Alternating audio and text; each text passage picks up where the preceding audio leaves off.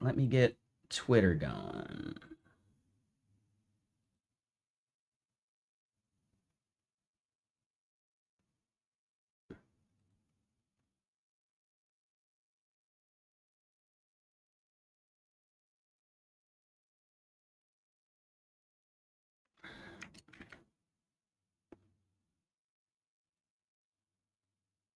Okay, boop, boop, boop. Create broadcast.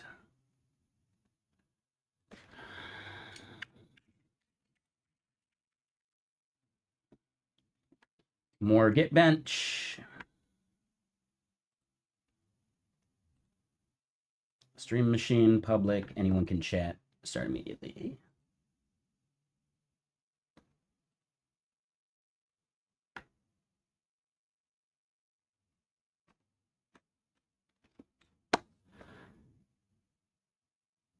All right. So we should be good on YouTube and Twitter. All right. So real quick, let me just give YouTube and Twitter a recap of the plan for the day. Boop, boop, boop. Okay, so we made our results page look prettier. We added some of our methodology for testing. Again, this is vibe coded, so whatever. We need to fine tune the actual fixtures because some of the tests are stupid, right? Like get submodule versus get submodule status. It doesn't accept status, even though submodule without the thing is just a proxy. So we should make sure tests like that work, and let's double check that, you know, things work the way we expect. And I think we can maybe make some of the tests a little bit harder too. So we'll have to think about that. But yeah, let's keep at it.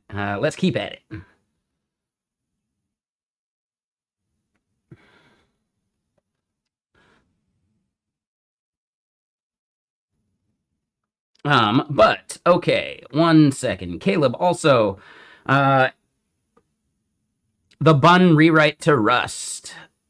Yep, the fact that they merged it, right? There were, I actually saw this Reddit thread too, I think. Hold on. I'm pretty sure I saw this Reddit thread.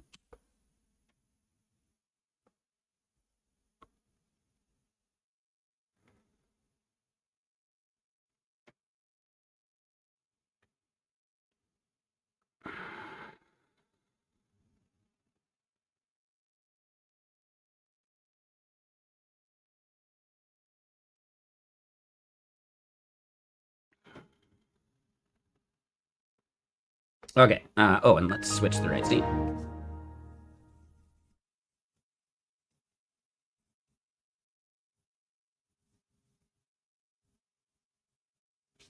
Yeah, dude, Ladybird is cool. The fact that they just made their own C++ JavaScript engine is kind of crazy.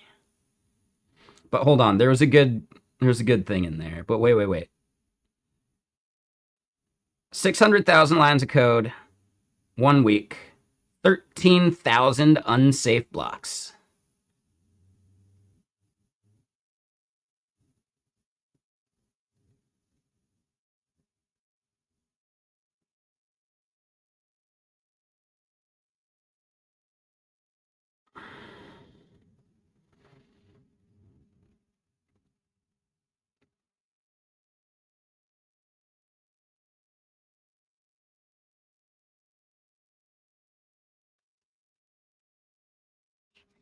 I know, yeah.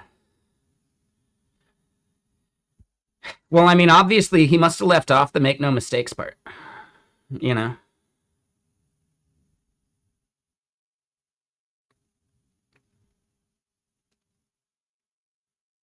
But I think there's this like emerging trend of, and I've even seen like Dex tweet about this too, right? Where it's like, yeah, like the old way of like going step by step and building something like good at every step of the way, that's like an outdated way. Like instead, Dax has pointed out that he tries to just like make it one-shot things and then refine it over time, right? So it's almost like instead of, right, think about like images, right? Instead of an image loading from the top down, you get a progressive JPEG that like slowly refines and becomes more visible, right?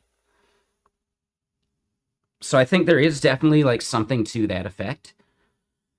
They had to just make bun in Rust first, and then they could modify it, right?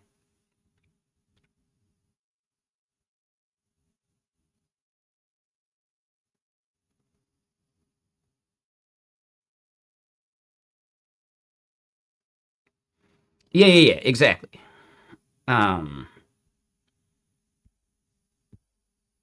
Like, here's the biggest part. You're not going to get any of the safety Rust would give you anyway because of all of that unsafe stuff. So it's not like it's going to prevent seg faults. It's all still going to seg fault, right? Like, it copied all of the seg faults, basically. It did as much as it could to do a one-to-one rewrite, which I think is kind of hilarious. All right, what's this comment? Yeah. 13, almost 14K.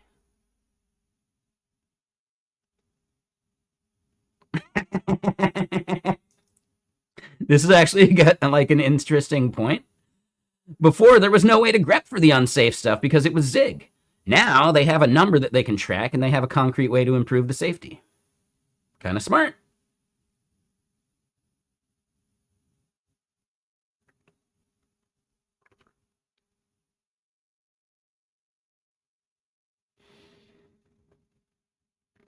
Right? There is no concept of unsafe in Zig, so at least like this is a way to harden the code base. I think that's pretty smart. Oh, it's merged. It's already merged.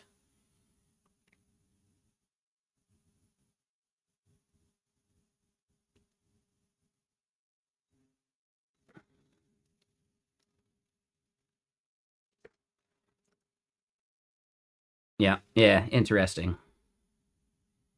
Hold on. What's going on here? Just a bunch of bullshit. But yeah, interesting stuff. One thing though, I have this in the wrong place. We wanted that for our budget stuff.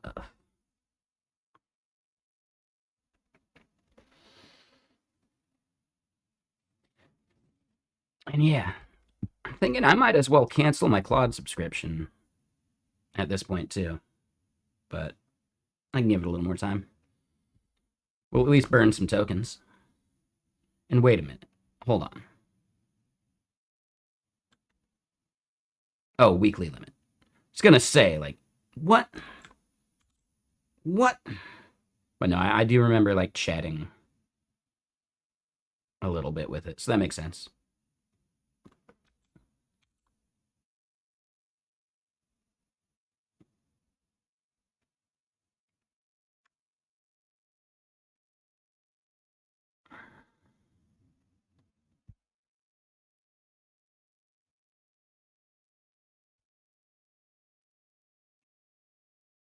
Guess where they work based on their profile image? Damn, alright. Shit, should have known that guy was Slack. Okay, that's kind of fun. Hold on. Yeah. Let's do it together a bit. Before we get too deep into stuff.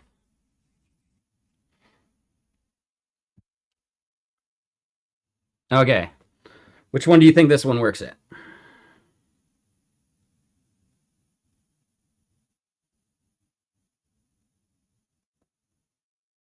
Come on, chat. We're playing this together. Well, no. You have choices right here. And yes, if you've done these already, don't spoil it.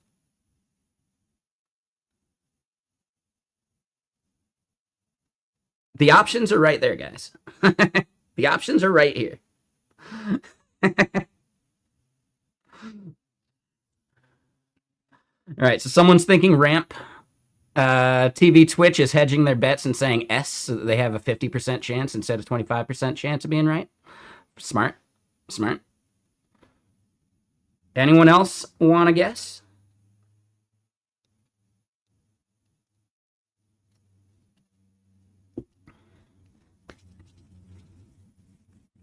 All right, so shareholder value said ramp.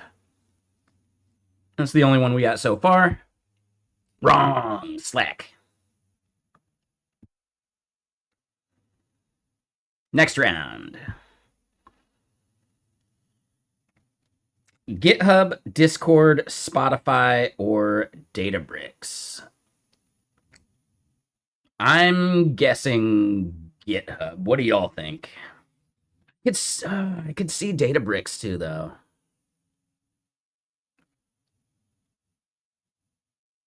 You think GitHub? Oh, we got one for Databricks. We need a tiebreaker. What do y'all think?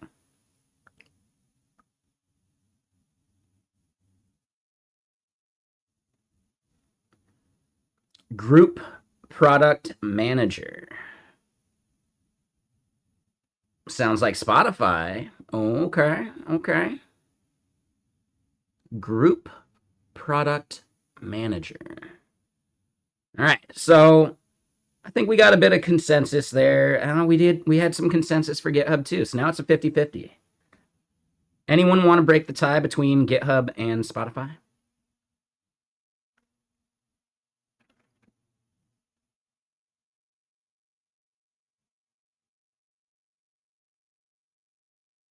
I could be the tiebreaker. It really does feel like GitHub to me. But I fucking hate Spotify. All right, so we got a tiebreaker with the GitHub. Damn it, Discord? What? No way. No way. What the hell does Group Product Manager mean? This right here, Engineering Director Agent Stack. This one feels like Databricks. This one feels like Databricks to me. Like, what would Plaid be doing with an agent stack? Ooh, you're right. This could be Vercel. I feel like we'd know him if he's at Vercel, because all those people are, like, terminally on Twitter, right?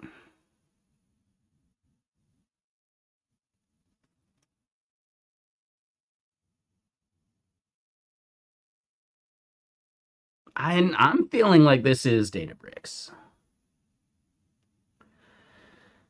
Yeah. Son of a bitch. Looks like a Notion face. Damn it. We're really bad at this, guys. Fuck.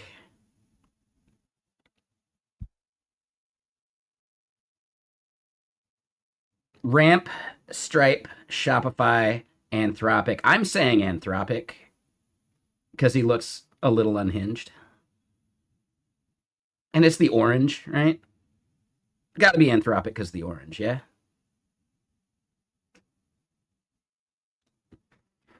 You're thinking Ramp? Ooh, Ramp? Exactly, they're 11's Ghost.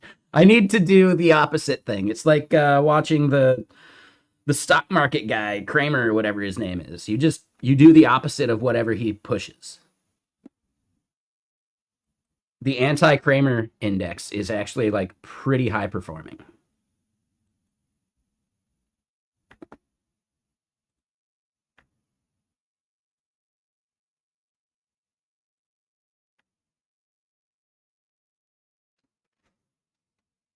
All right, so yeah, I think, yeah, we nailed it with the Anthropic. Yeah. Makes sense.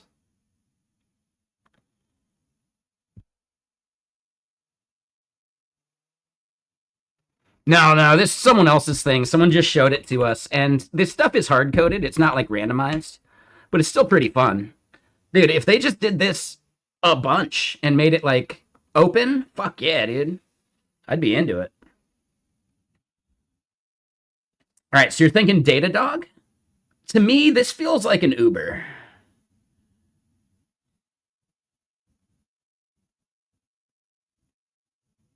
Yeah, this feels like Uber to me.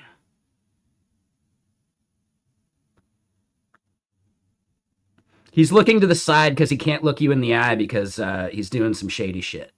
I'm kidding. All right, take it easy. We're just having fun.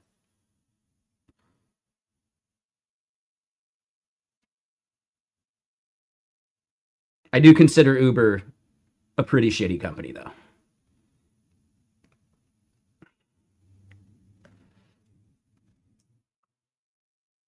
Yeah,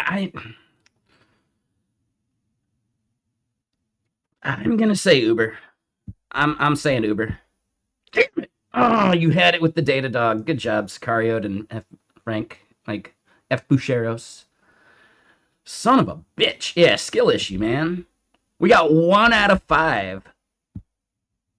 Oh, it does randomize. Ah, okay, okay. It does randomize. We'll do one more round. I think we can do better. I think we can do better. This guy is at head of data infrastructure. I think Stripe makes a lot of sense.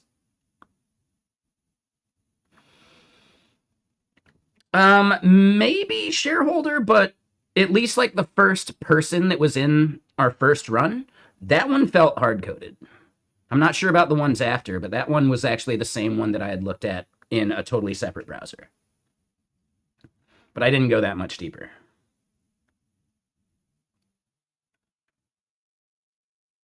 All right, so head of data infrastructure. You're thinking Stripe?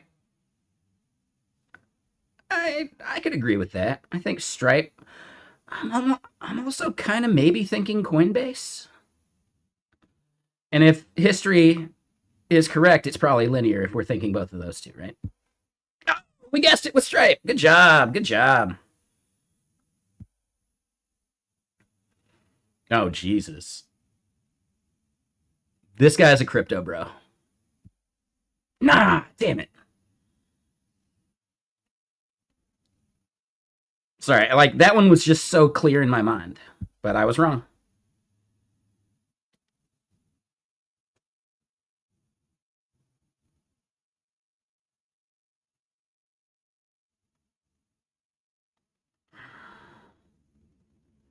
Twilio?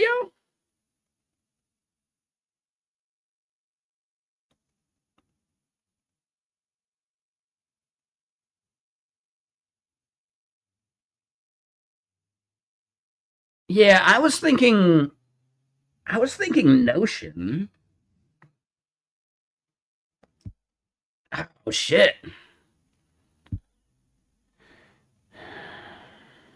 Damn, I was gonna say Meta, but VP of Engineering. Mercury?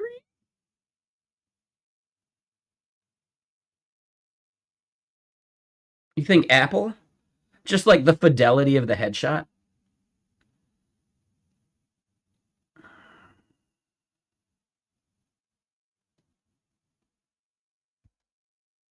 I guessed it with Mercury.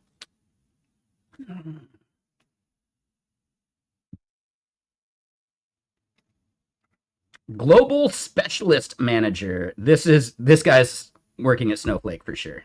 There's no doubt in my mind. There was no way this guy doesn't work at Snowflake. There's no way. Like they could have at least given us like a couple others, right? Like if they'd said JP Morgan, you know. All right, we'll do one more. This is quite fun, but we'll get to code. Let's get to the code after this. And what's up, YouTuber? How you doing? They'll gamify anything. Exactly. No, this is actually like a cool top of funnel like thing.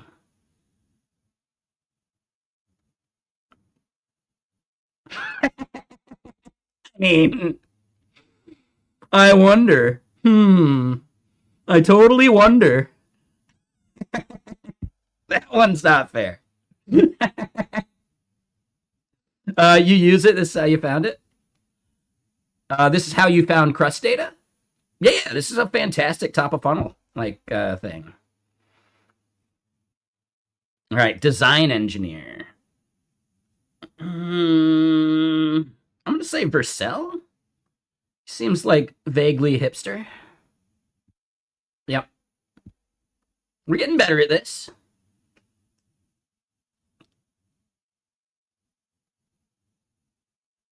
Brex.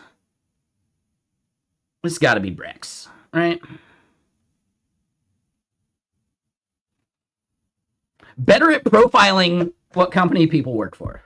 Ah, shit. Damn it. All right, we're still not great.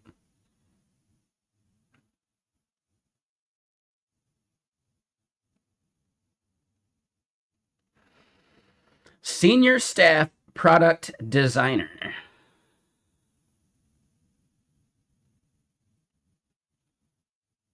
I could see this being Netflix.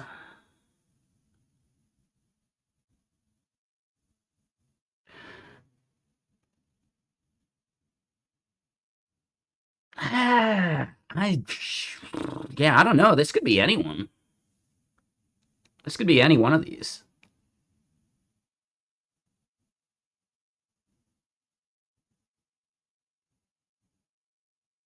Ramp? Sure. You guys nailed it. Good job.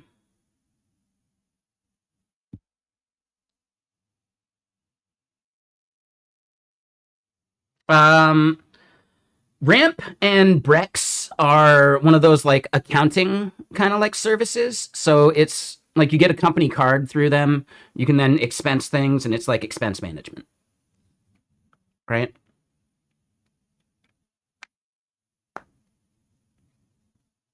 All right. AI creative director and producer P and O. What does P and O stand for?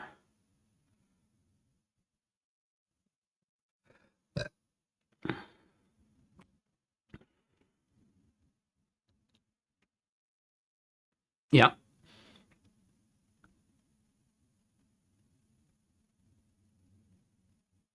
I'm trying to remember.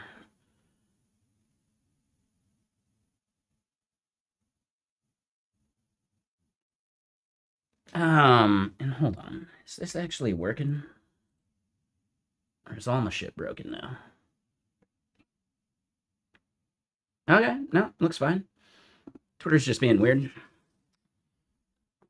All right. P and O. AI creative director and producer.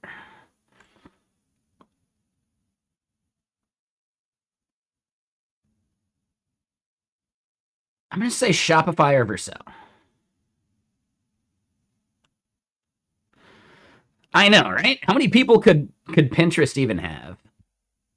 It was Pinterest. Oh my god! What the fuck? God, we're so bad at this. We're so bad at this. Um. So hold on. I'm gonna share this.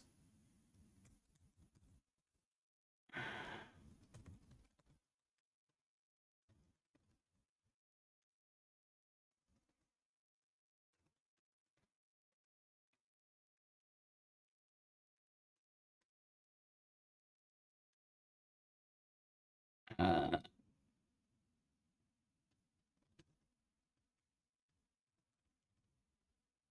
okay, let me just share this with work because I think this is genius. Crust data. So what does crust data do? I'm guessing it's like a sales tool or something.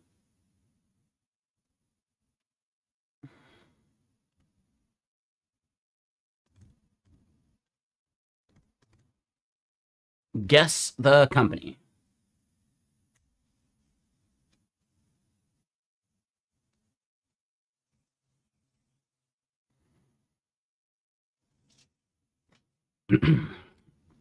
Company and people data API. Got it. Got it. And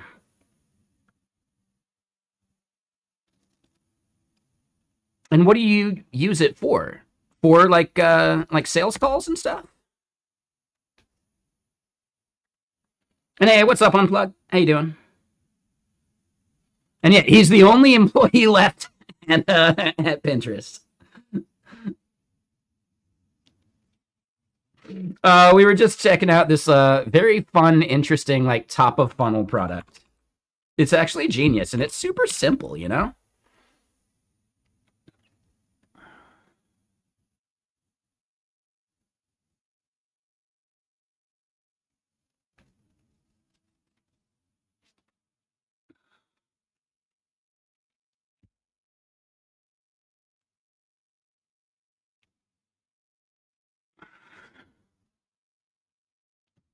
Hold on.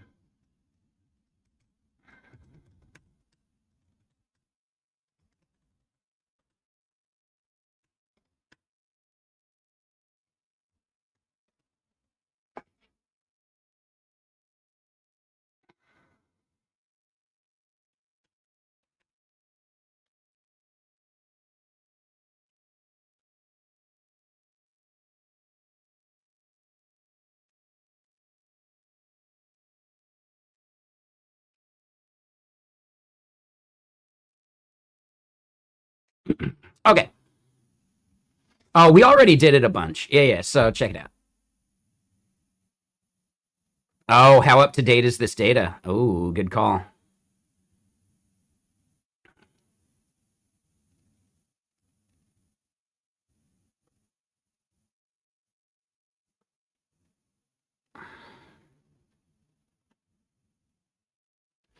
Yeah, this doesn't even seem accurate, right? This right here is talking about September to present.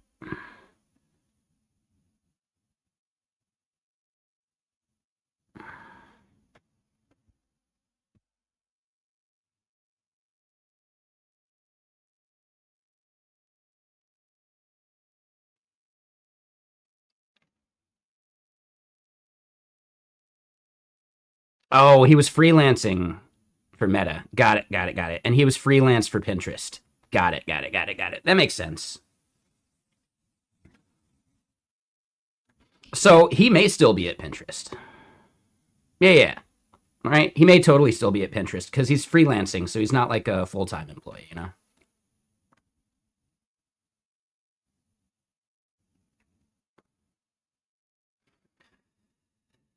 Hold on. No. Typical burnout. You missed it. I think what you meant was like with dark circles under their eyes, right? Because they're overworked. Is that the joke? Pretty sure that's the joke.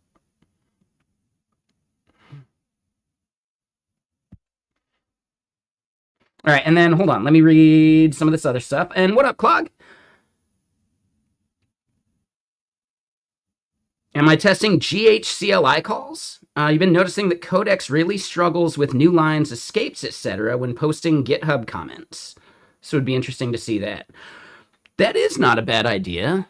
It's kind of out of scope for the moment, but we could always think about getting that into like a 2.0 or something, Clog. Like, yeah, that's a good idea. I think I want to fine tune. Like, our goal for the day is to make sure that our benchmarks are actually good. So if we look at some of the benchmarks we have, we'll see how kind of like bad they are. Let me see if I can show you one.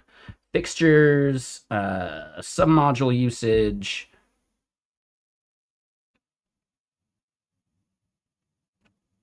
Mm, yeah, okay.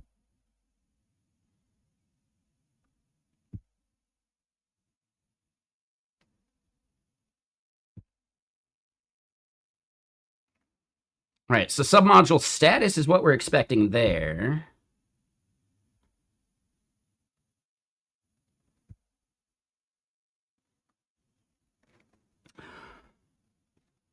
This right here is a bad test, right? Listing the submodules, I believe status should be the thing, right? So this should allow status. Anthropic will acquire GitBench? That'd be cool. Fuck yeah. Technically, I don't know if I even really own it though, because the plan has always been that this is like a work kind of like micro project.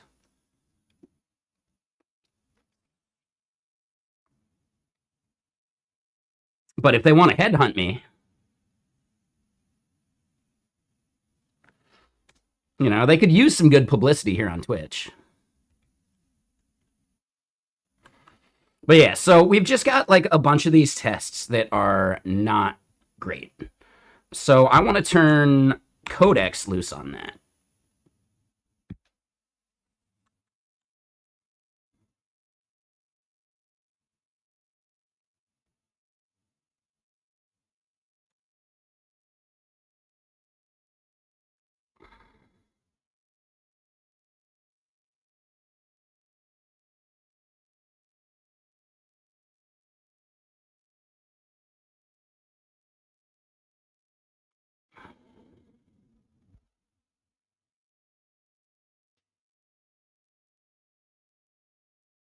Okay, so we got retry logic.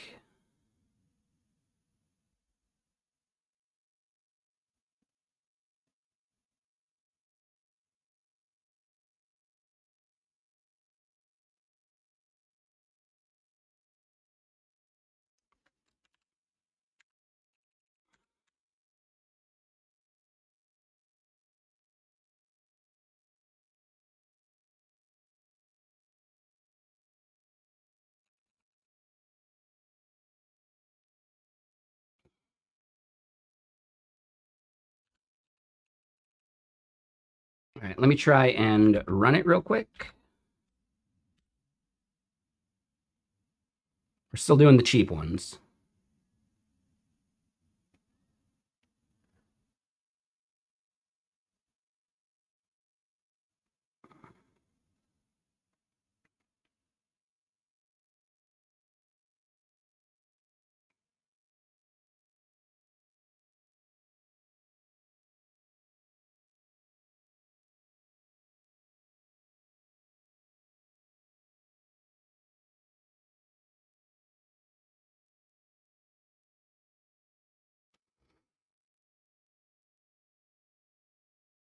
Oh, I see, I see. I was misunderstanding what the running meant. But yeah, now I get that. Okay.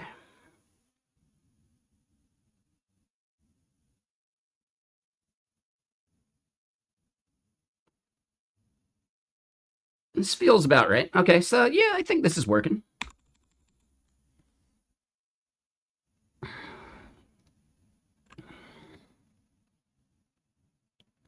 Mainfinio, why are you quoting an unrelated thing that I posted?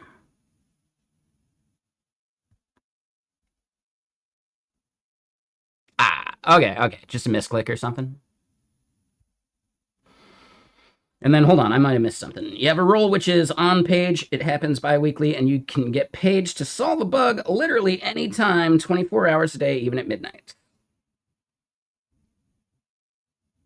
Sounds about right.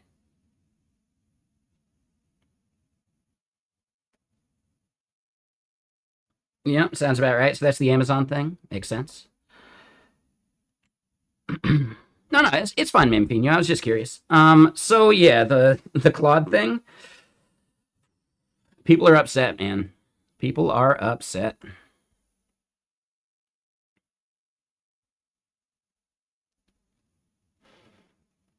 But okay, so let me just kill this. We're gonna get Codex back going again.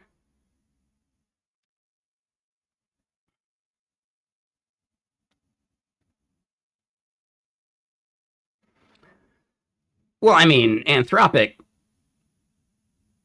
definitely messed up. You know, Anthropic definitely messed up. Like the fact that they're trying to own the surface is, I mean, it makes sense from a business perspective, but it makes terrible sense from like a user sentiment perspective. So Claude is basically going to be charging per token for any like orchestrator tool. If you're not using their tools, you no longer have the subsidized subscription. They're going to bill you like per token at retail cost, and it just deducts from your balance.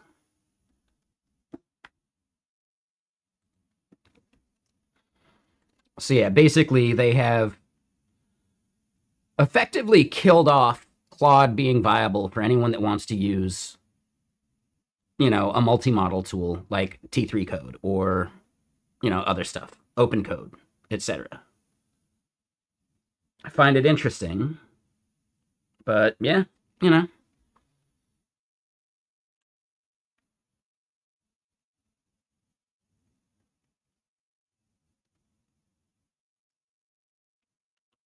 turned out to be VS Code. I mean, VS Code's pretty open. Like a VS Code fork became one of the fastest growing businesses of all time. Cursor, right? That's fine.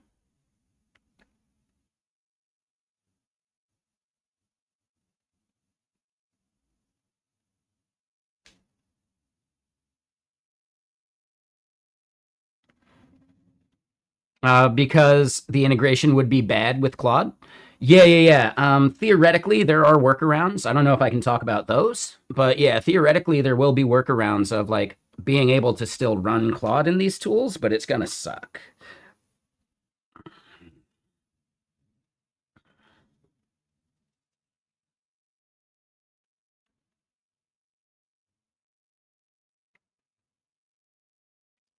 All right. So yeah, here we are. What we want to do is I want, or let's actually do.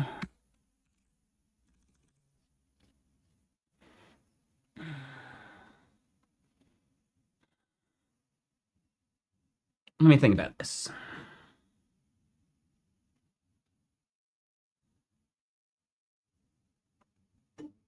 Because I almost want to like plan this out better.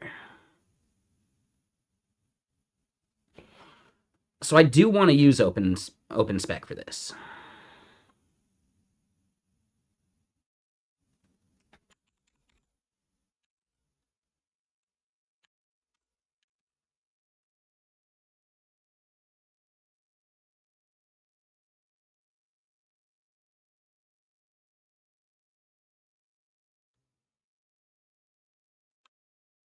How do we, hold on, I forgot how to install OpenSpec.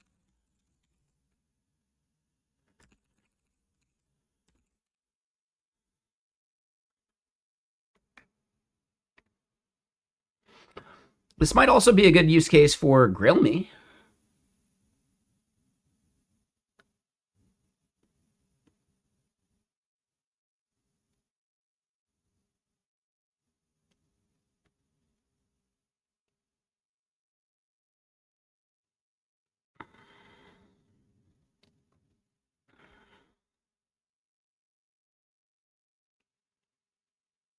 Oh, that's right. Yeah.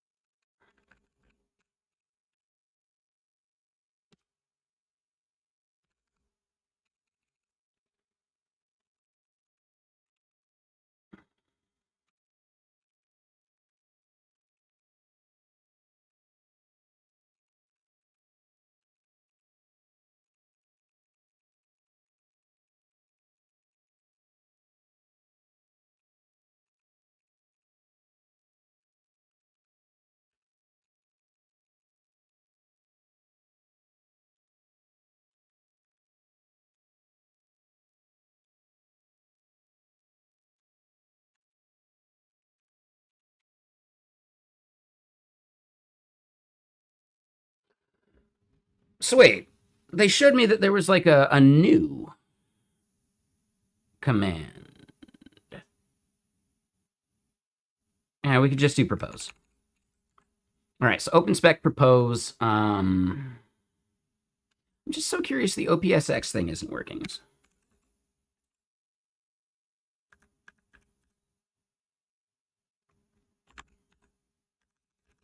Yeah, whatever.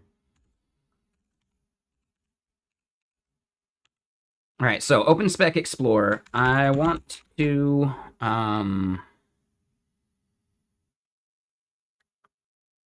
make our test fixtures more robust.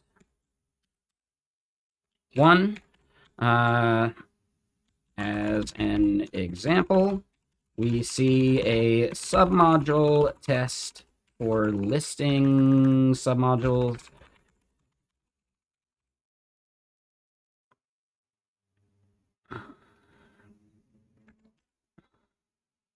It expects get submodule,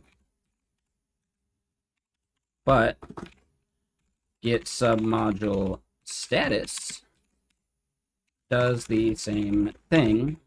We count using status as a failure.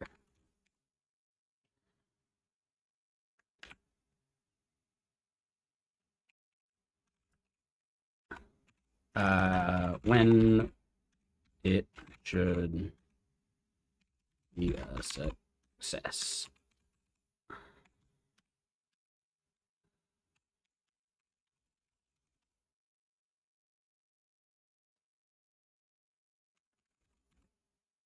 Some of the suites seem too easy as well.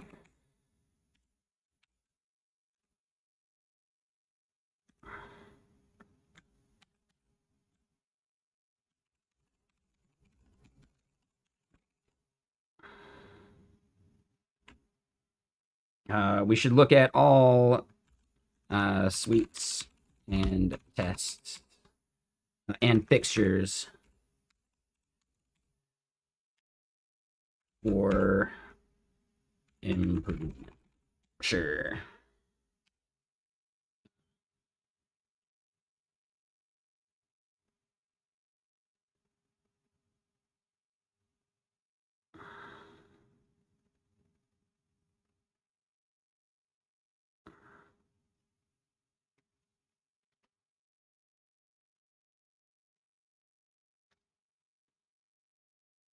So yeah, theoretically, this will like burn tokens for a bit and propose or like ask us questions to get like a better plan. So yeah, I'm quite liking OpenSpec for existing stuff. I probably still would have been using GSD2 if it worked, but it got into a state where it couldn't recover, and it was just taking way too much time.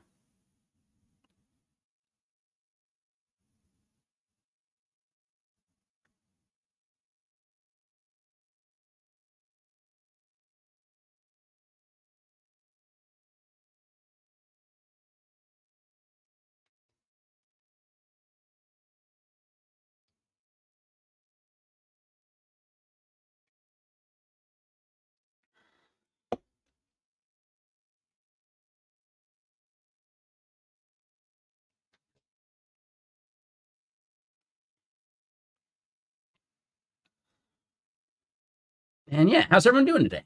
What y'all up to? Anything fun? And thank you for the follow, Mamfina.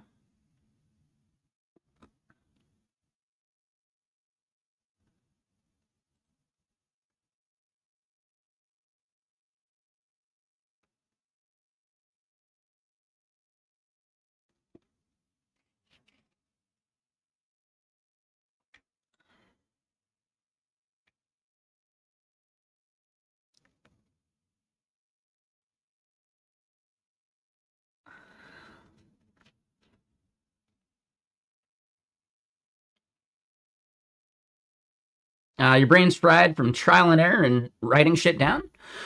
That's fine. It's something you got to do. That's the practice, right?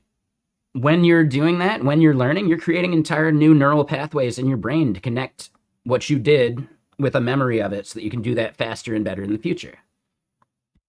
That takes energy, you know? So yeah, man, you're gonna get tired, but that's awesome. So Gouda, they're using the ACP, Agent Client Protocol.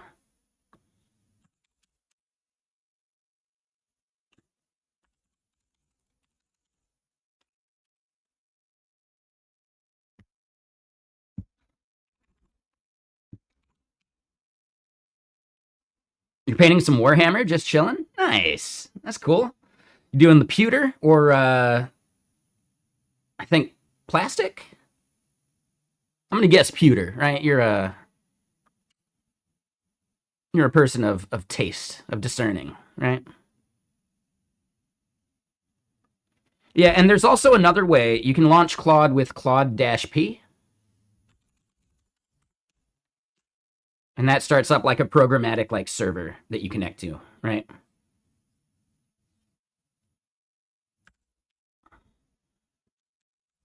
What is your favorite color?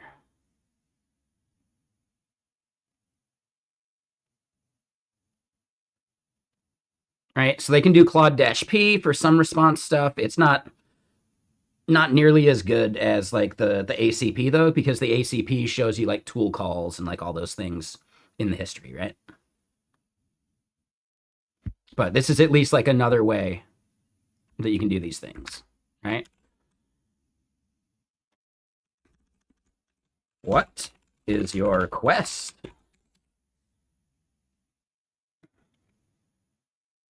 To seek the Holy Grail. All right, Claude. I may talk shit from time to time.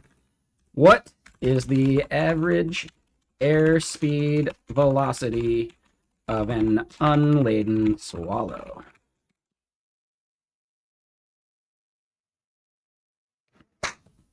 Nailed it.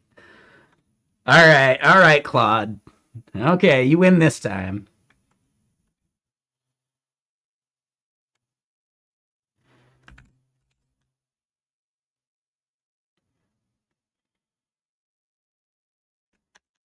I I don't know that.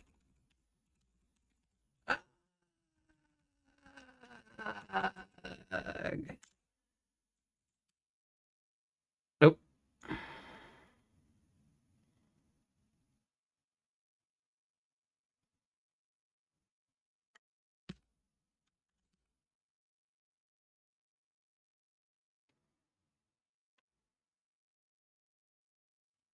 Okay, it didn't do that. It didn't do that.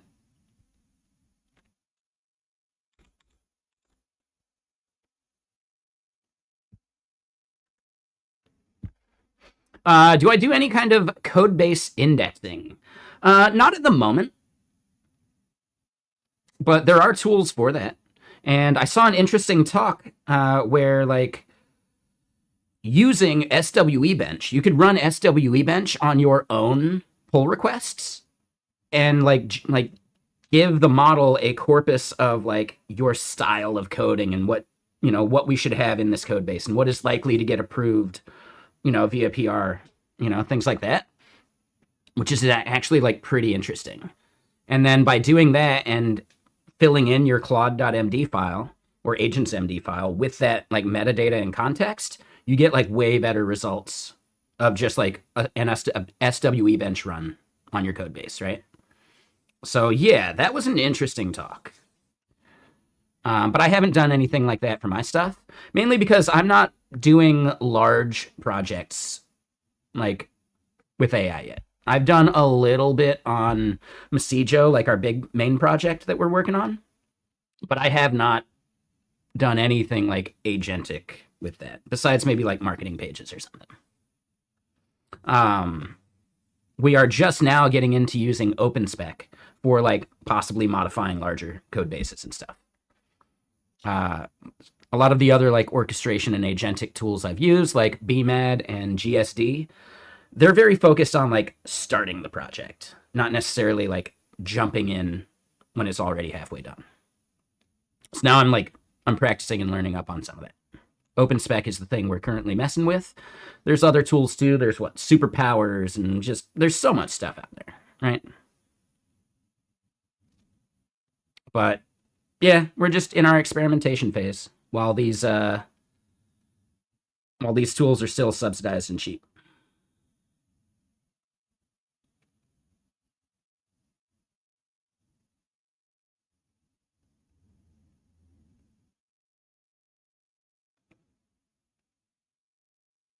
Hold on.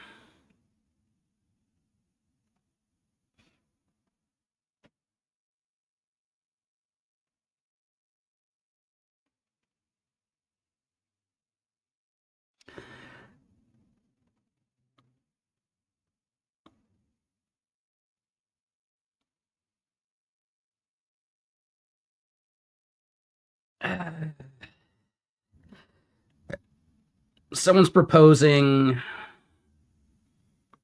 a festival at the Gorge, but it's like a bunch of like techno shit.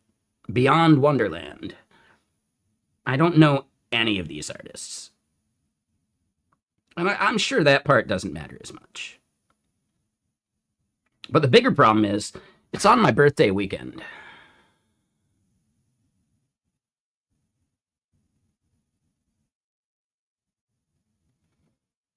Which could be fun, but I don't know. I'd kind of rather hang out with y'all on my birthday.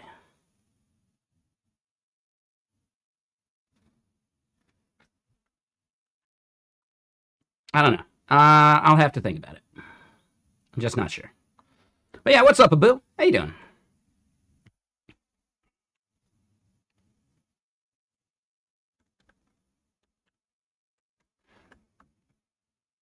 What were you doing in your stream yesterday when Bash Bunny raided you?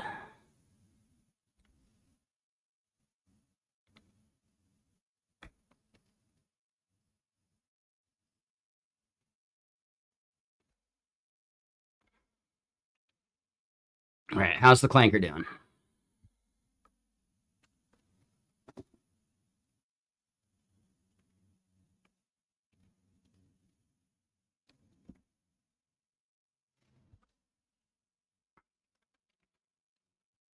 You were playing The Farmer Was Replaced? Oh, you were in software and game dev at the time, weren't you?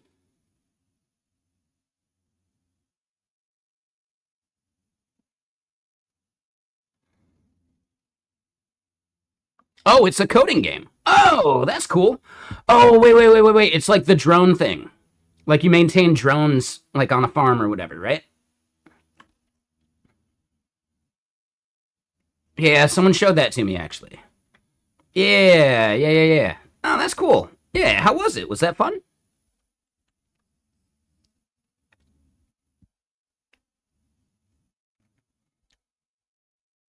All right.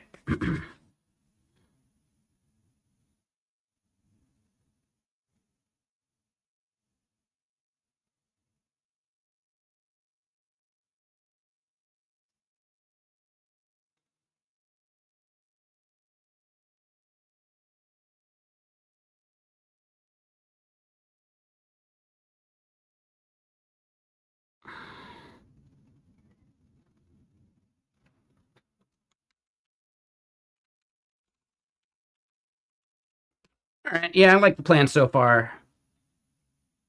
Let's create a better, you know, specification for it.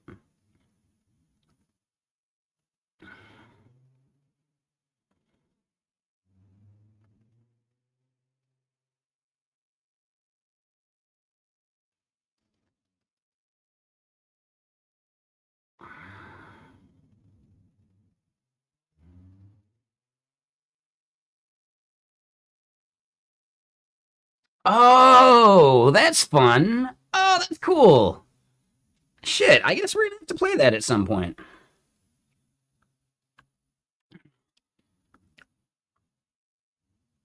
I wish it didn't have to be Python, but whatever. Could be worse.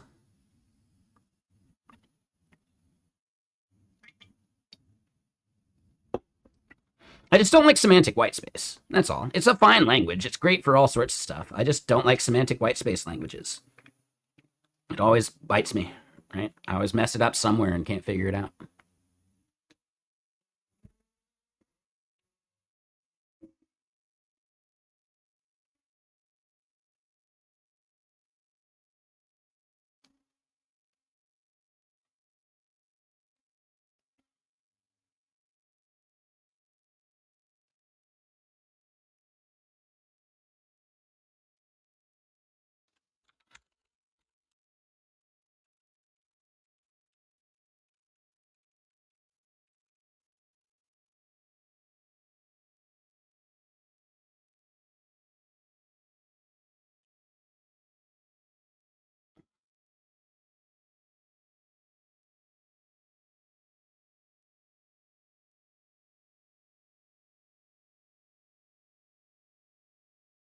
Okay, so, yep.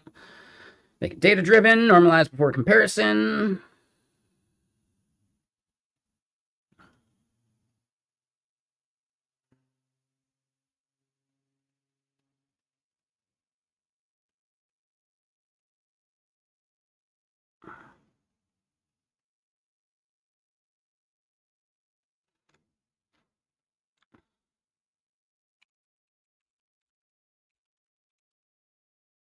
Hey, Abu. Thank you for the gifted subs, man.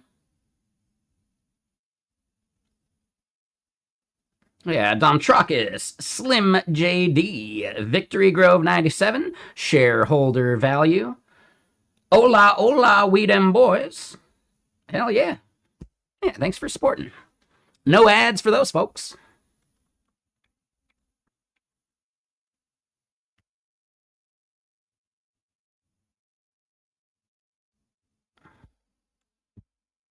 I know, exactly. Shareholder value.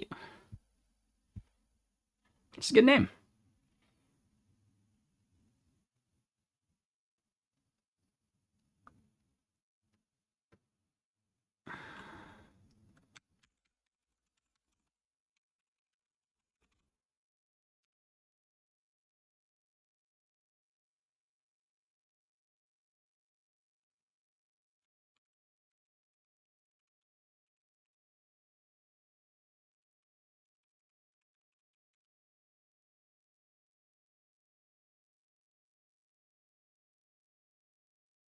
Yeah, exactly. I find this interesting. This is the first time that we've had to like explicitly start the OpenSpec process after an explore. That's actually interesting.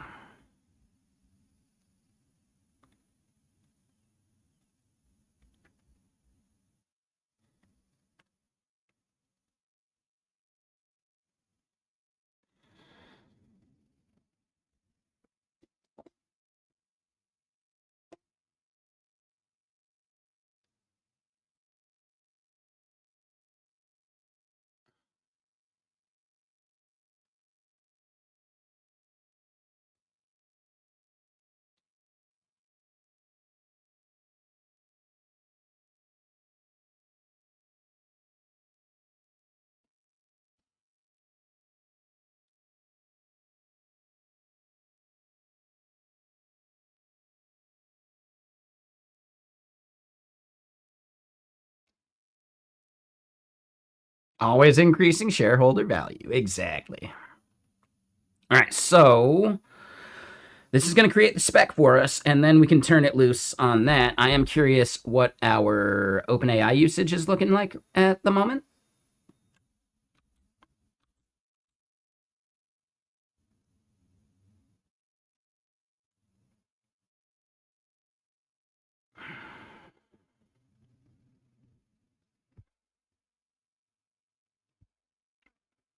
Cerebras did an IPO. How do I short it? I fucking hate that company.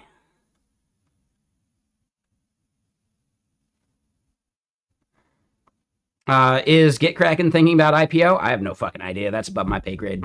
No clue. No clue.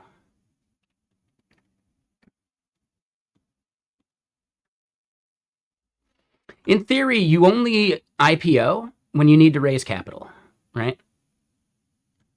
Or when your investors need exit liquidity, right?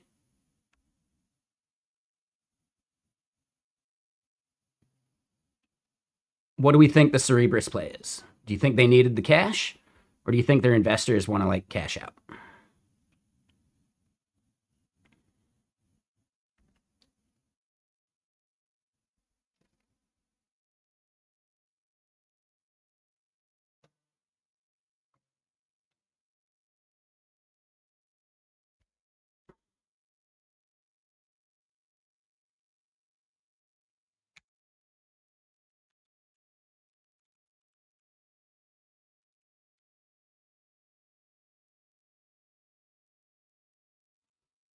All right, so real quick, we're going to start fresh.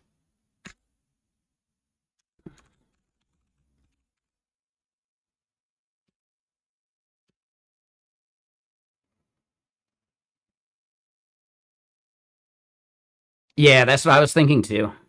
It's almost like the Coinbase play back when they IPO'd. Dude, it took me 2 years to get back to even because of that bullshit. Yeah, that's the last time I buy an IPO. Because it's not like IPOs back in the day, you know? Like, it's really not like the IPOs back in the day. Like, nowadays, an IPO is almost surely overinflated at start.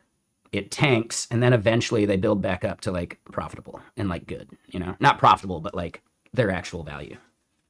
Haxor, you bought 300 shares today?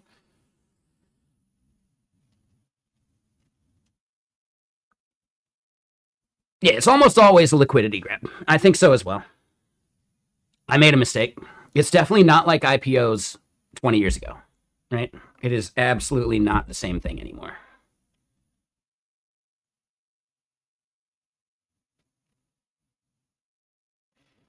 Yeah, they get a bunch of cash, right? Their investors get to cash out, right?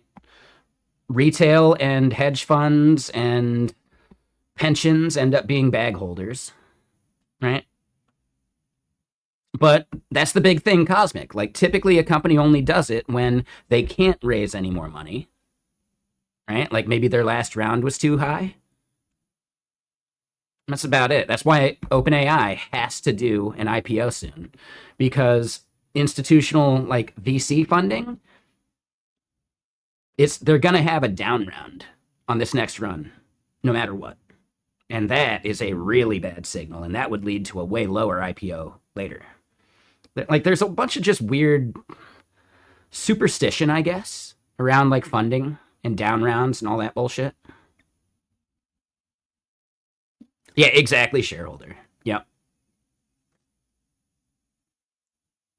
exactly. And yeah, the Coinbase one, like, dude, yeah, it took 2 years for that to get back to me breaking even. And then I sold the fuck out of those shares. I did not want to keep holding that shit.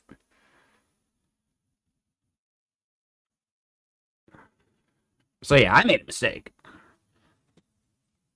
But yeah.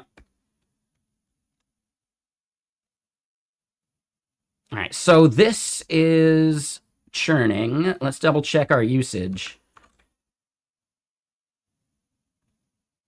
I think this one open spec like burn is going to use up our entire 5-hour usage limit. Now we're only on the $20 tier, so I get that. But yeah, exactly. This is not financial advice. You buy whatever the hell you want. But yeah, Haxor, man.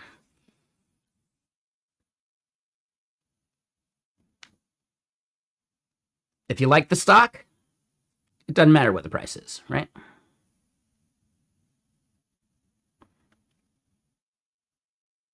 Which is why, you know,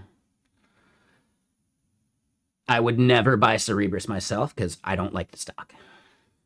I don't care how much money I could make. I dislike that company.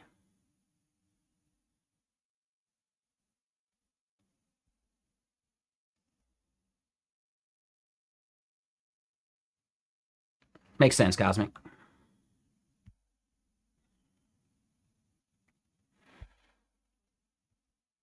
All right, so yeah, this is burning. Let's look at some of the other stuff we had going. Jetstream Turbo. Yeah, we did some fixes for that. Are those live at the moment?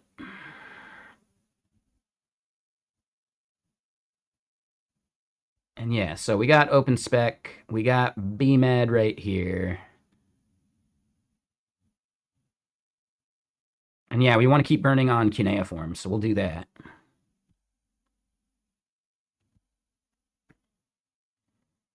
Oh, yeah. How's our turbo monitor?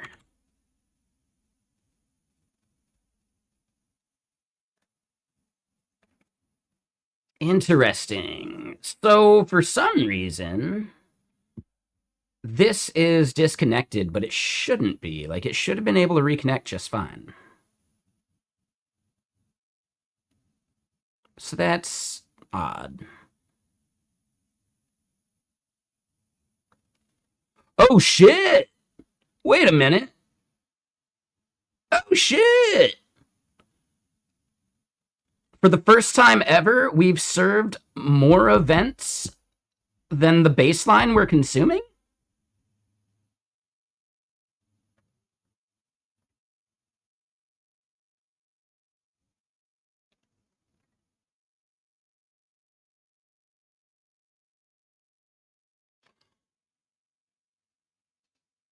I don't understand that.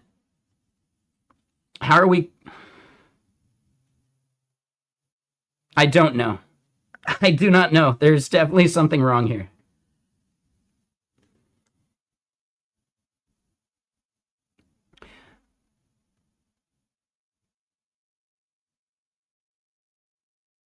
My guess is it has something to do with their uptime dip that they had right here at around 2 a.m.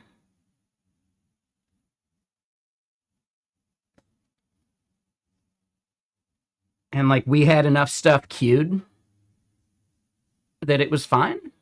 I don't know. That is super weird to me.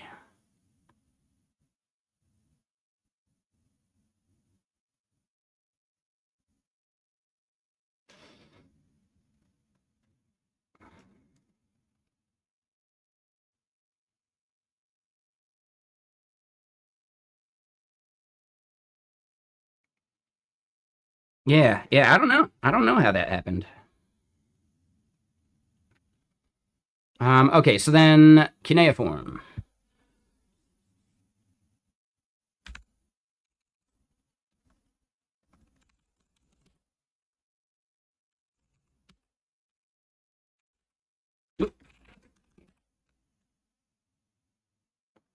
Okay, so yeah, we can at least kick this off.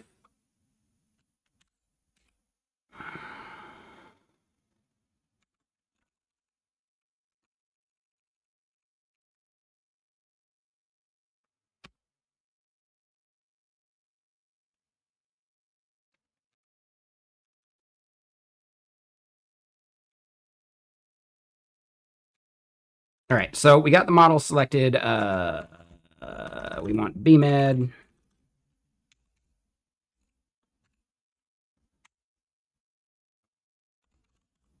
Create story.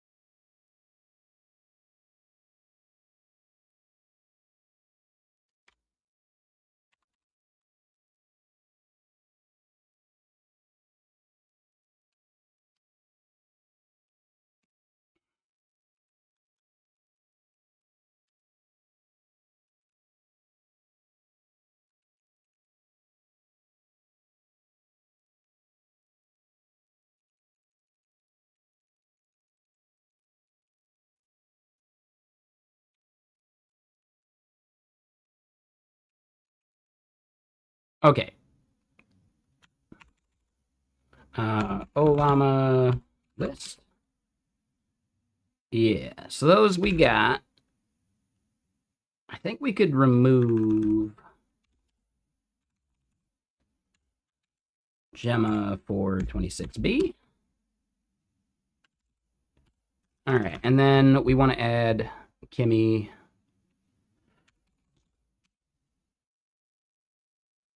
from here. Let me get another Elm going. Ooh, is this one any good? I don't remember. Kimmy K26 Cloud.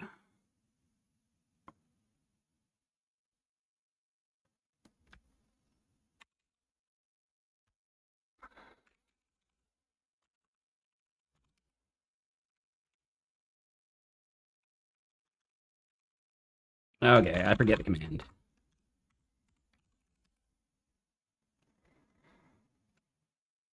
Pull.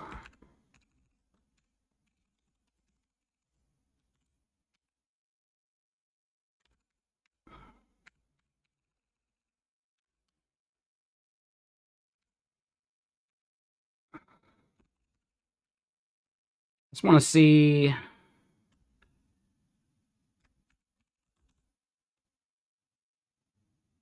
Oh, but hold on.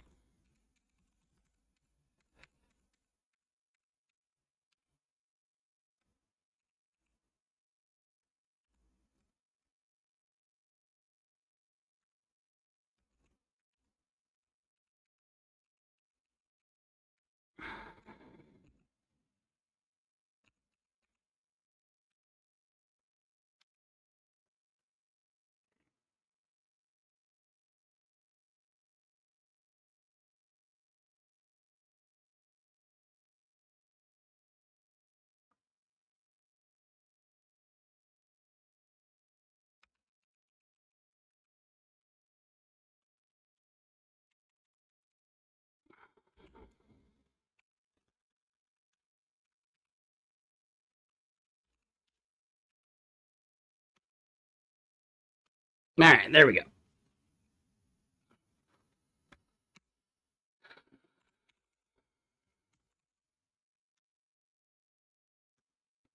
All right, so yeah, Kimmy K26 Cloud. Yep, let's try it. So, bmad create story.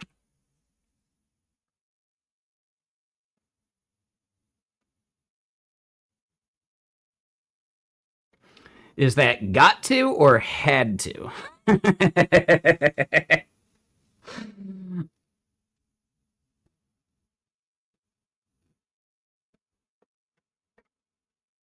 Let me guess. You were like the Walton Goggins meme from the White Lotus,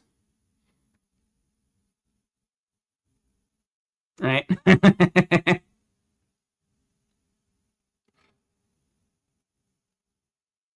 Like, hold on. What's? Let me double check it. Mostly looks of concern.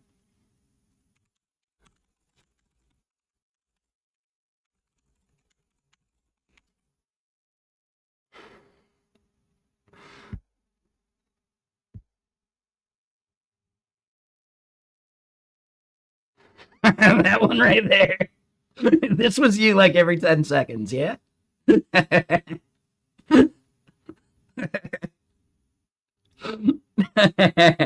I've never even seen the show. This was you a couple times too, right?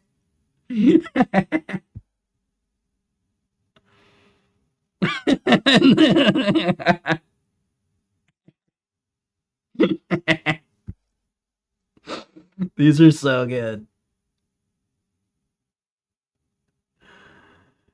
Oh, shit. Yeah, I'm gonna start using those a bunch more. They're just too good. Oh, they're just too good.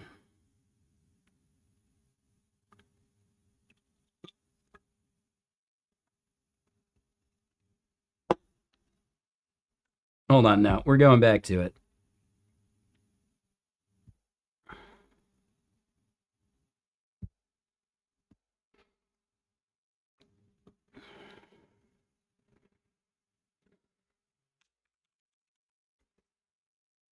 Okay, Walton reaction. We'll call it 3. I'm going to keep these because I'm going to use them. I'm saving all these.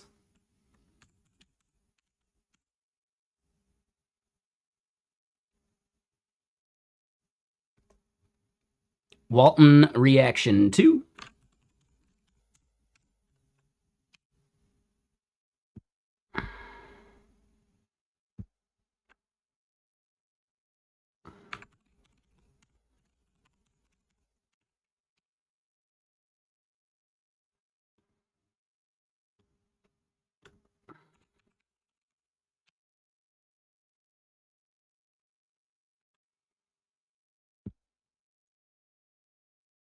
All right, so hold on. What was the Claude Devs one?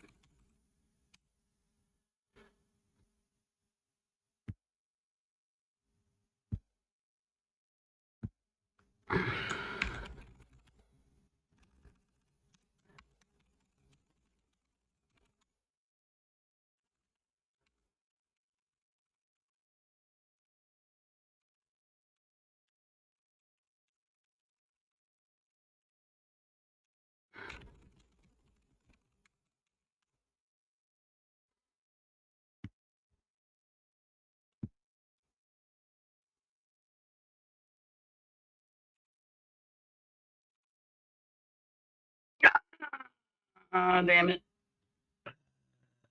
Uh, uh, hold on. Uh, this is important, okay? It's not really that important.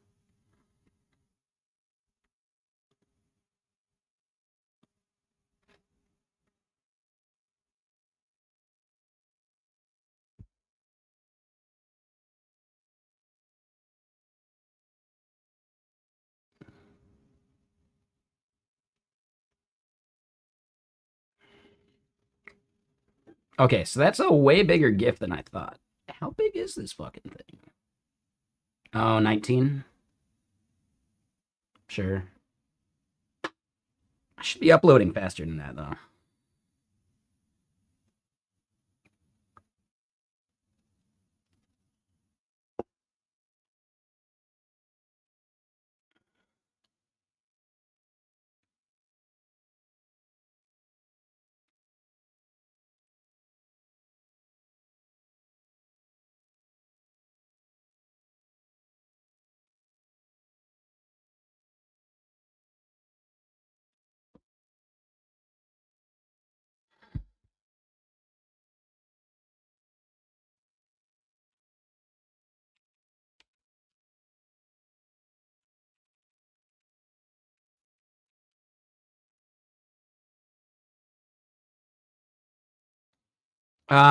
For here on stream, JPEG, GIF, pretty much any image format works besides SVG, and it needs to be under a megabyte, which is why, yeah, we got the optimization bullshit going, right?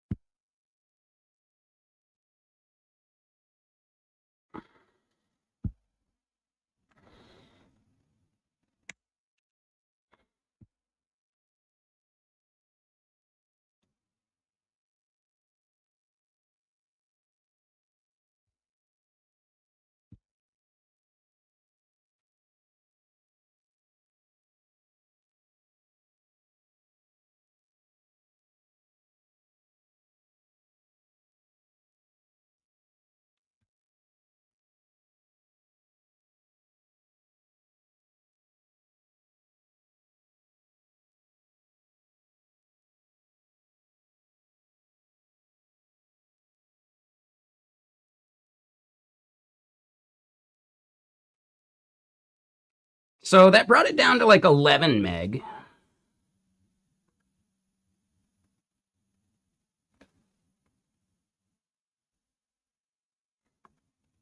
Yeah, I'll call it good.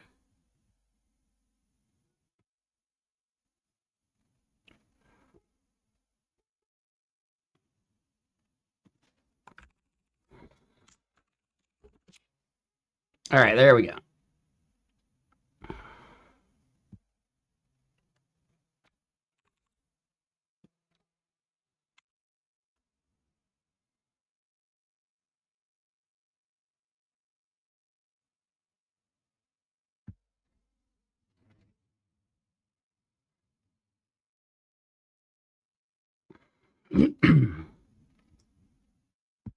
All right, anyway, back to it. But yeah, easy GIF is the best way I know of like resizing and converting GIFs and stuff. And yeah, the 1 megabyte limit, it's a little restrictive, but you know, doable.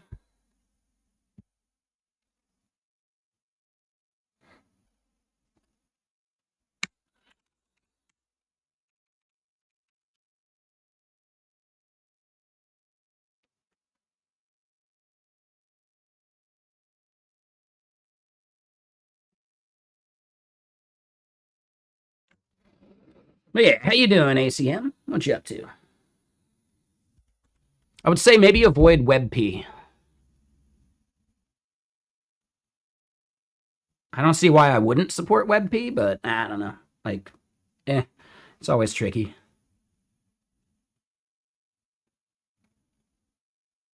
All right, how's this one doing? This one churned.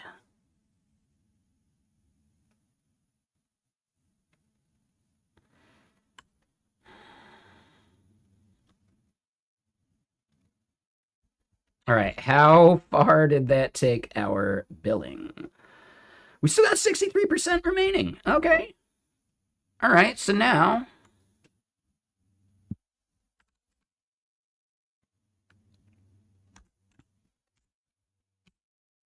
I'm going to fire up 8 workers and see how quick we can burn through this.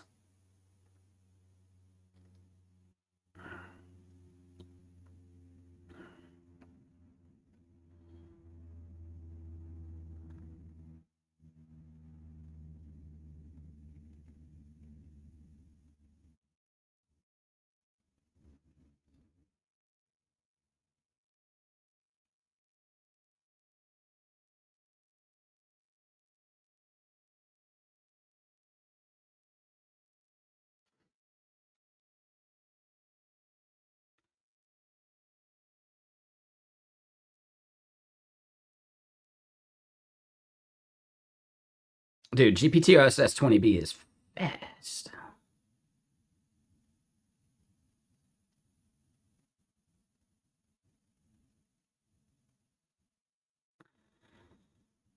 And Minimax 2.5 is slow.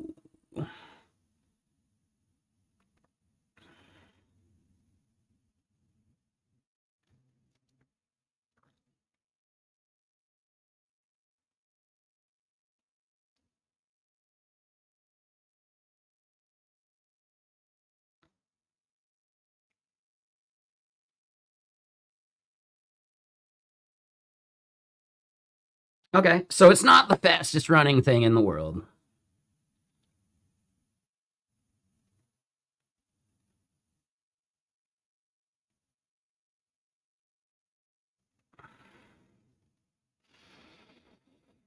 It does look like, yeah, we hardened up some of the tests. And hey, what's up, Todd? How you doing?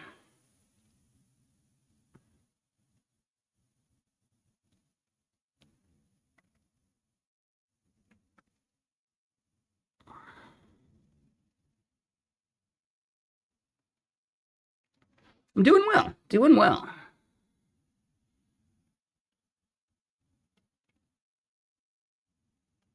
We're just running some of our GitBench benchmarks.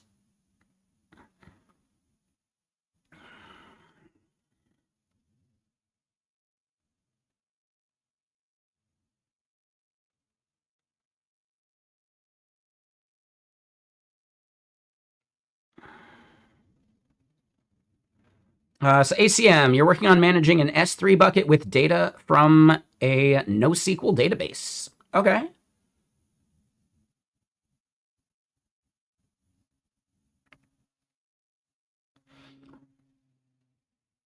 What you may consider is storing your data as Parquet files, because then Parquet files are actually queryable using like S3 APIs, as far as I know. I could be wrong about that.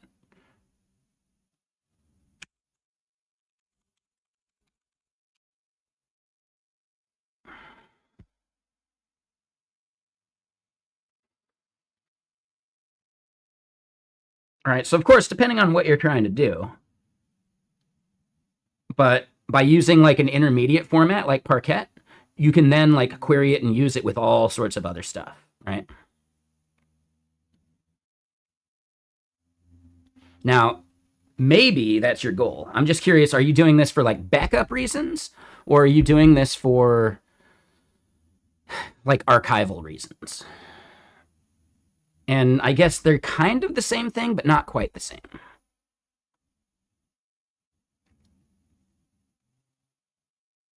Oh, okay, so maybe I'm misunderstanding. I think I misunderstand the use case.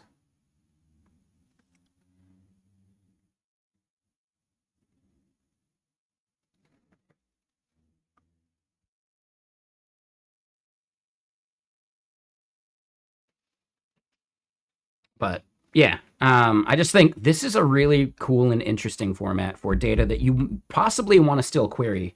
It's not like just a thing that sits in the archive, you know?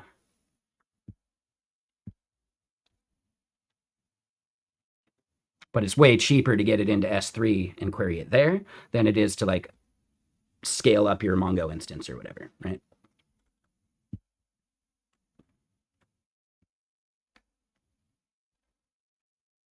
And oh shit, some of these went way quicker.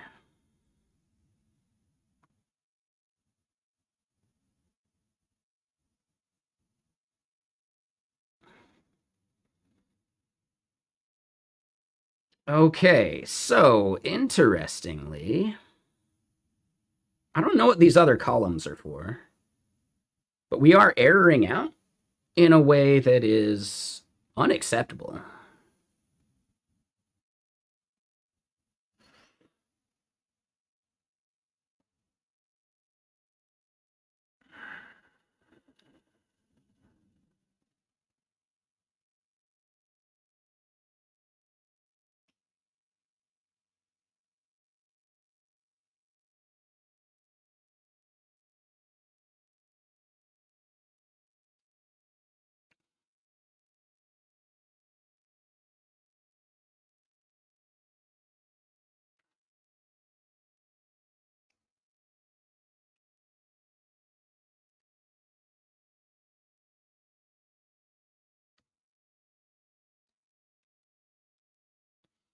So yeah, it looks like we still have some really easy ones ish. Branch cleanup, bisect, even clean looks pretty easy.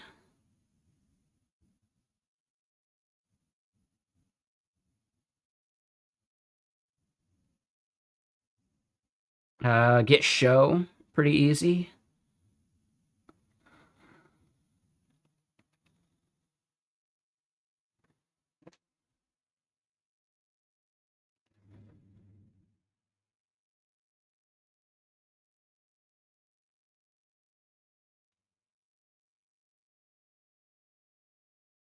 Hmm. And yeah, we got like a weird, like bunch of rendering issues.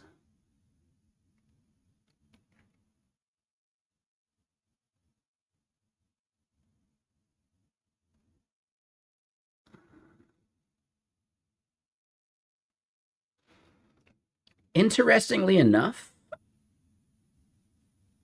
we get the same pass rate from 20B and 120B, but 120B has less errors. I'm curious what these errors are.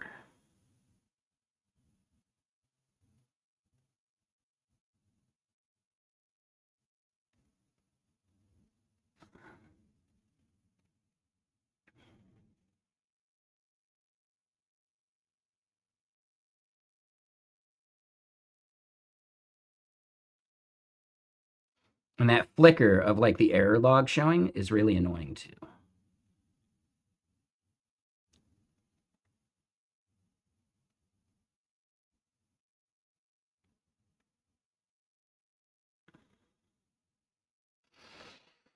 All right, so what do we want to like prompt this towards fixing? I think first and foremost, the amount of errors we're getting is a huge issue.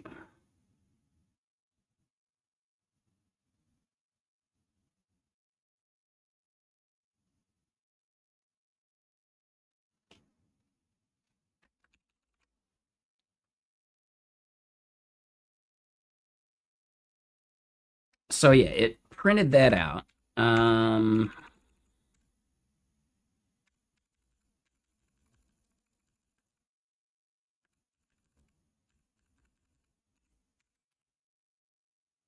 all right, we build the Astro site.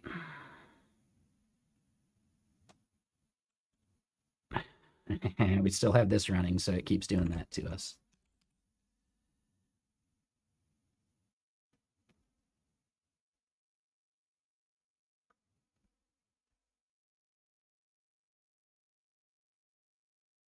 Yeah, and this is hard for us to parse. Okay, so I'll kill that. Let's get this back going.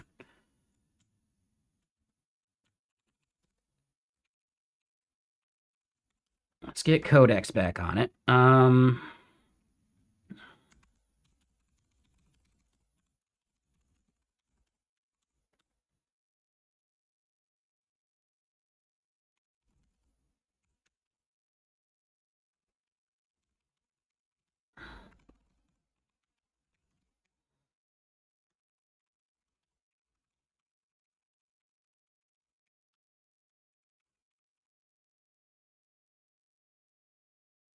Ooh, it's getting windy out there right now. Oh, and let me get music going. Sorry.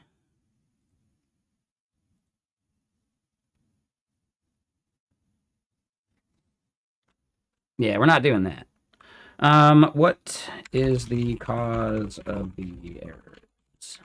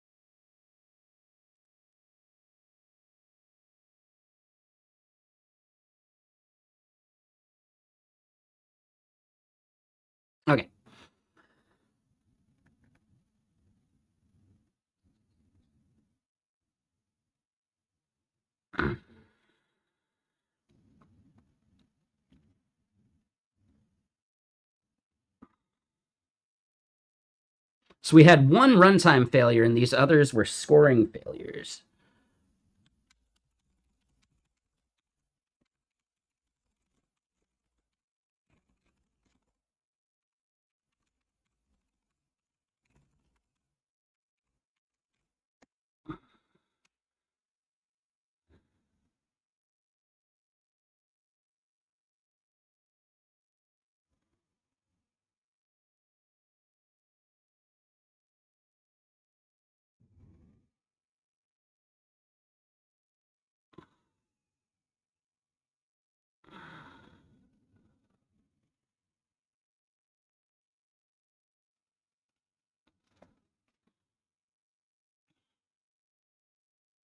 Okay, so yeah.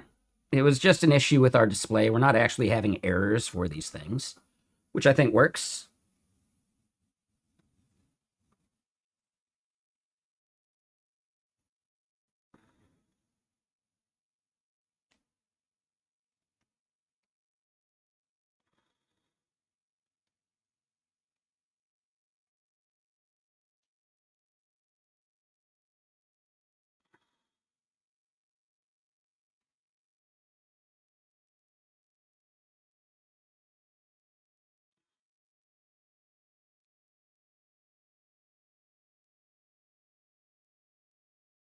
Okay, so that's good. We also have some weirdness with the status UI. The table extends beyond the screen at the zoom I have. It should be more adaptable.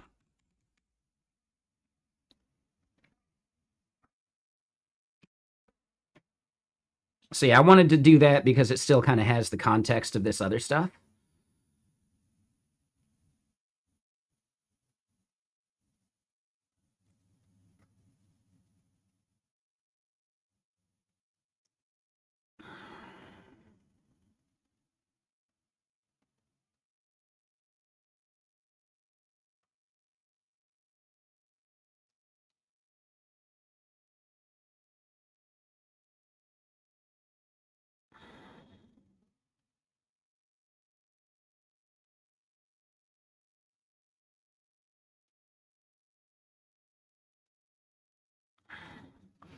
Ooh, and you got an emote? Yeah. Feel free to send me the emote in Discord. I think that's probably the easiest place, which it looks like you already did.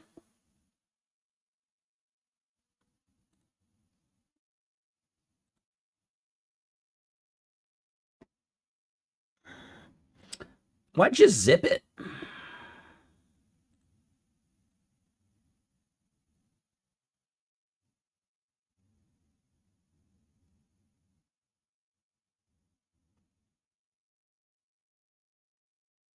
Oh, that makes sense. It just created a temp file for me, though.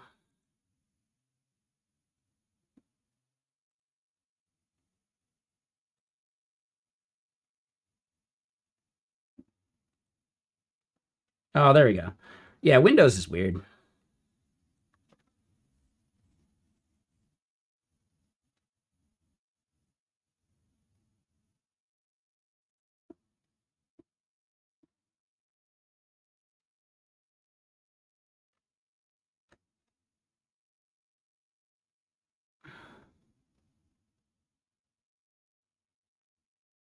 What the hell?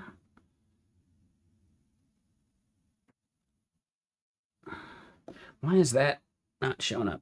It starts with a U. Oh, I see. Okay, cool. Yeah, let me upload that to StreamPair.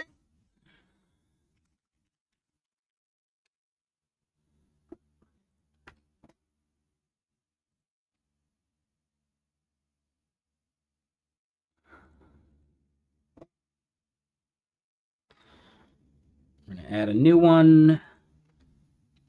Oh, and wait, I think I forgot. Damn, how did I not notice it?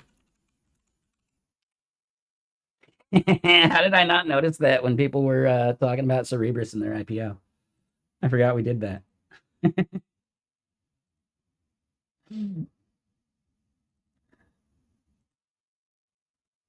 I totally forgot we did that.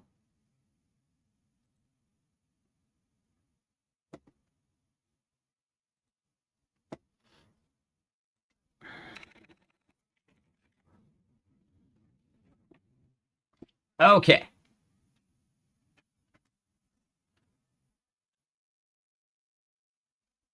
Oh, I forgot we did that one too. I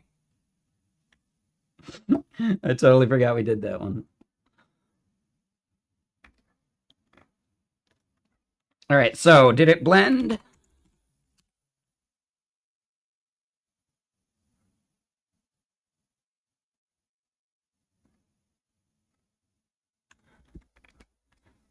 Solid.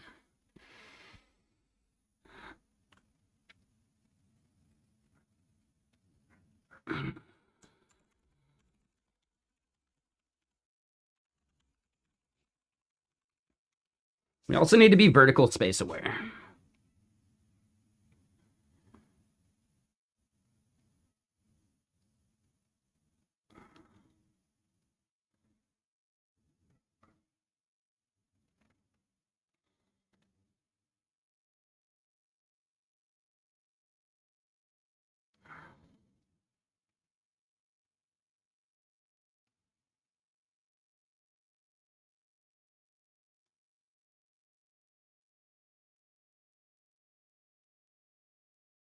Yeah, it's great. Oh, dude, this album's killing it.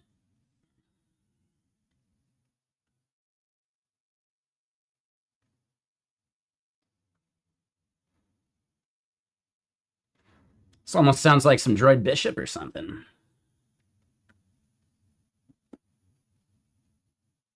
Name of the band is Math 1984.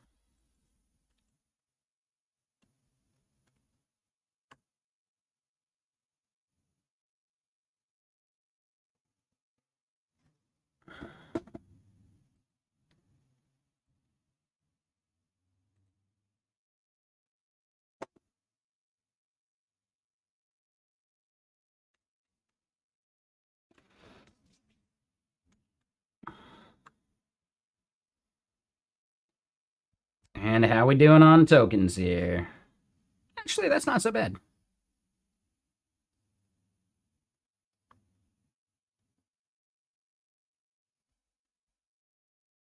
Okay, so this is probably done now.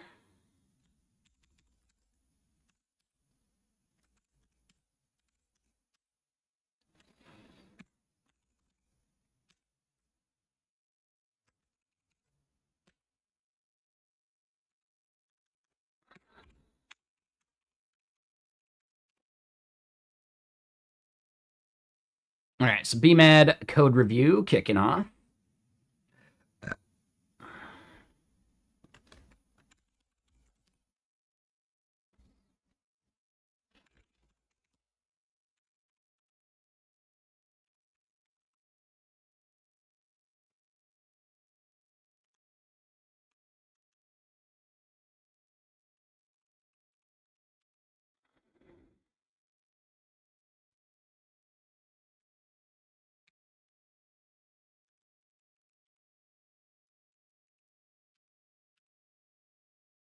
All right, so let's archive our changes.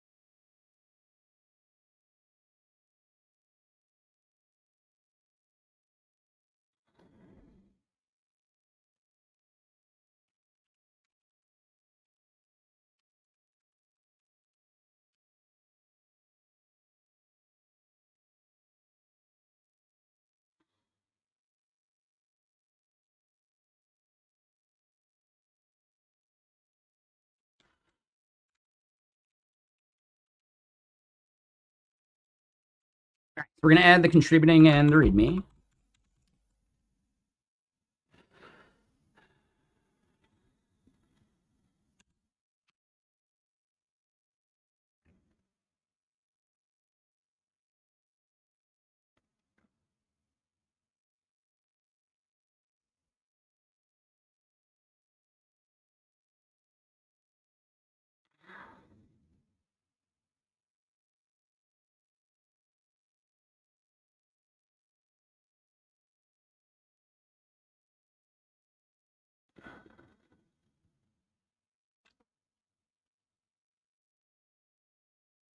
Hold on. I do need to provide some feedback at work.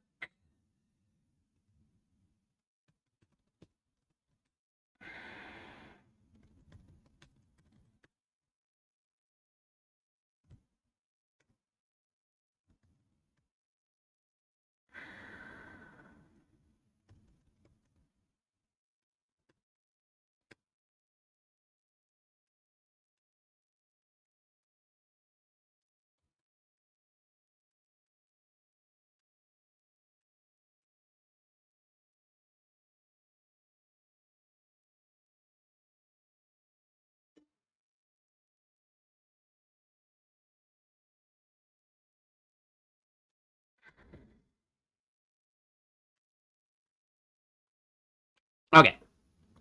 So yeah, what's up, Boo? Yeah, the White Lotus. Yeah, for sure.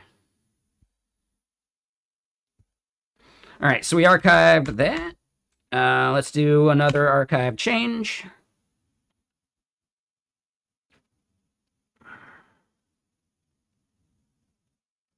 I haven't actually watched the show. I've heard it's good, but I haven't actually seen it.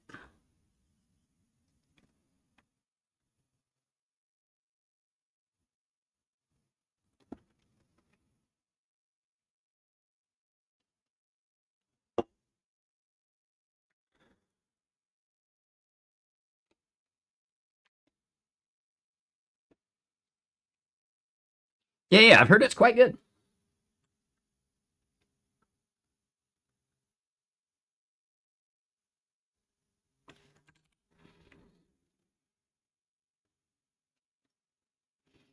HBO doesn't miss.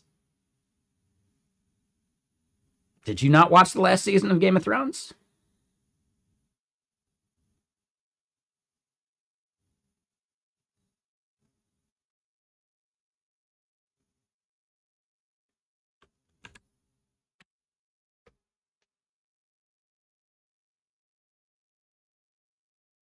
There you go. Okay. Sure.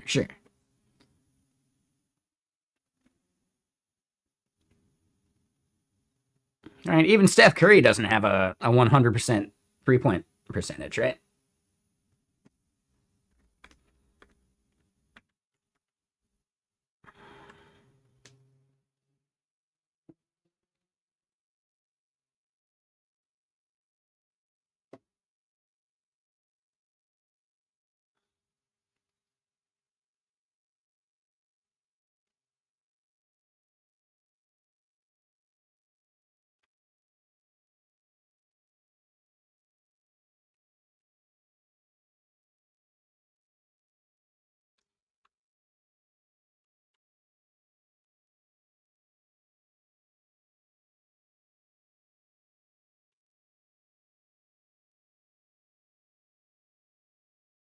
That emote's solid.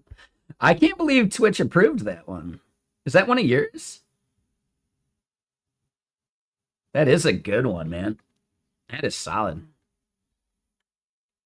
You made that yesterday? Nice. Or more like maybe you made that. Yes, you're very proud of it. Hell yeah.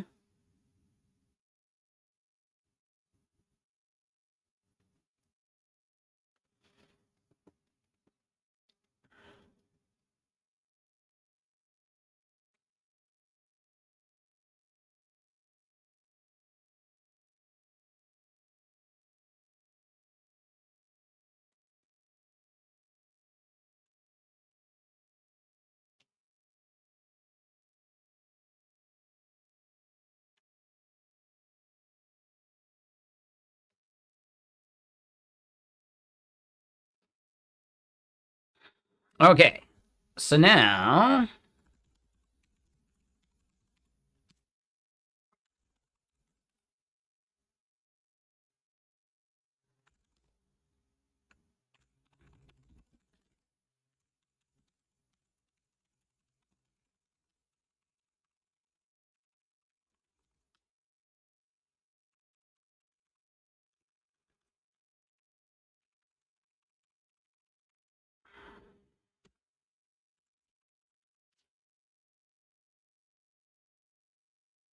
that's your taskbar menu icon. Hell yeah.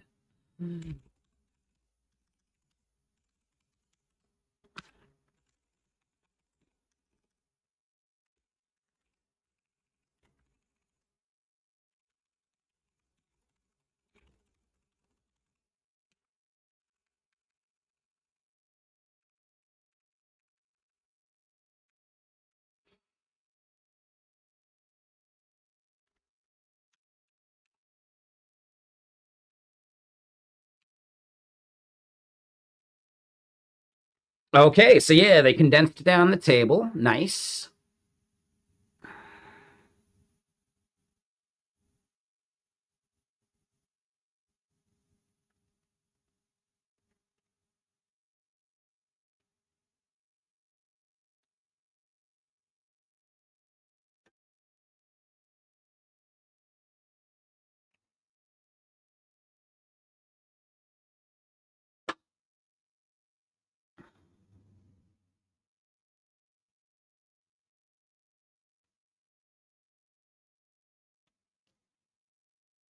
Skipping that shit.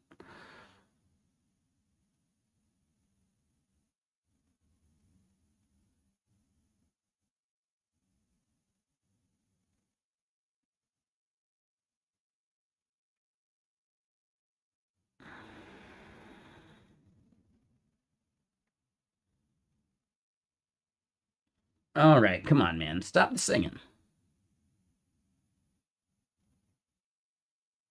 How dare they?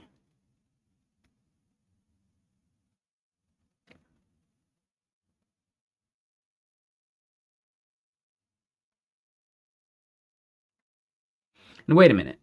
Hacksaw said they bought 300 shares of Cerebras?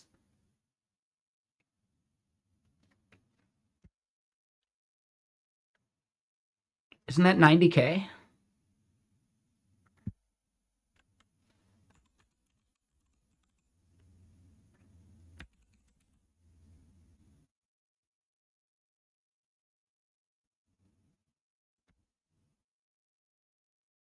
Okay, motherfuckers.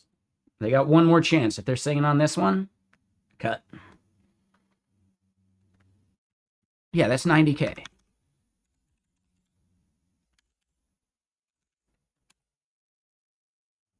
Holy shit, dude. Holy shit, dude.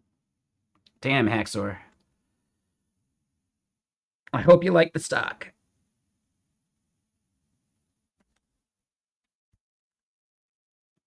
All right, nope. This album's done. How dare they? Jerks. Jerks.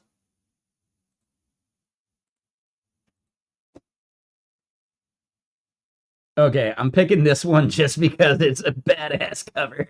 It's just a single song, but that's a pretty badass cover. Hold on. Let me paste the link. let's try it. Oh, it's two songs. That band was Math 1984. They sound pretty generic. Like they sounded just like every other like singing synthwave band. Like it could have easily been some Time Cop stuff, you know? Tomato, tomato.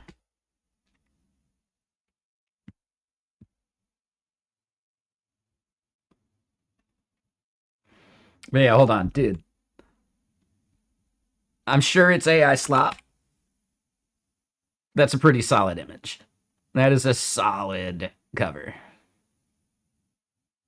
Like I'm almost positive this is some AI slop, but it's pretty good. Damn, the Prime Engine's jacked.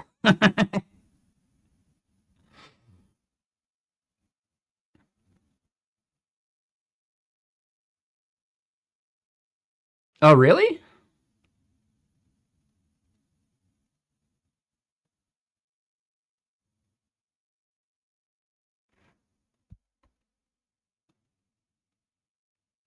I didn't realize the music was lower quality. That might be something I have to fix.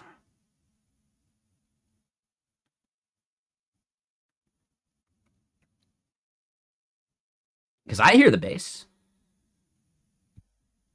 Yeah, there might be some like settings I need to fix in my OBS. I'll have to look into that.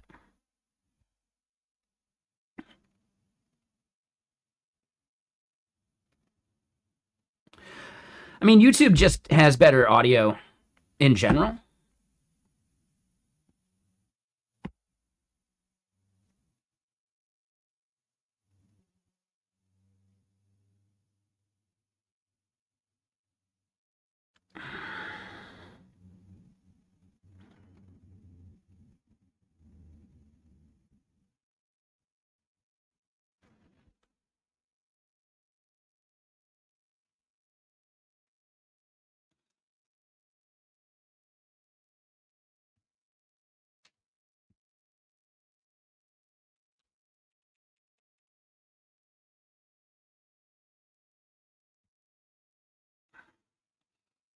All right, so I do want to let this finish, but we do still have just a little bit more we want to prompt about this.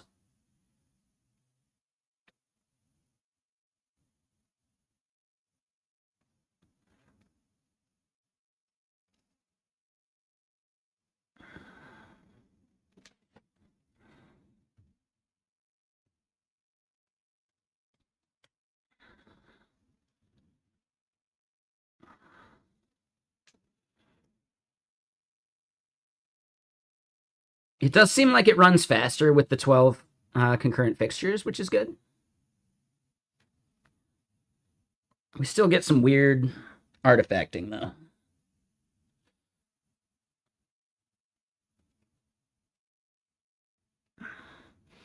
And I don't think I care about the delta values.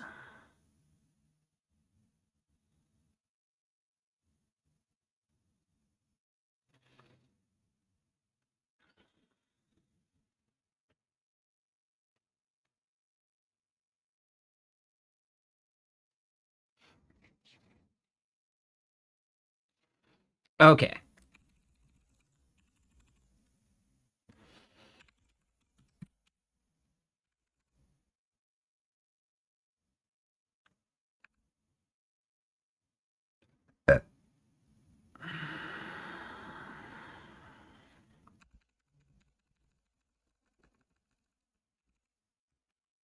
Let's at least get the site rebuilt.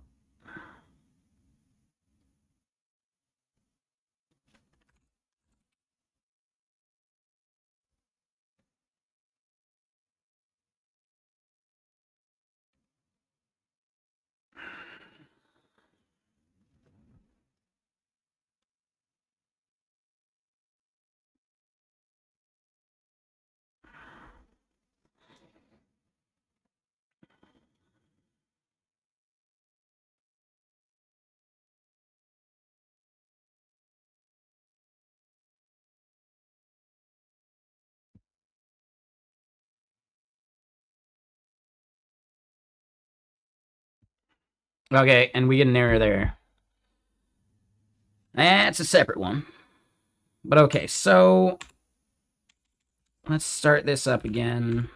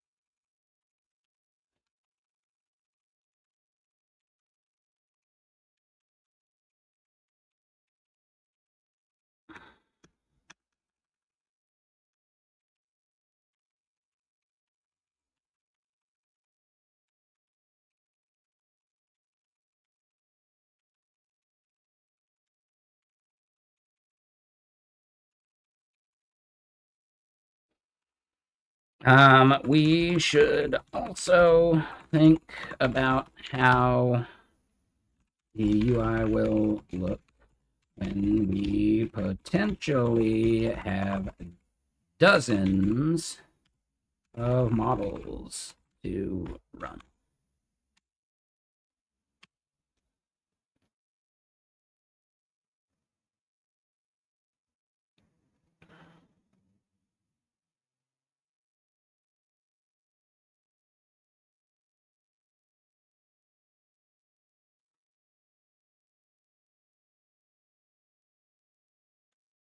And then, hold on, let me double check.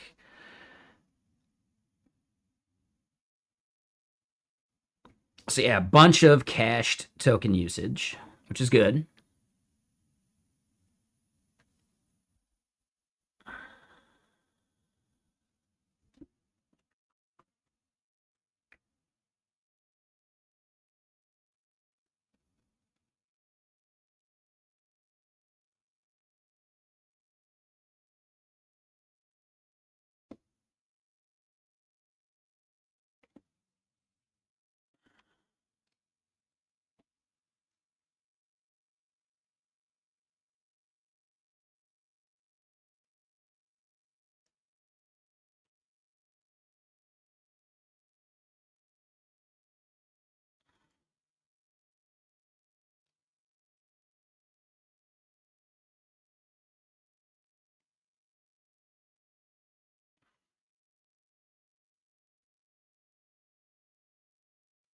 Yeah, so I think the aggregate summary is going to be worthwhile.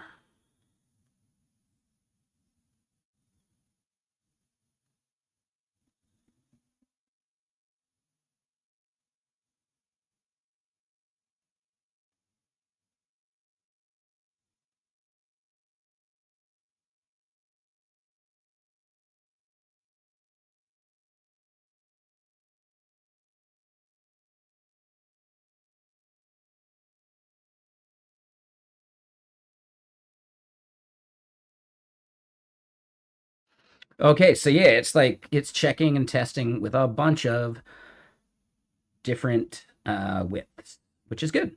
This is perfect. Okay. Now, how's this review process? Yes, we forgot to kick that off.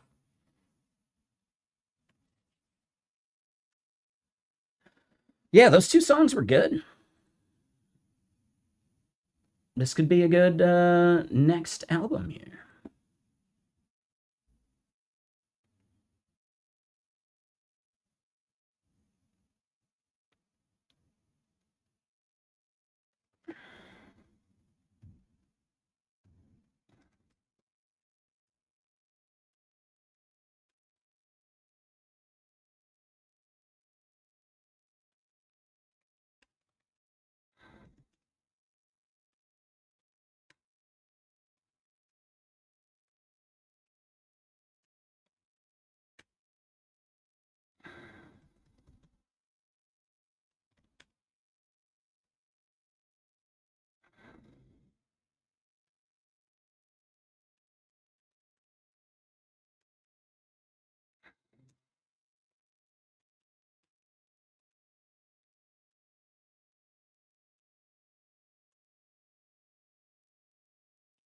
Okay.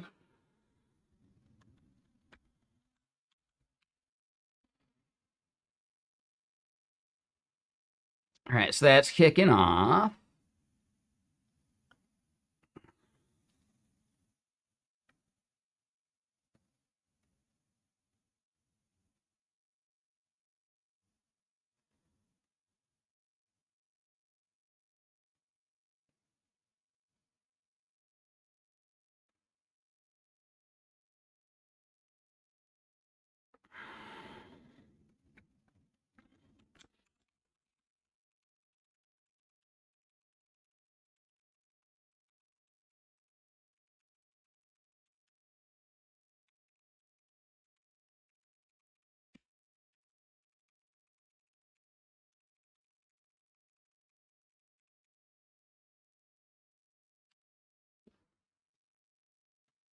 Oh no, less than 25% of our 5-hour limit. Well, that's not good.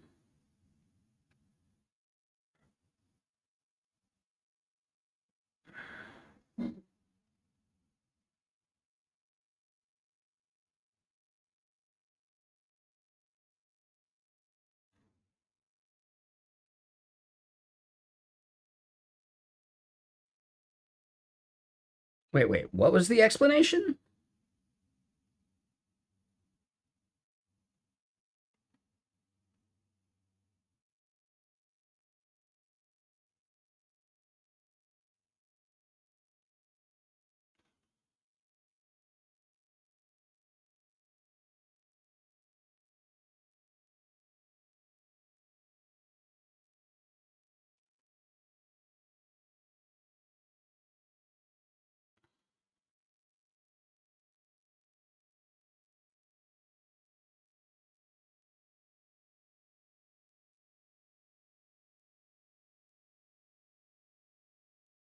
And then, yeah, let's double check. Oh, and yeah. We get this error now, too. But we're about to hit our codex limit, which I think is fine.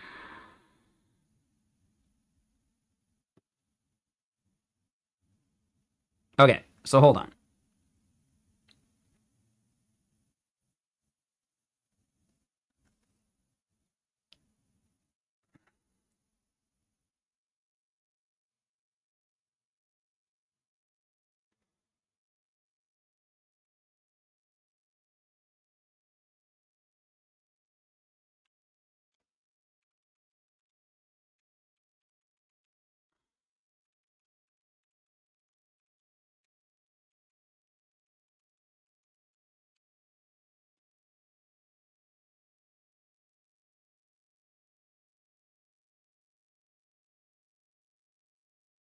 Yeah, that that was weird.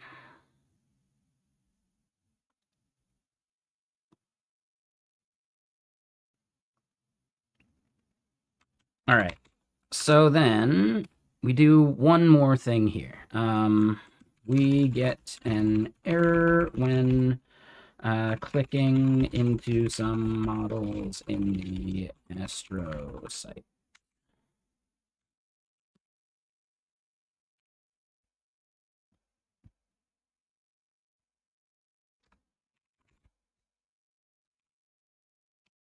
This one should be an easy enough fix for it. All right, and then while that's going, we can double check, did the run actually do what we wanted?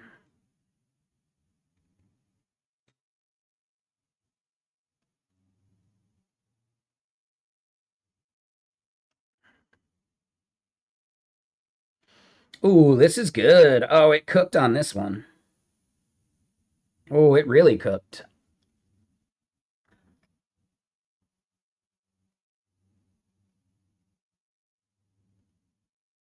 Oh, yeah, it really cooked. This is the best iteration they've gotten so far.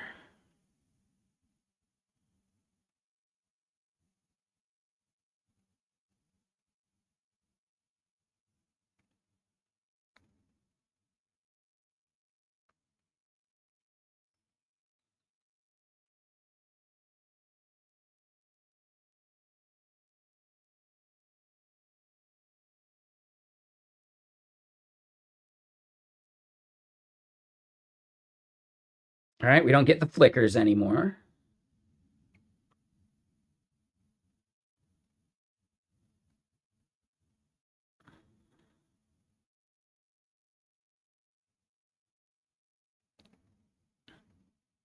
Okay. Yeah, I feel like that's pretty good so far.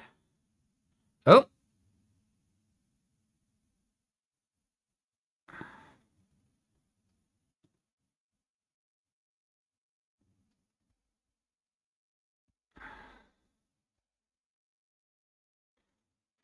there's definitely another error that's getting logged. Let's just look for that ourselves. And I believe I saw it was capitalized.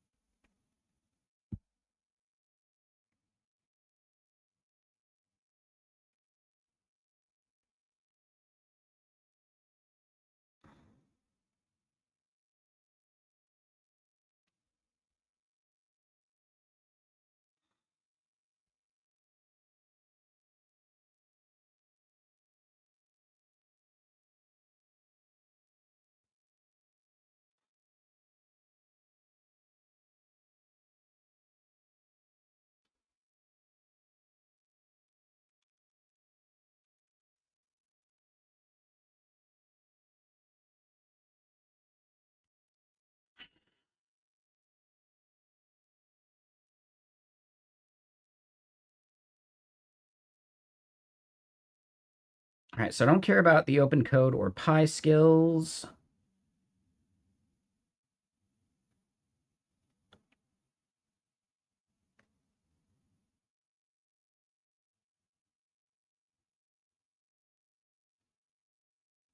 Okay, so hold on.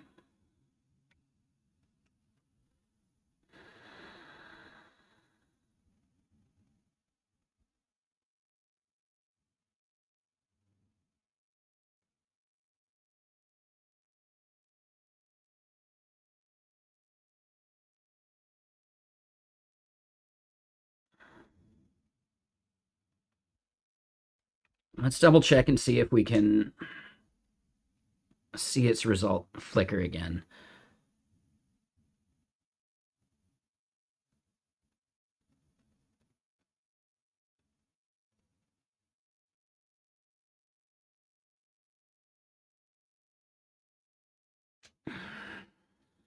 And what up, Kenny?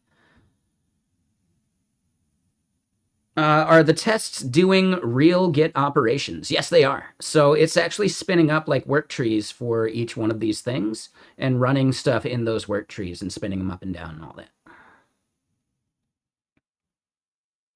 It's why we don't have anything for like cloud enabled stuff. Ah, we just saw it flicker again.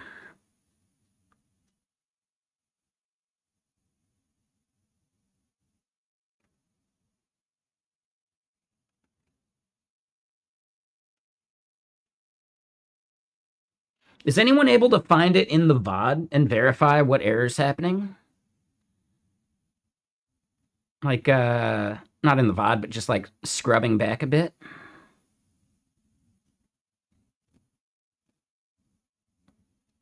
I could probably do that. Damn it. It keeps flickering when I look away. Damn it. No.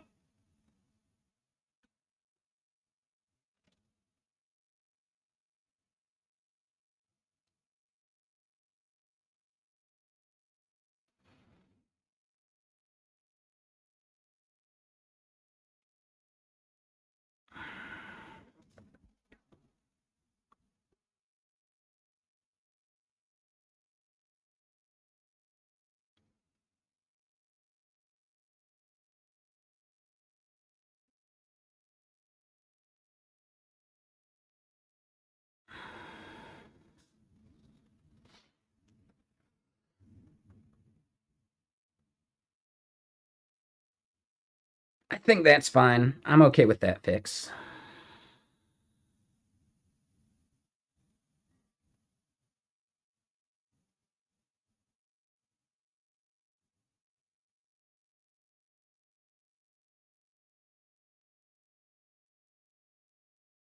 Okay.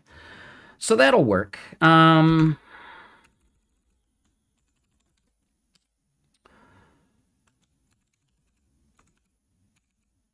Let's double check status.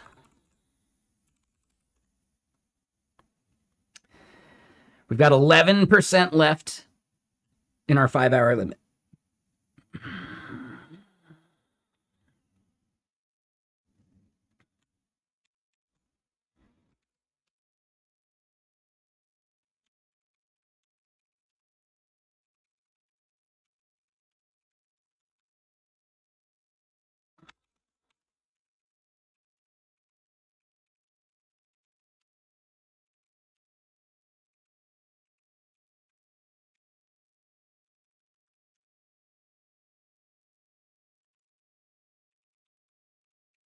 All right, we still have logging that pops up while running the benchmarks that causes UI flicker.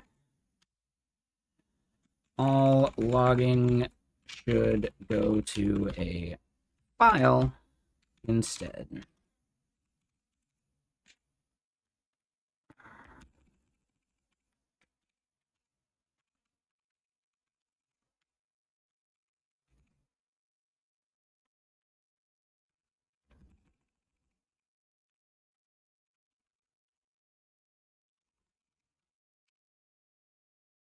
Let's see if we can get this done within that 11%.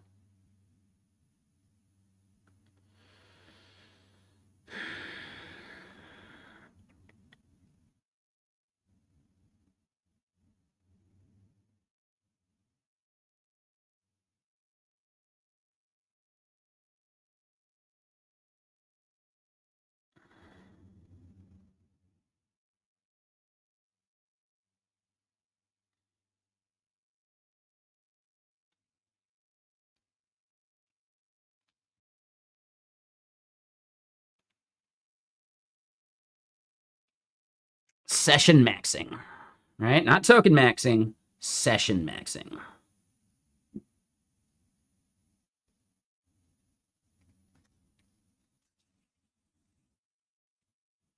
But yeah, GitBench is going well. We are getting some good progress done. We got some of the bugs that we care about fixed.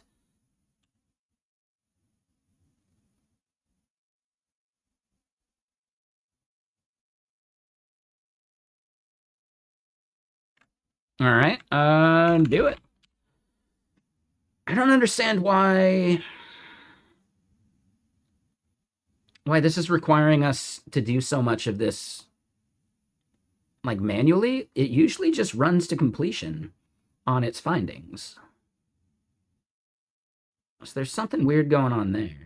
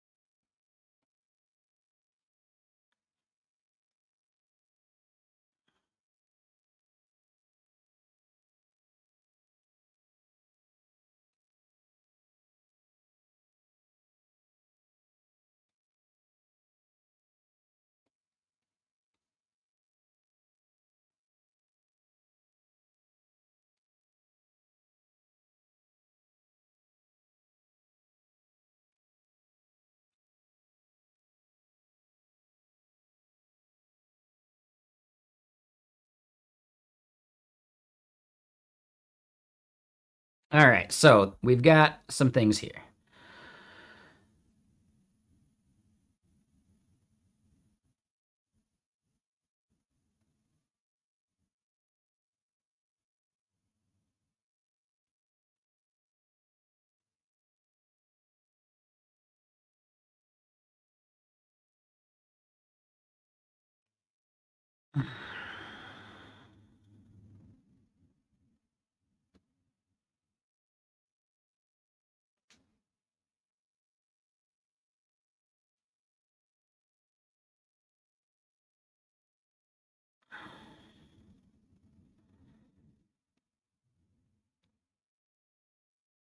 Yeah, I think 1B there, sure.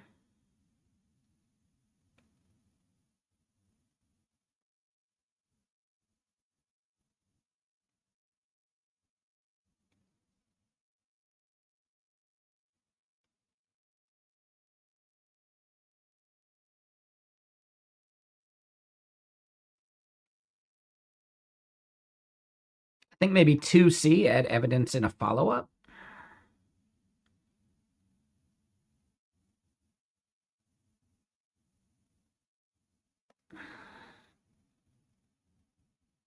I think actually B is fine there.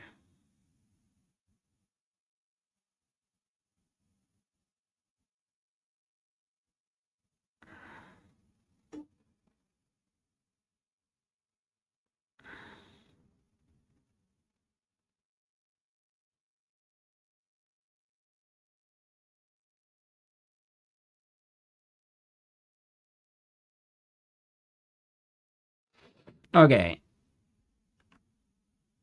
So 1B, 2B, or not 2B.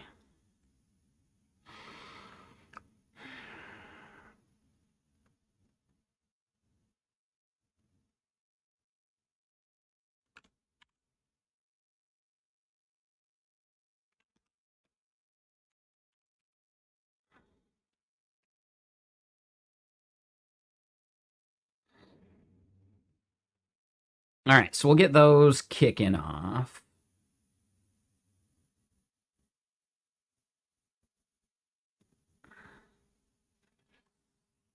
Okay.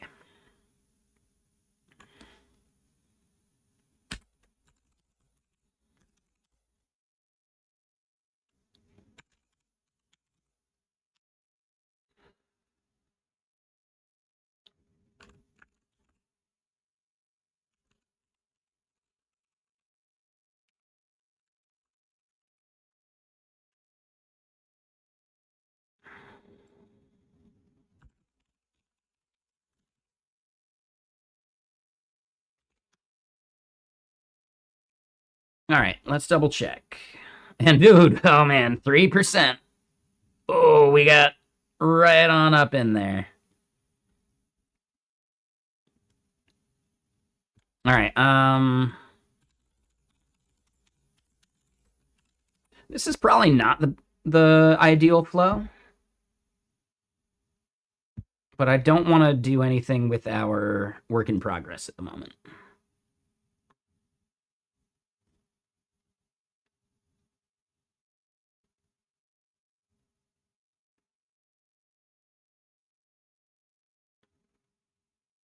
So yeah, this one isn't erroring out. Interesting. So we were able to like consistently get this to error out with larger sets of commits, or like commits with a lot more stuff in them.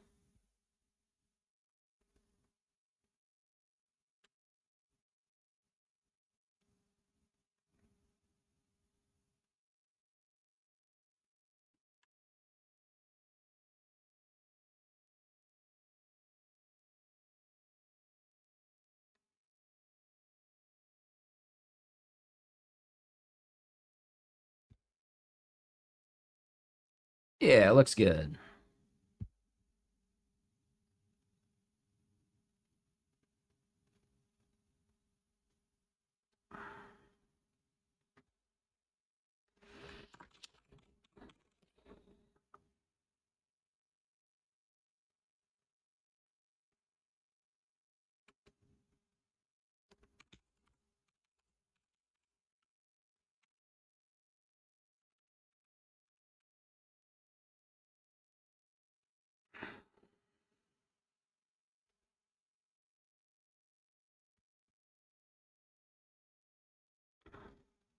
All right, let's move this back. And let me double check something in here.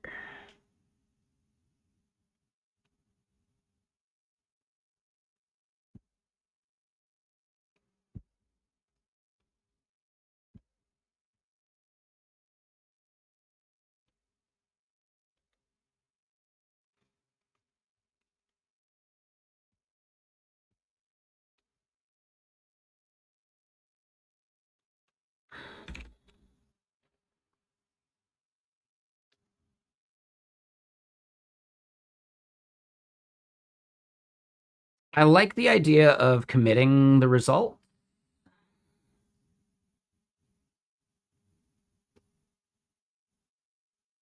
Yeah. But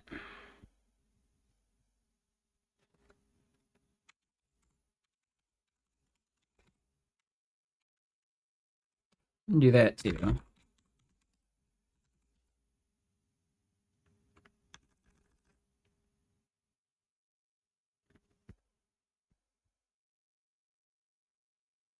How, what?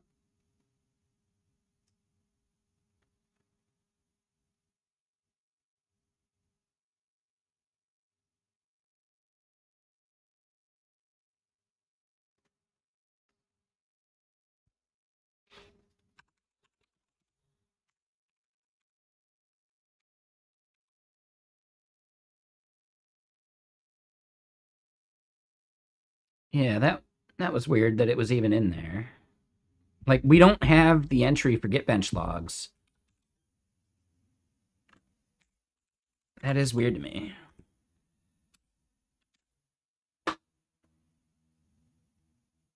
And what was the other one?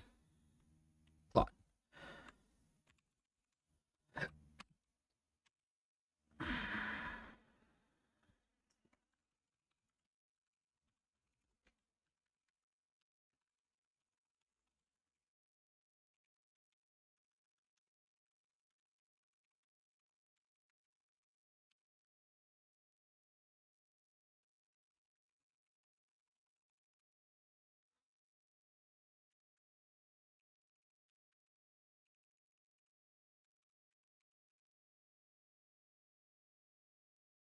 Okay. So now,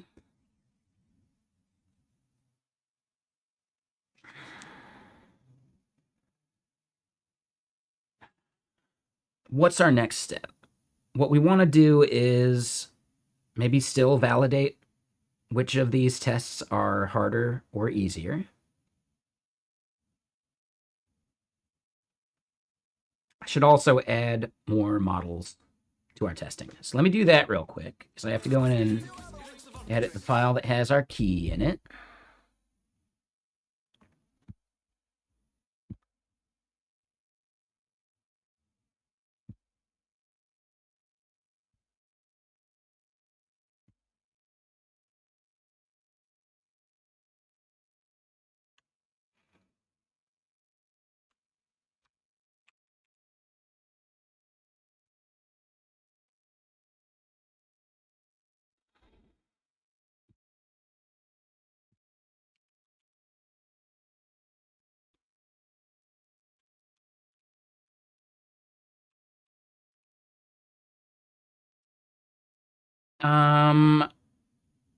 And we'll leave that for now. So I can show this file. This is our current list.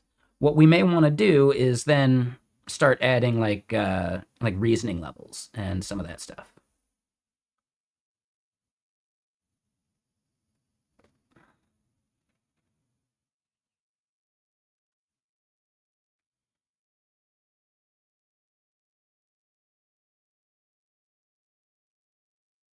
Yeah, so that'll be the next spec thing we do. All right, so what we should do then is double check on Open Router.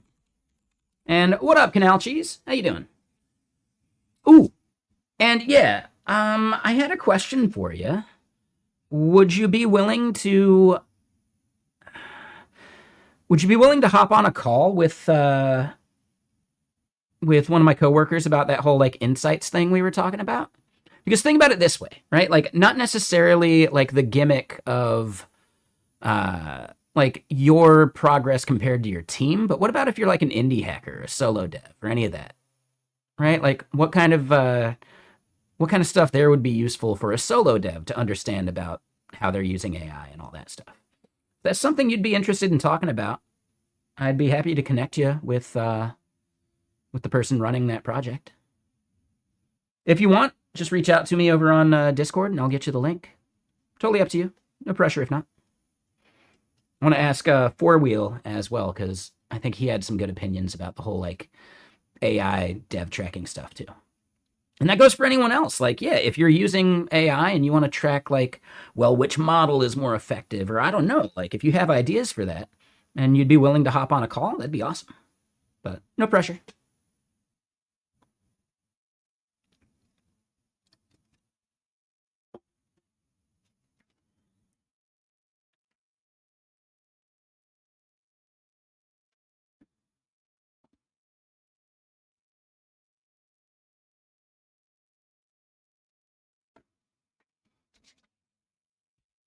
Yeah, that goes for anyone else too. And we also have like other stuff, right?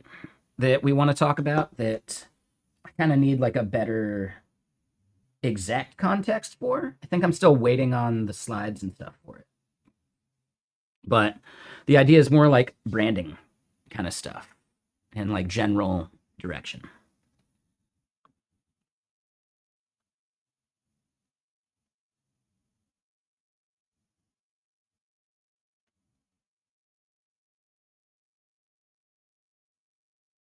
Oh, and I'm running out of my GitKraken AI usage too. Hold on. That's fine.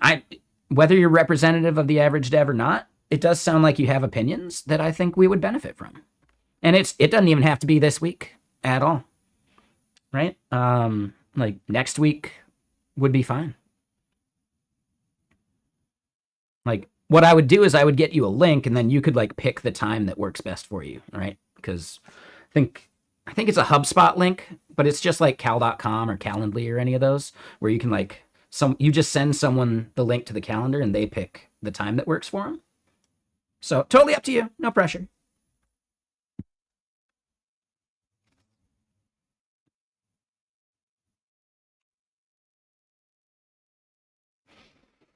I know, right, Caleb? Dude, it's crazy. Crazy. And here's the biggest thing too. Like Open Router is what you should almost always be using for production shit, right? Like productionized AI, not just like dev AI. So yeah, like big business runs on top of Open Router.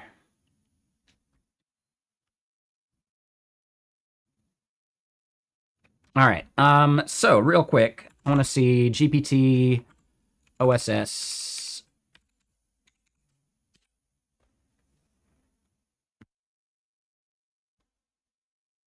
Where do they tell you like if it has reasoning or not?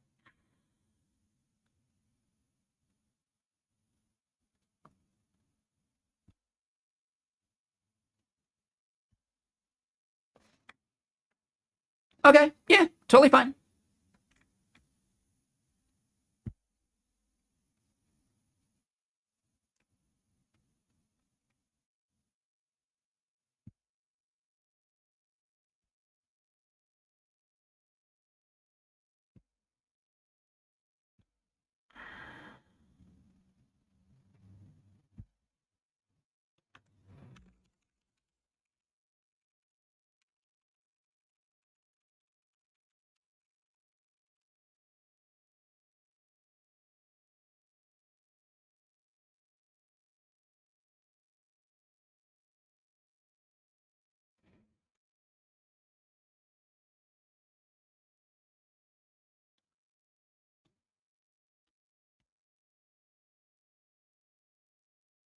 Okay, so this one doesn't. What if we did Kimmy?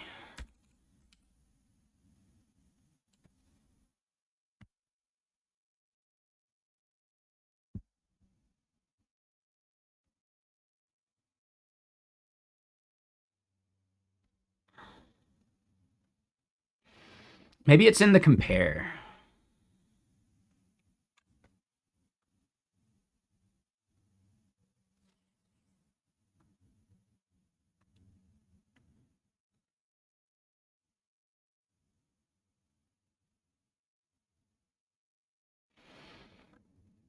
So then if we just compare it to like, I don't know, Opus.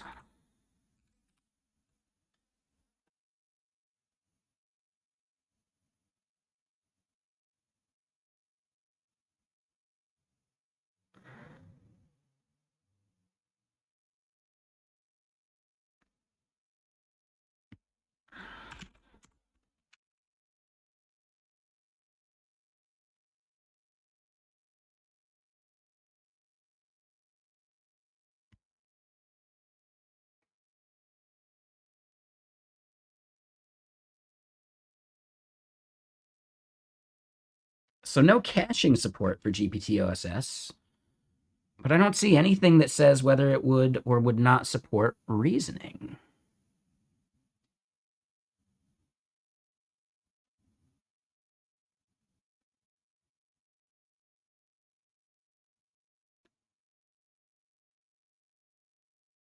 Huh. Okay, well, here's my thought then.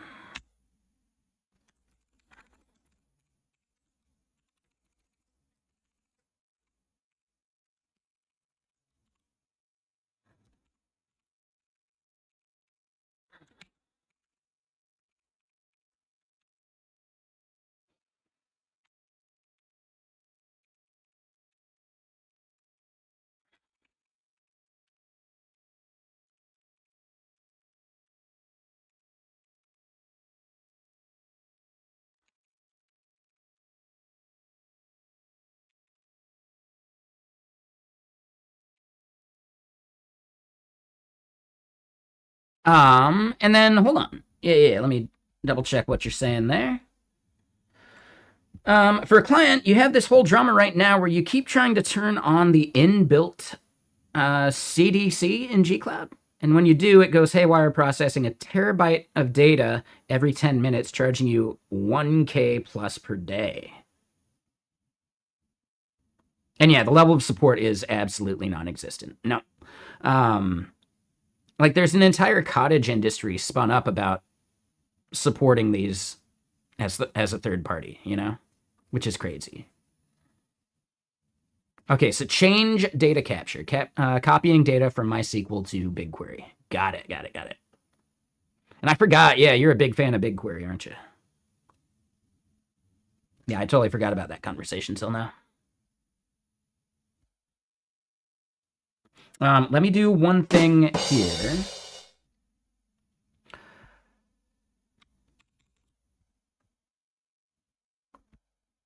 All right, so low, medium, high, extra high. Are there other flawed reasoning values?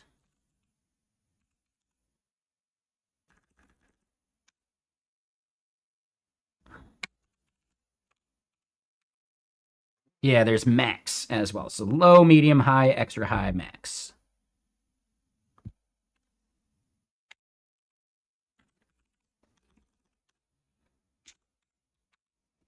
So here's the test I'm going to run.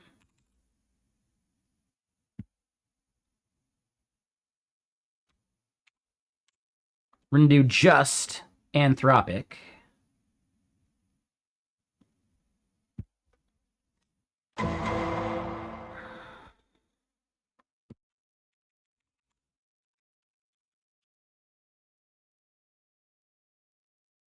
All right, so now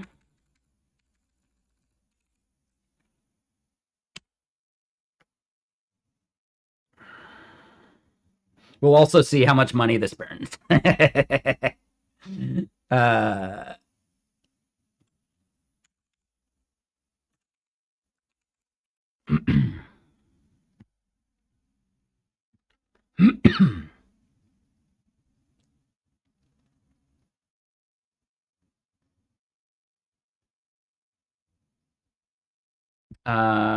And I go by API key, GitBench 3. We can see its activity and spend. Yeah, let me just move this over to a new window. And we can start looking at it.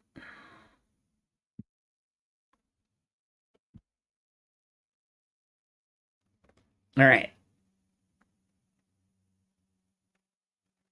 So just today, actually, no. So yeah. Minimax 2.5 is expensive, dude.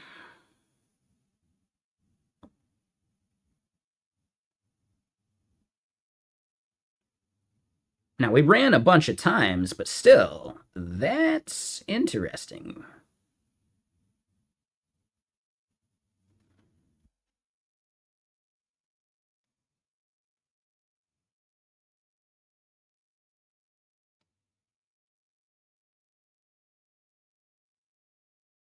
Dude, what the fuck?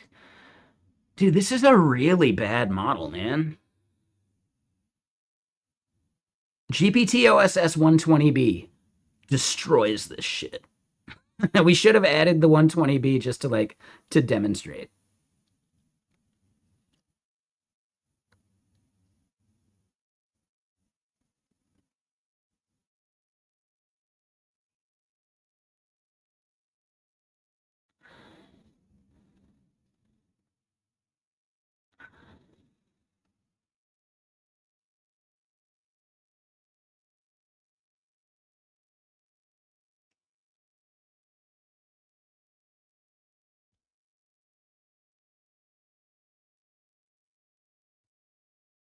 Mythos is gonna change everything. Yeah, right? Yeah, right?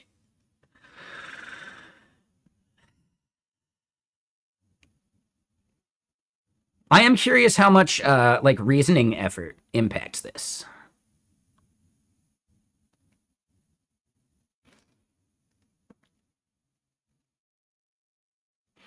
And honestly, we should be tracking the total amount of time as well.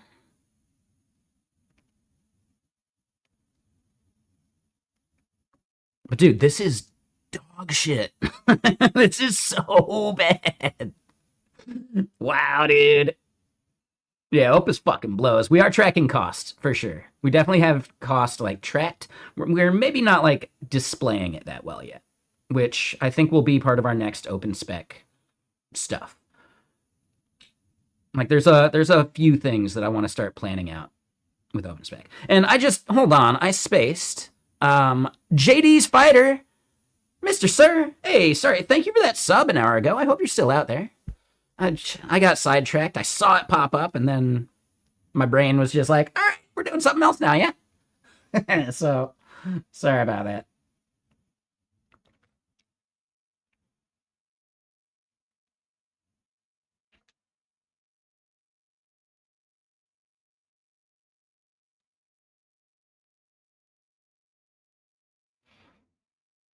How is squash 8%? I mean, we can look at the tests.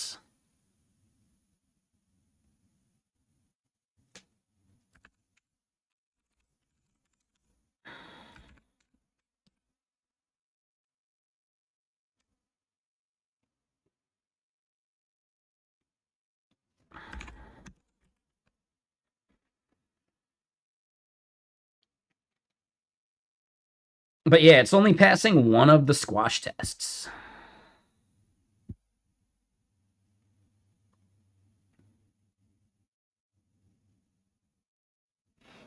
So analyze this Git history and identify which consecutive commits should be marked as squash fix-up in an interactive rebase to create a cleaner history. Focus on work in progress commits that represent incomplete work. Do not include the base anchor commit they would be squashed into. Provide the commit hashes or commit messages in the order they should be combined.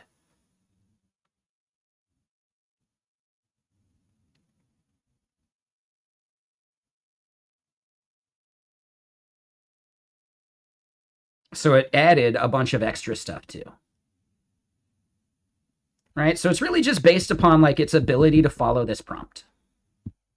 Did increased effort make it do better?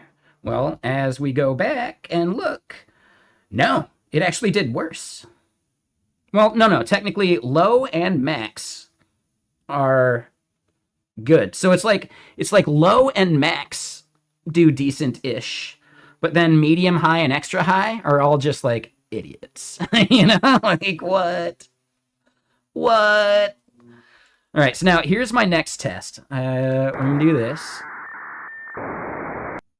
and I want to do a similar thing where if I add these other benchmarks, does it do what I'm expecting it to, right? So the idea would be I'm going to take the GPT OSS 120B and add it to the list, actually just completely replacing Anthropic, because our benchmarks should be additive. We shouldn't have to run the entire suite every time unless we're changing the tasks, right? Yeah, exactly, Canal. I mean, this is the whole point. Like, we can verify it. We can test it. But now we're going to do the GPT OSS 120B with just low, medium, high, extra high reasoning efforts.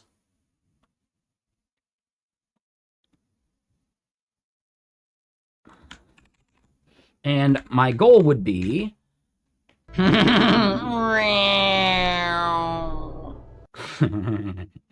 that when we run this, right, we see the results, sure, right, they kick off, but they should be additive to that like UI that we just saw, right? And we'll see if that actually does it. Yeah. I love the transitions. They're good.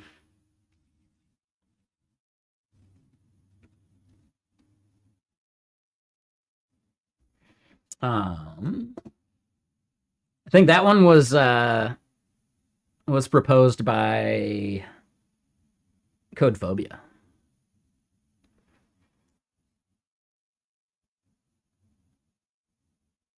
Well, I'm going through OpenRouter. That could be a separate thing.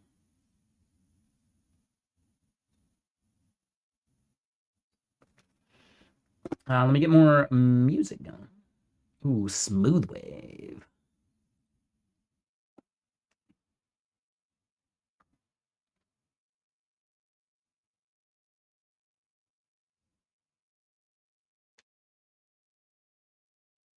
Right. And I think the biggest thing is like these are not necessarily deterministic tests because the LLM are not deterministic either.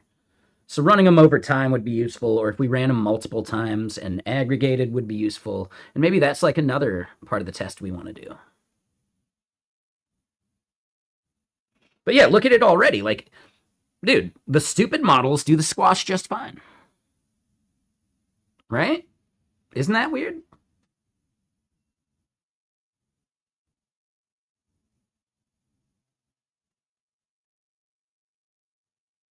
That's a good song.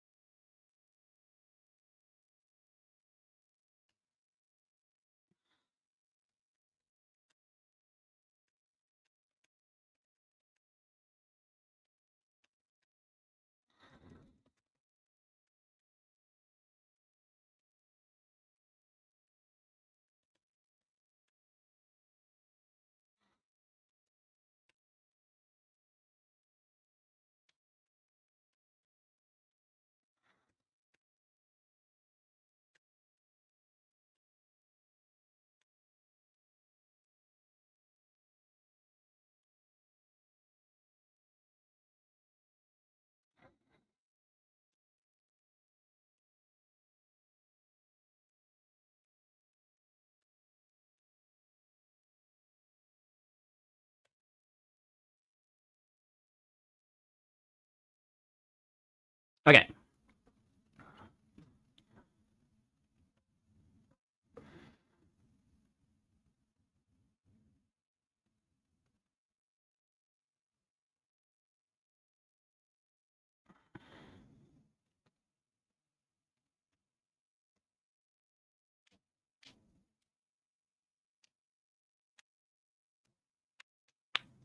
I mean, I definitely have enough RAM. I have 64 gigs. So I could run uh like Qwen 3.6, you know? But we could also run Qwen 3.6 in the cloud. So I don't know if there's a benefit to running it locally versus via the cloud. Because it's still the same model, you know?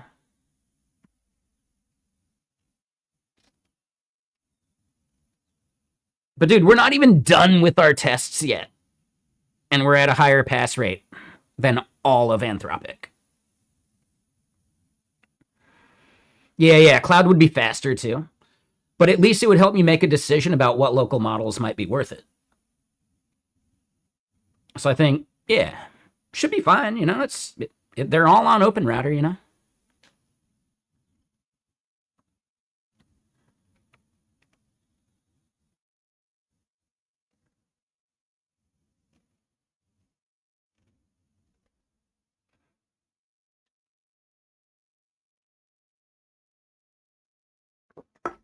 There you go. That would be, right, just for the performative nature of it.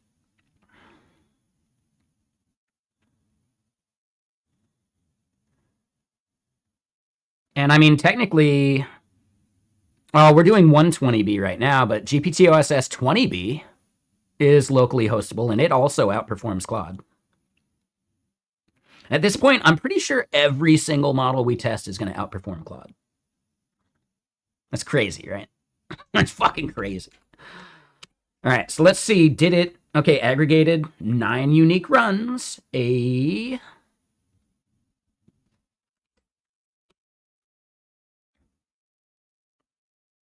Okay, so not much difference between GPT-OSS high and low. Somehow medium does worse.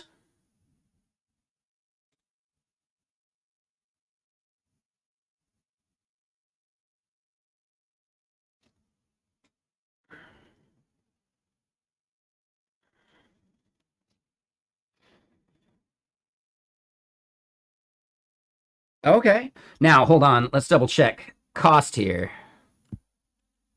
We already spent $4. It cost us $2.65 to test all 5 of the Claude Opus flavors and reasonings. It cost us 6 cents to run all 4 of the GPT-OSS 20Bs, or 120Bs.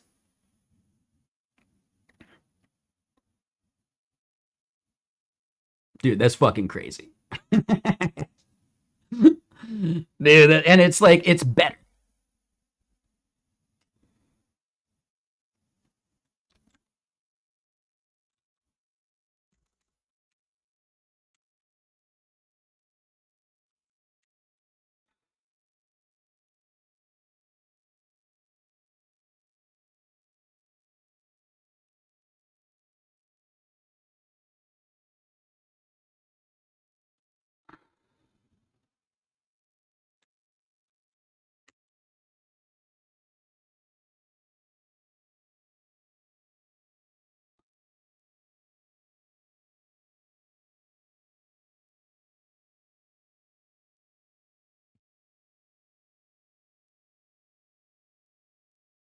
Dude, this album's killing it. I'm gonna have to buy this one. Who is this artist? DX Digital. Yeah.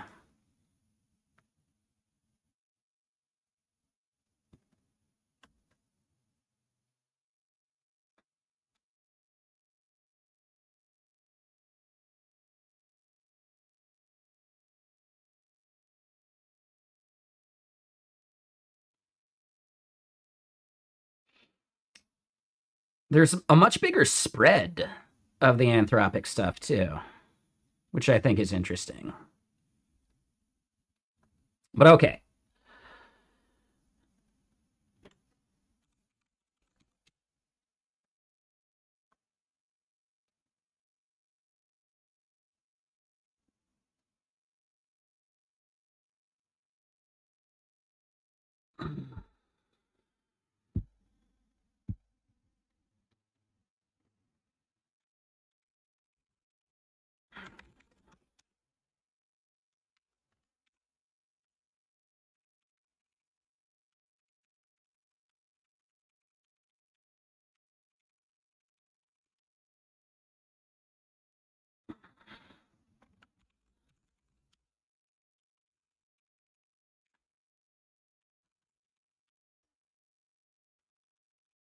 Eh, I don't know. I don't care that much. I was gonna reply. So I'm gonna do another post. Oh, and shit. Yeah. I need to get that list of marketplace servers for Reese. Yeah, can't forget that. I'll do that later tonight.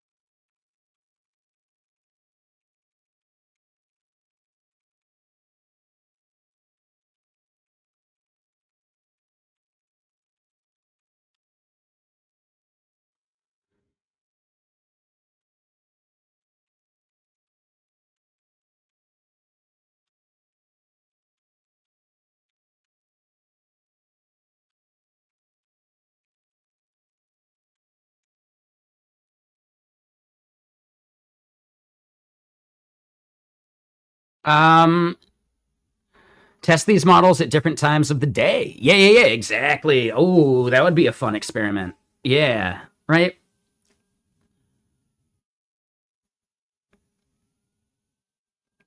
And yeah, like we will be rolling this into like Get Kraken's budget. Like I'm not made of money, but you know, I don't mind spending $20, which is all we've spent so far. So I'm okay with that. But let's do this.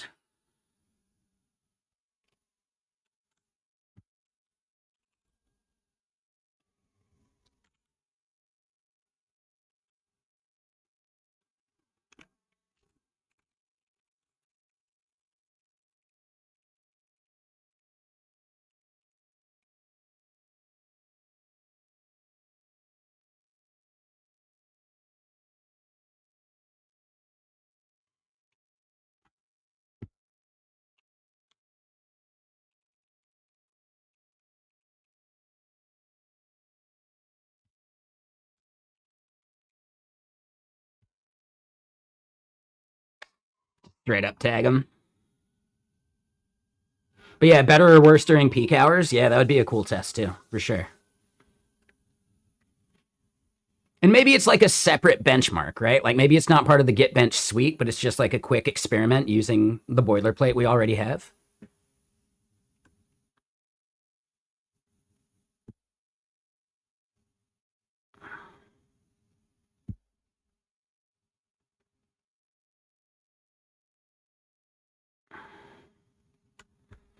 Um,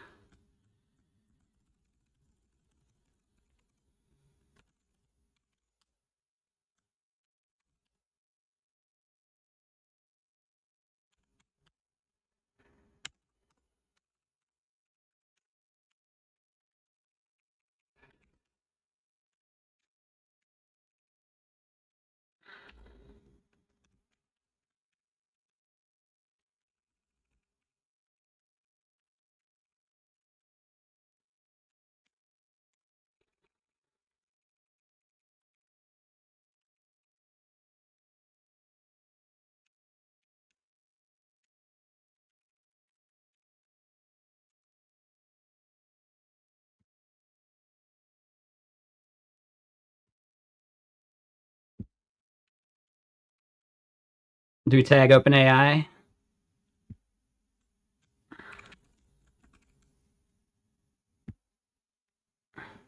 Right? Tag them, pit them against each other.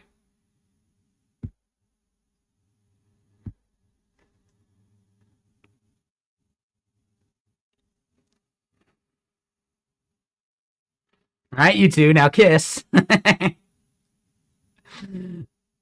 And hold on, yeah. We edit this one for the alt. Yeah.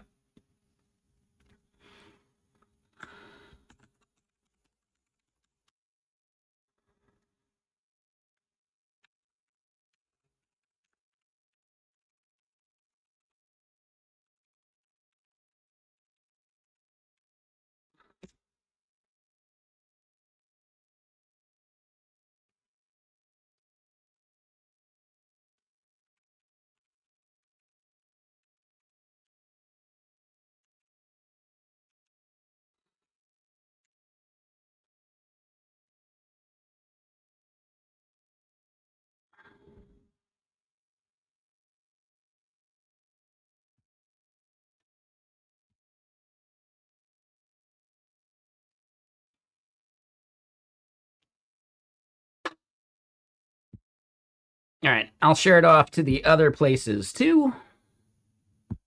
But I don't know. This is also part of an experiment. Right? Like if I just post directly to Twitter instead of Buffer, does anything happen algorithm wise?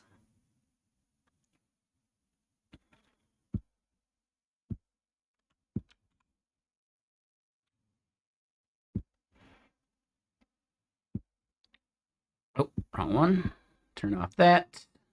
And just copy and paste this junk.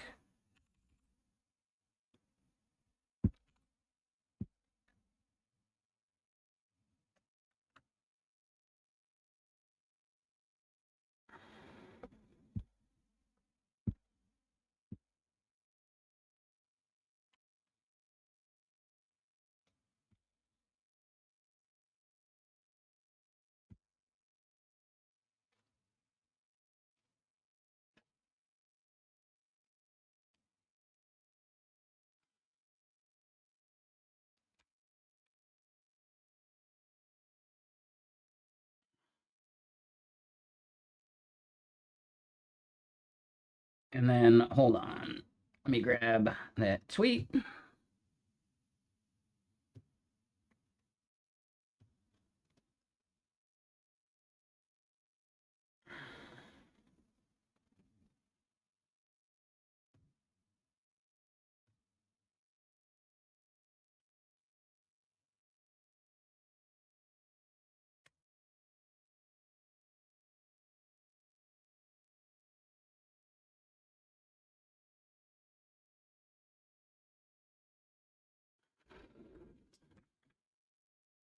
All right.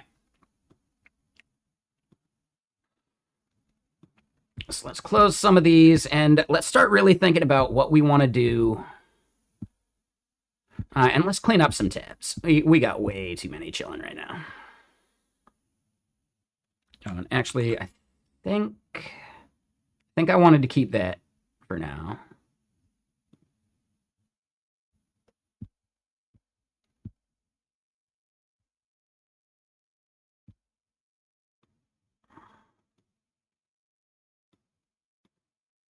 I know, it's crazy. I'm closing tabs. What has happened to the world?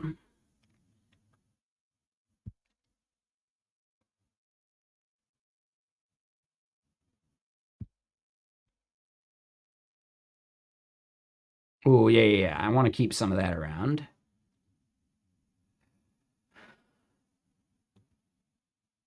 Yep, KubeVirt. Some of this other junk. Yeah, Everstack. At least that's... Oh, wait, no, that's not fixed. Come on, man. The button doesn't even work. But yeah, Kata containers. That was something we were looking at.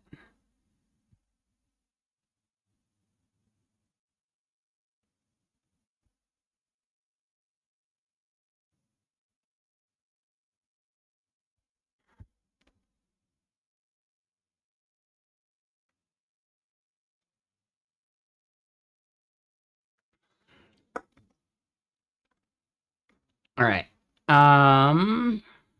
Let's double check this.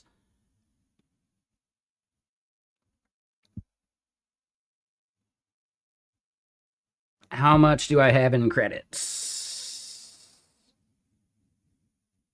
Wait, what?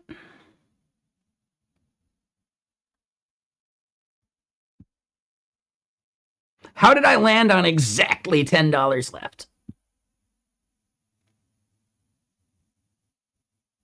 What? That's crazy.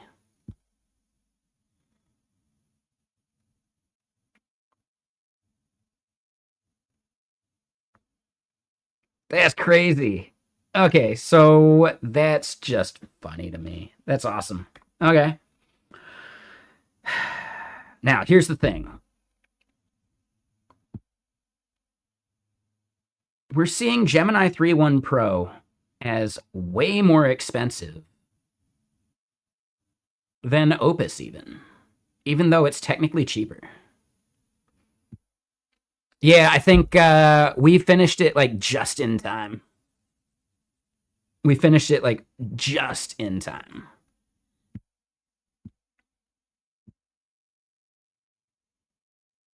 And yeah, thank you for that sub. I don't know if you heard me earlier, but yeah, thank you for the Prime sub. Appreciate you.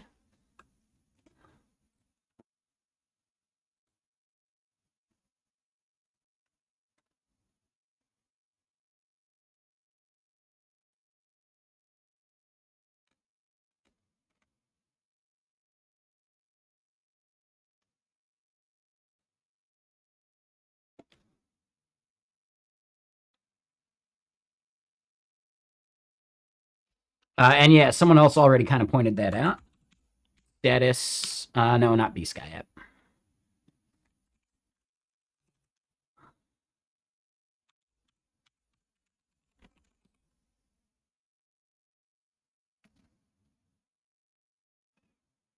Yeah, exactly.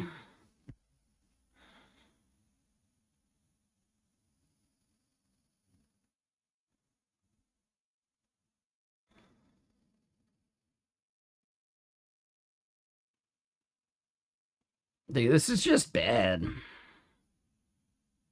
Elevated error rates on Opus 4, 6, and 7. Hey. Thanks, Kenny.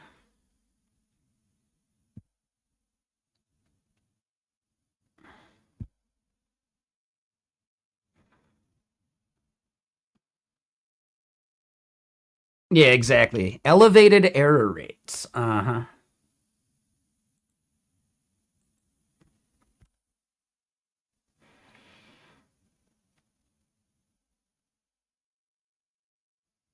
All right, well, hold on.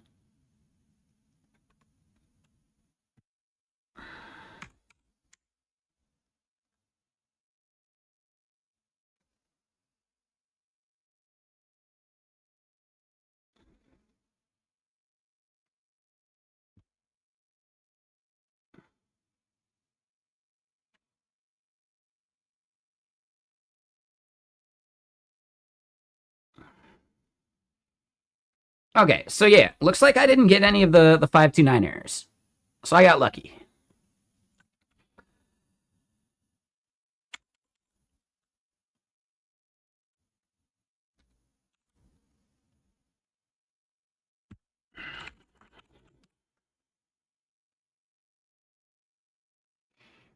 All right. So now we want to improve the GitBench results, right?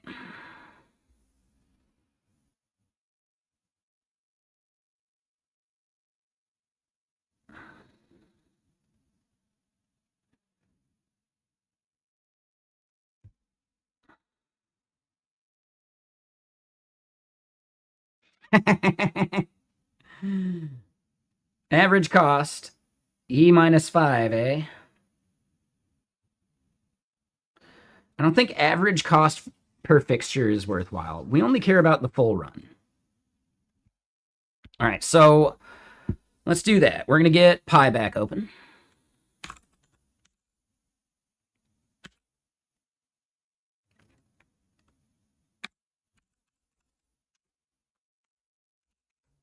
All right, so OPSX Explorer. I want to improve the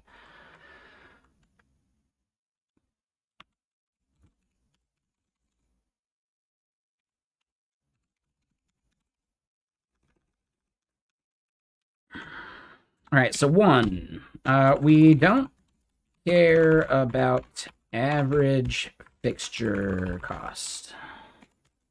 The total cost of a full run for each model is a better visual. All right, number two.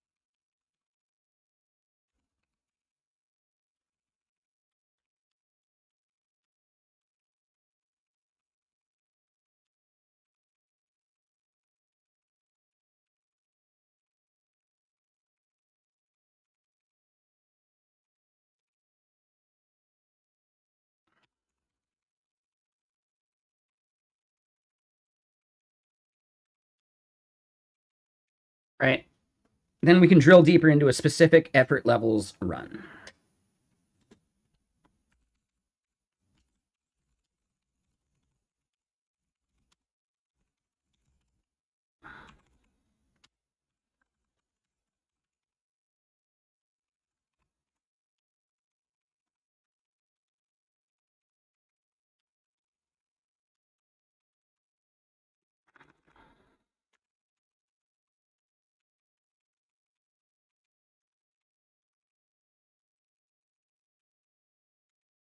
All right, so, all right, we don't care about average fixture cost.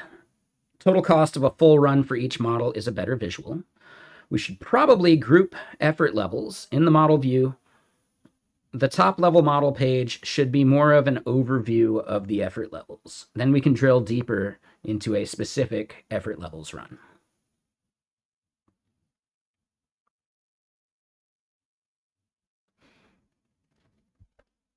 What else do we think could be better about this?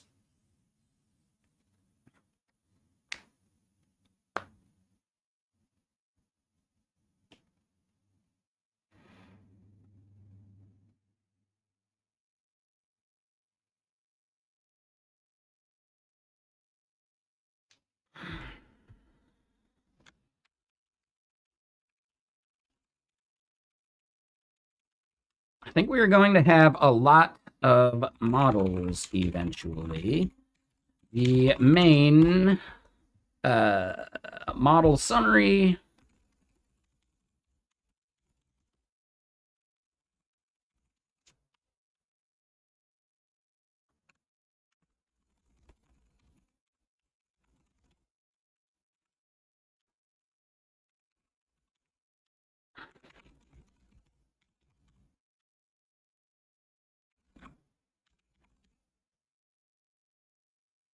And put their names diagonal.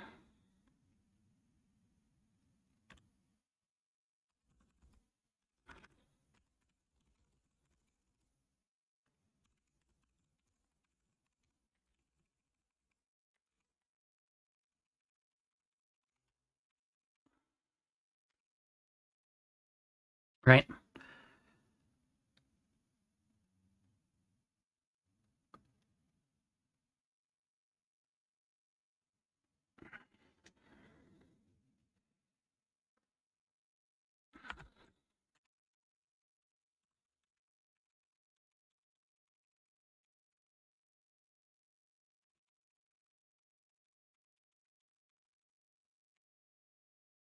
I would say that's enough to explore for now.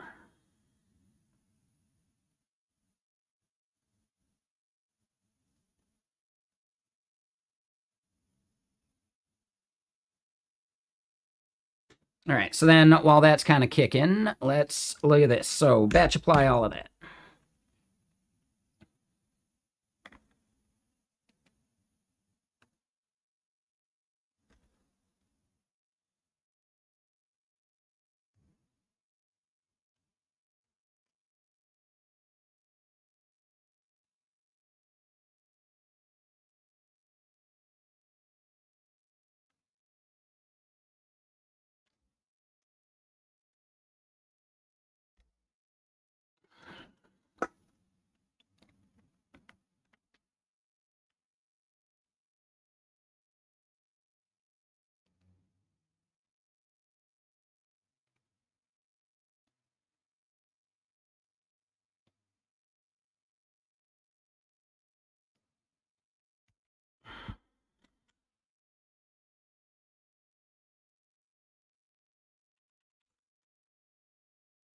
Oh, god damn it. I forgot ngrok does that. Motherfucker. All right, give me a sec. Gotta reset that ngrok key.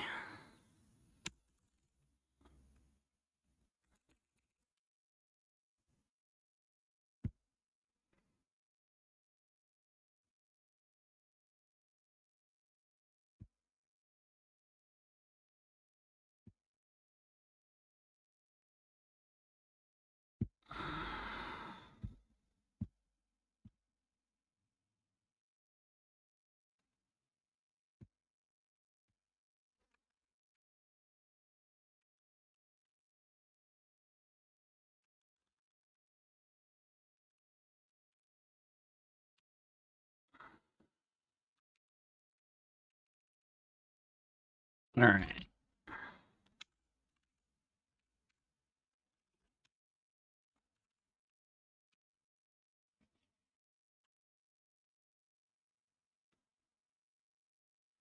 All right, close that. We should be good now.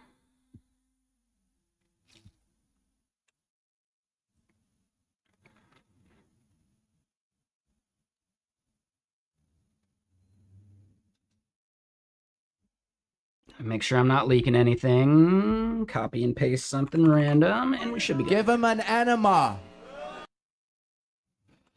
Dude, this album is shredding.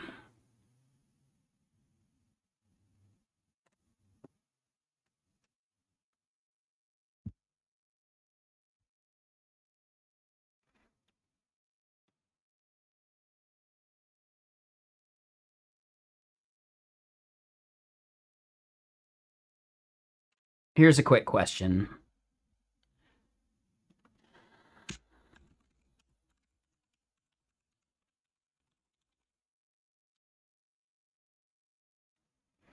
ngrok custom subdomain.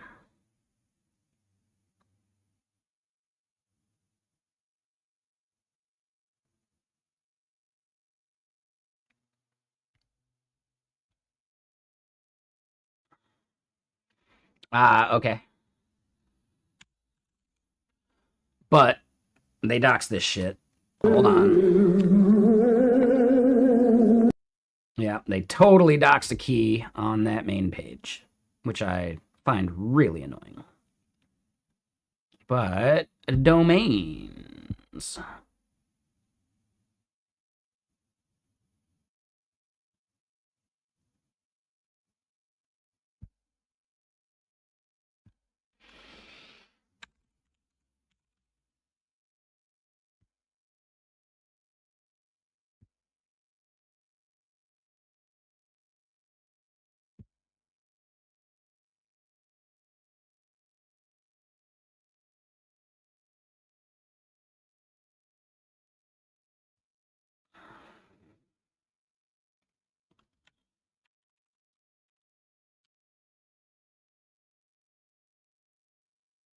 Okay, cool. So now we have a proper name for that.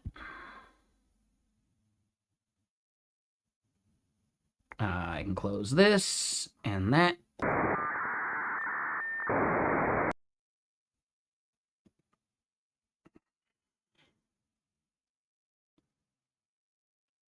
All right, so here we go.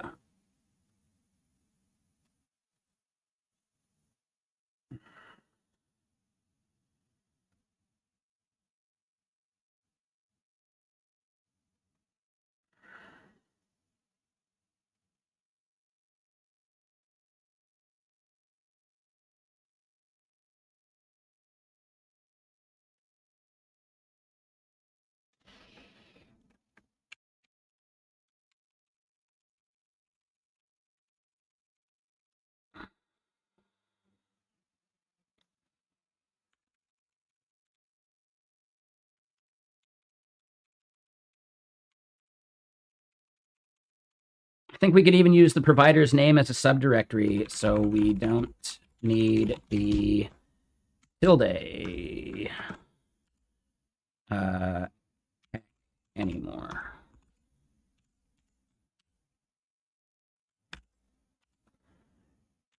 Yes, I like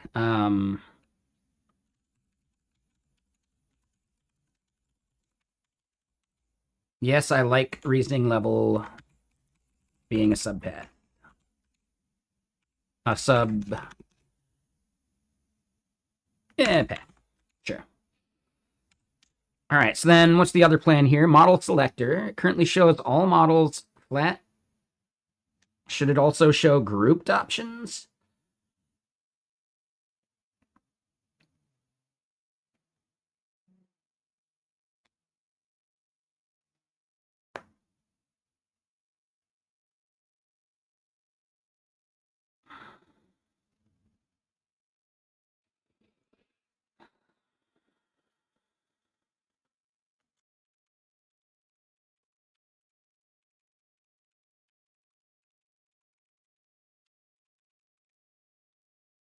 We can leave the selector as individual values. I think maybe we could change the labels in the selector to use the provider's icon instead of their name.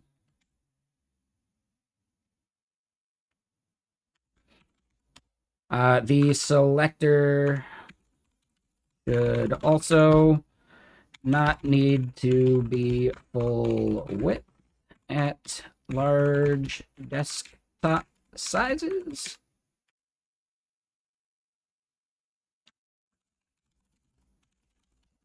Align it to the right. And we're kind of like giving it a lot of stuff, but it's going to create tasks from this for us anyway. If we do the logo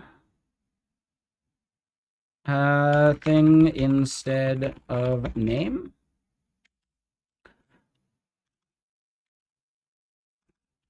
in these labels, that would save space. We still might need to ellipsis some longer names, but increasing margin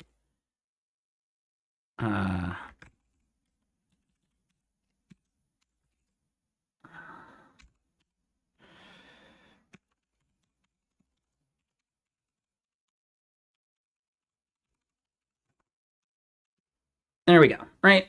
So this is the stuff we care about here.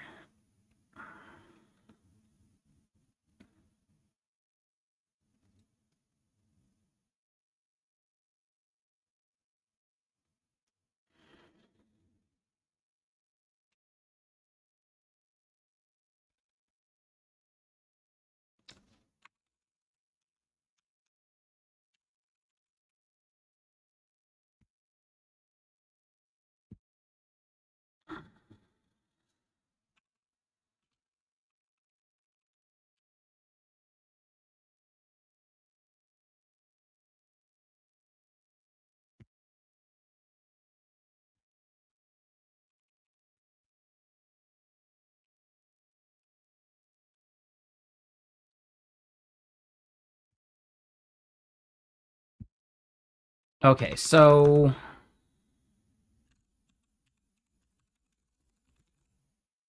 React simple icons.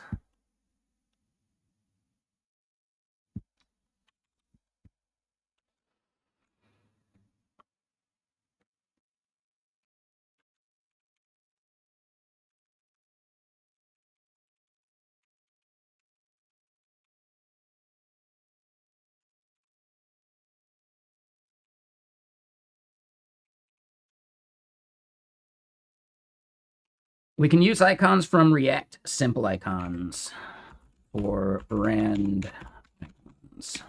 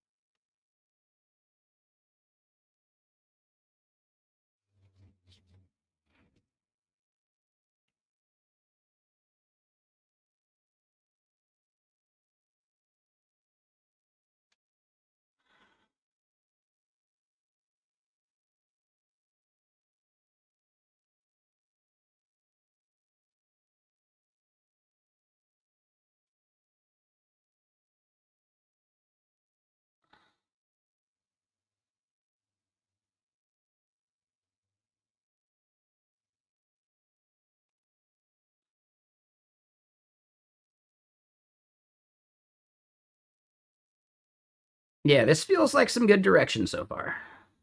I like it.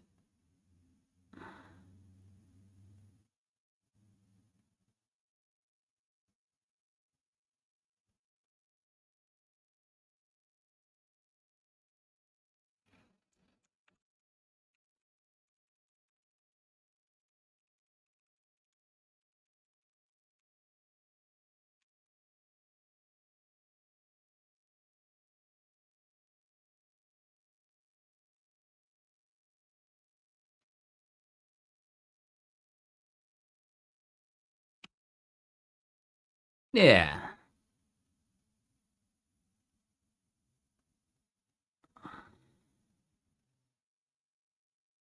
So now it's going to create the proposal.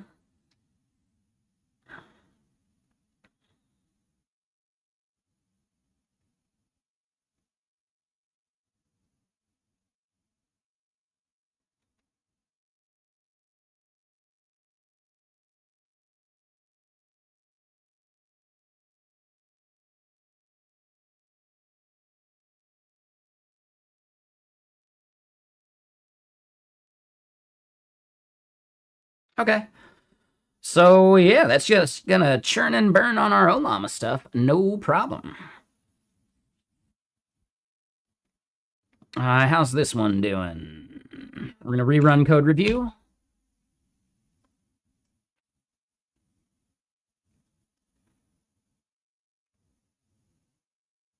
Damn, it's already 6 o'clock.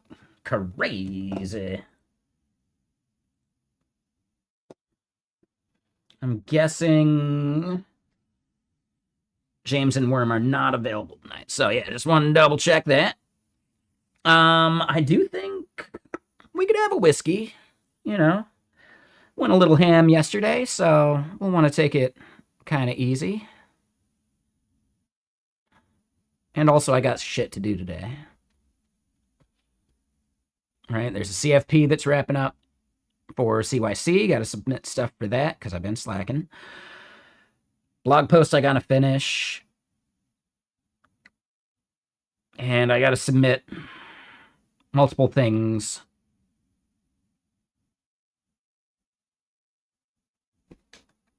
to a couple places. Irish whiskey, it's good. I got some Redbreast in the fridge right now.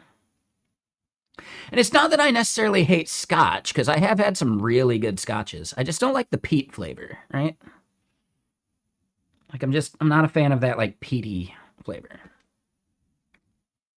Right? It tastes like moldy, you know?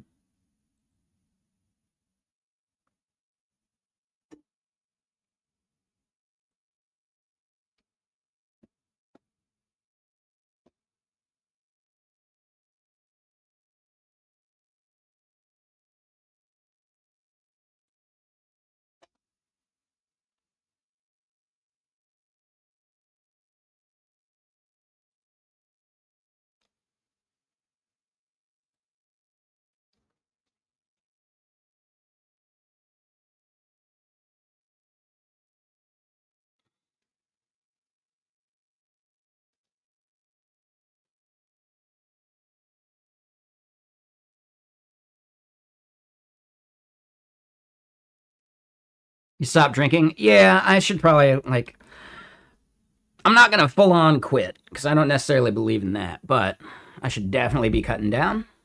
And, you know, we're working on it. We're getting there. Baby steps. Let me dump what's in here, though. This is stale. This is from Tuesday. So, yeah. It's probably, like, pure water by now. It smells terrible. BRB, one sec.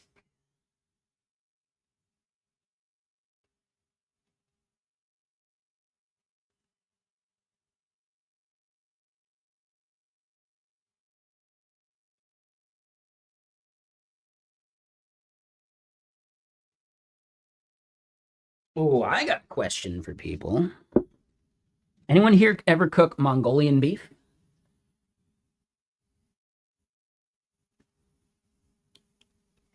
You got any, like, recipe tricks or anything? Thinking about doing it tonight.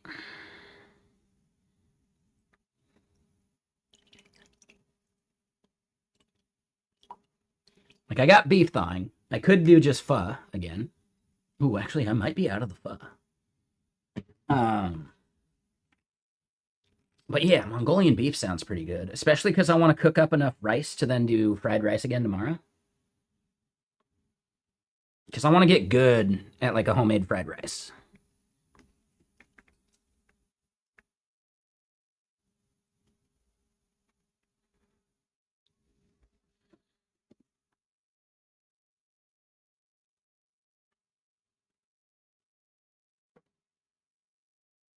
All right, so we finished that up. We're going to get Kimmy back going again.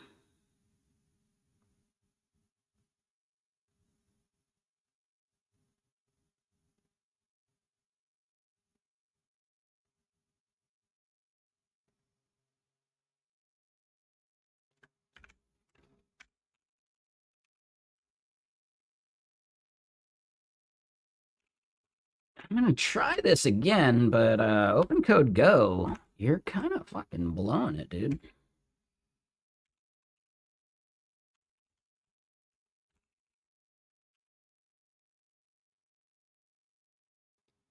Like, if this fails out the same way it did when we tried to run it earlier, I think I'm canceling open code Go.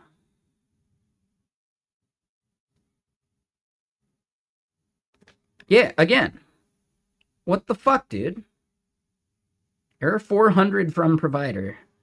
Field reasoning.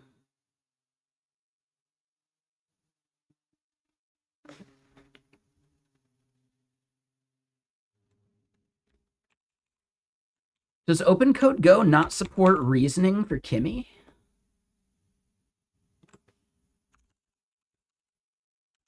And why wouldn't they just silently fail?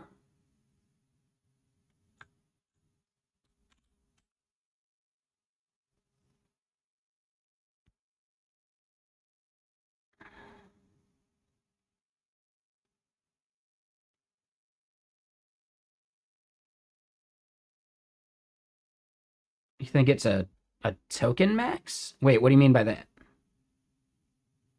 Like, you're saying I hit my limit from open code Go? No, I didn't.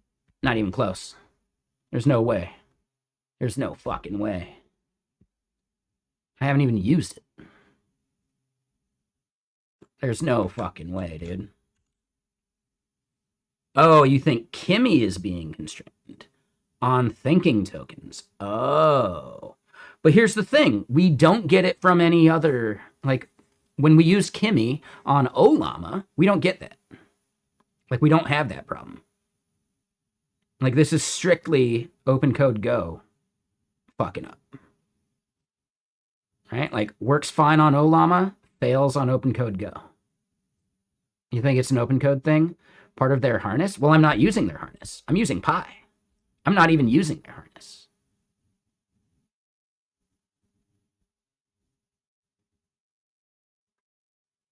Their backend harness. Got it. Okay, okay. That makes more sense.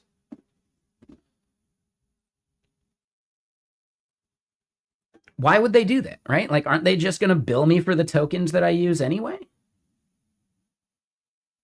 Like, why would open code be limiting this? I think I'm just going to cancel open code Go.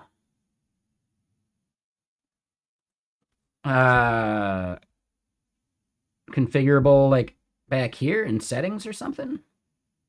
Workspace name? I could manage my subscription.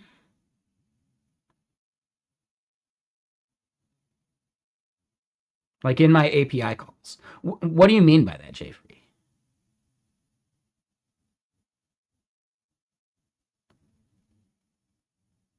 And canal cheese.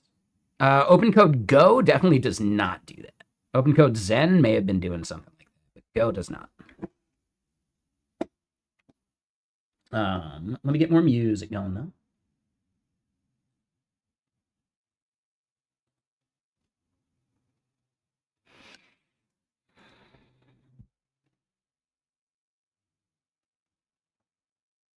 And Jfree. So in my API calls, well, I'm not directly making the calls. Are you just saying like I can't use high, like reasoning?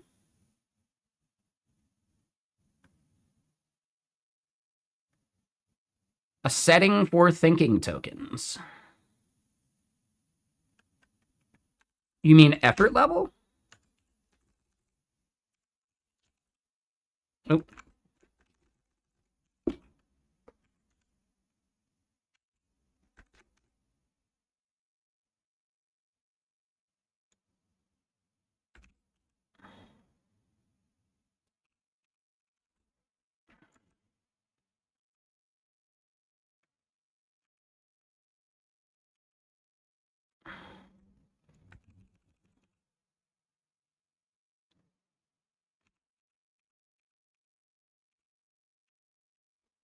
Yeah, so hide thinking is false.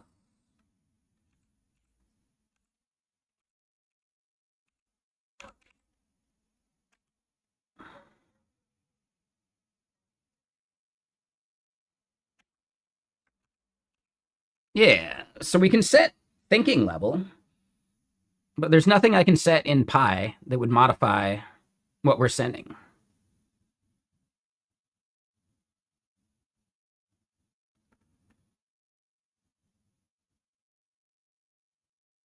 That's fine, but again, I'm not using OpenCode. I'm using Pi.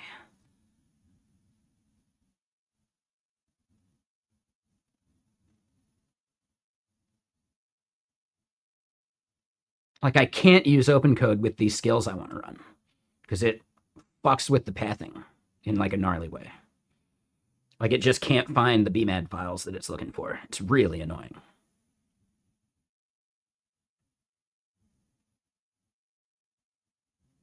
But yeah, so I don't know. I think it's just not valuable at this point if I'm going to keep hitting issues like this. Right? Like their usage fills up so quick. I'm done for the month.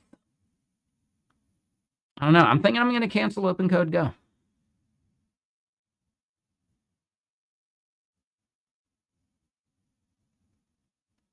Just, yeah, I'm not getting value out of it.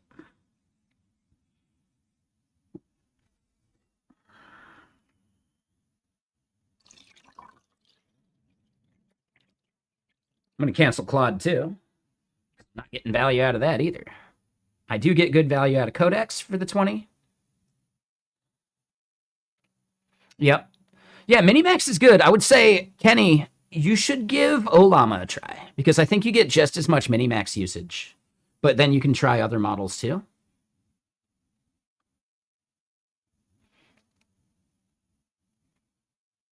No, and I appreciate that, Jeffrey. No, yeah, thank you for trying. I appreciate that. I just, it feels like a non-starter to me.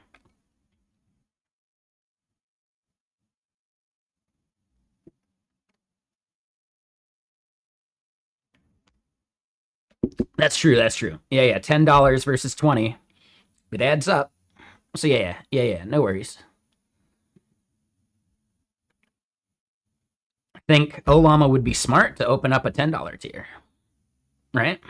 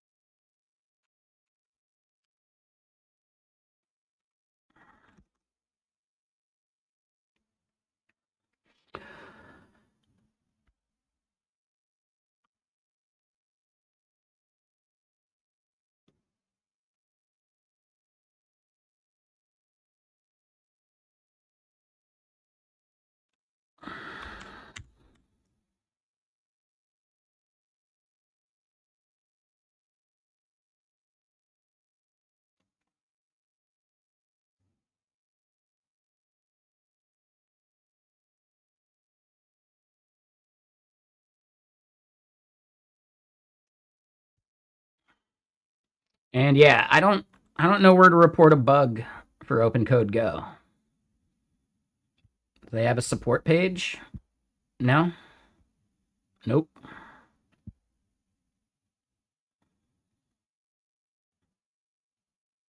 How am I already at 12% OpenCode Go usage? I barely used it. Yeah.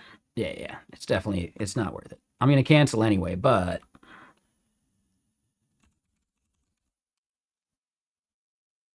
and let's double check this.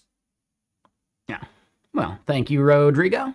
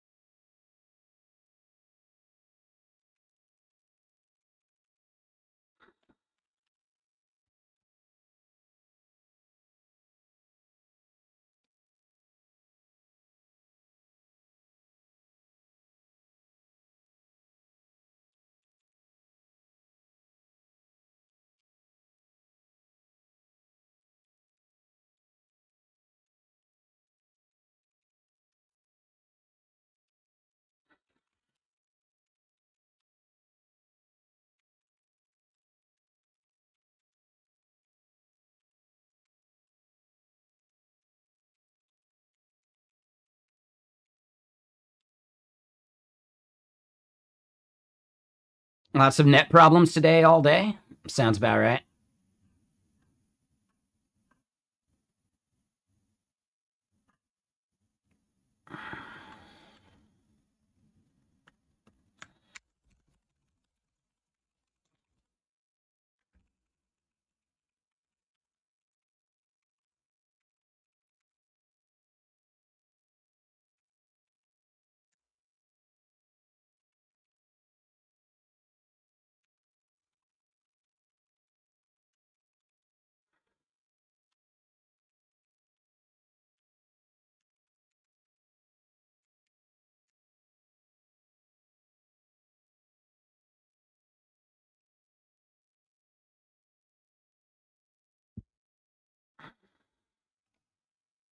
Hold on. Where is this thing?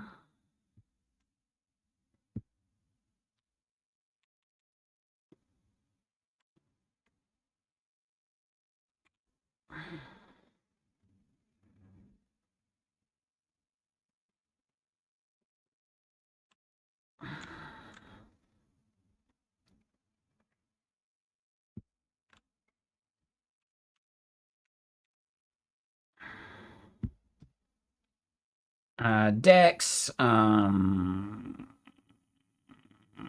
Vogel. Who else from the team needs to be tagged?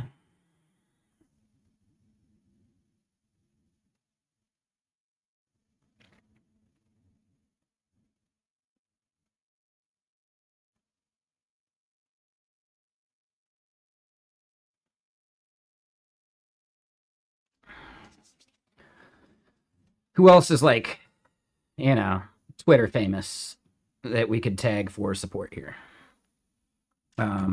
Open code devs.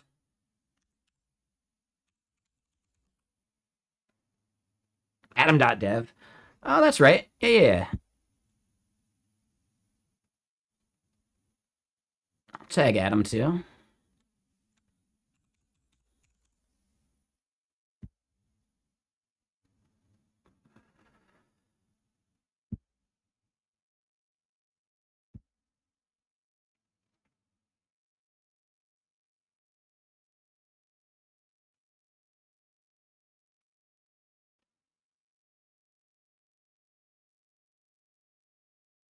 Maybe Aiden, Jay, Aiden, Jay, and Frank.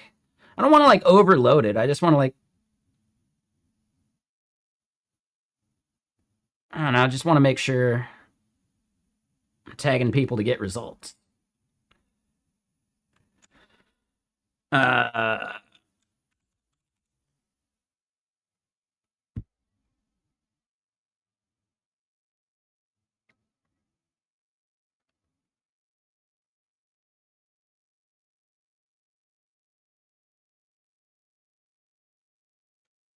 mm,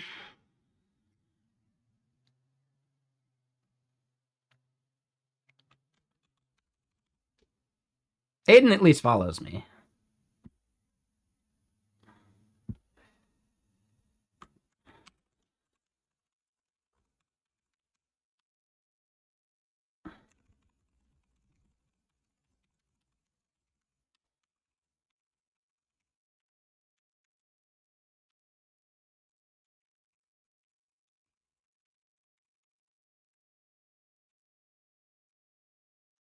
Uh,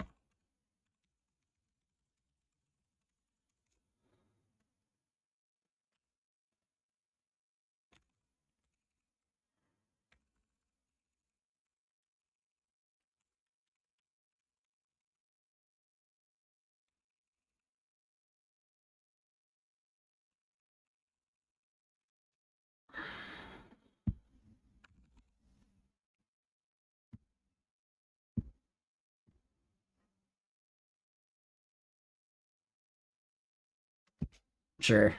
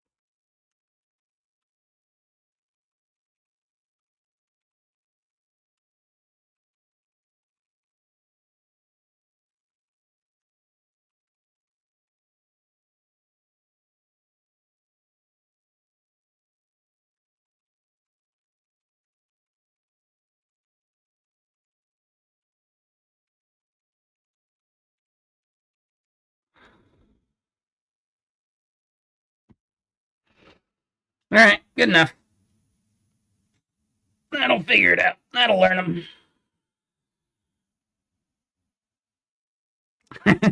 You're not gonna give up.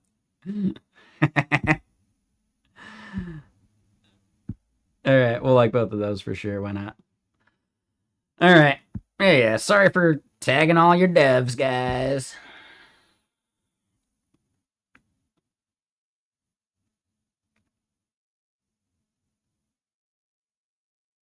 But yeah, so it's not this issue.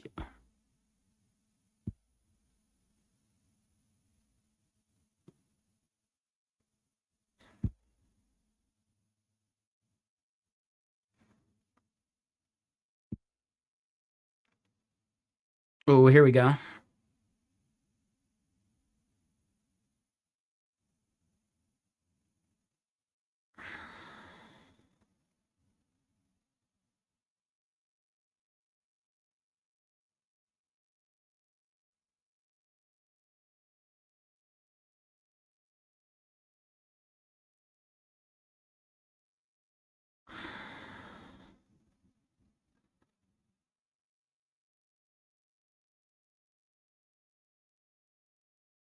Interesting. So yeah, looks yeah, maybe it's a pie issue.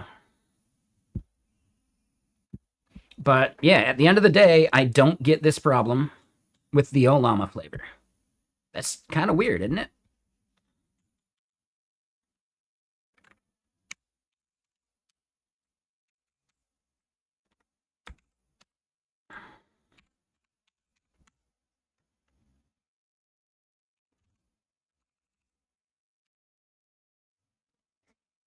All right. So then how's GitBench doing here? Yeah. We want to do OPSX apply.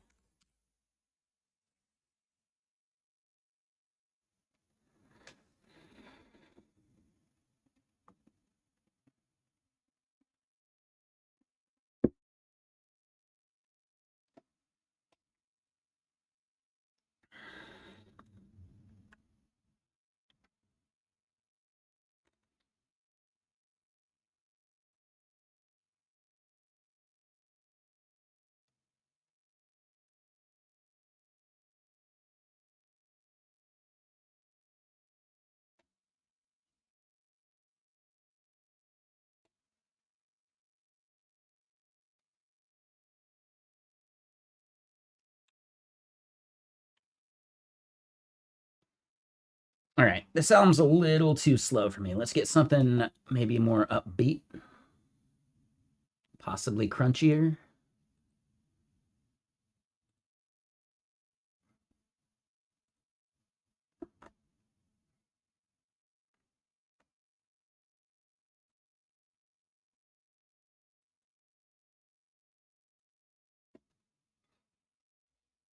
Still a little like Dreamwavy, but at least it's got like a more up tempo drum beat.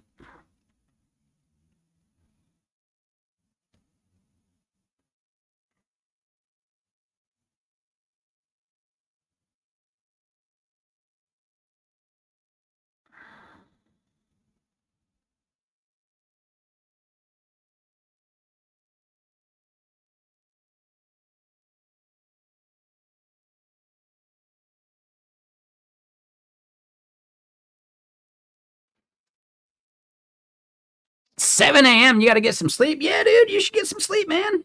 And I'll see you tomorrow. Tomorrow's gonna be a solid Friday, isn't it? I think.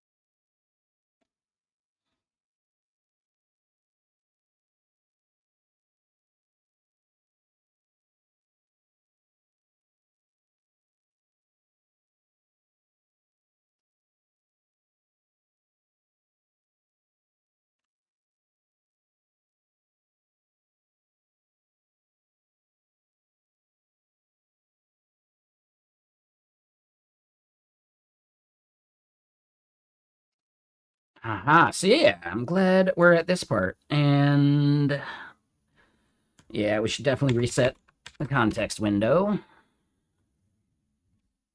Oh, and then hold on.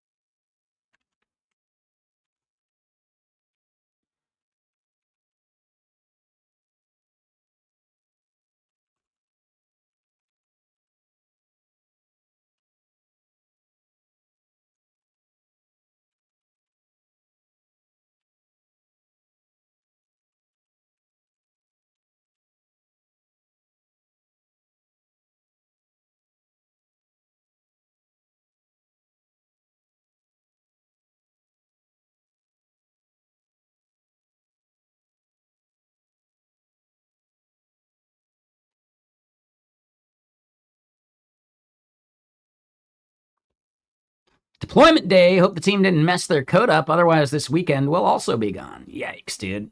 So wait, you're saying it's 7 a.m. You have meetings in 3 hours? Get some sleep, dude. Jesus. So yeah, I assume we won't see you tomorrow on Friday. My Friday. Because you'll be sleeping at like 2 p.m. your time. Hopefully.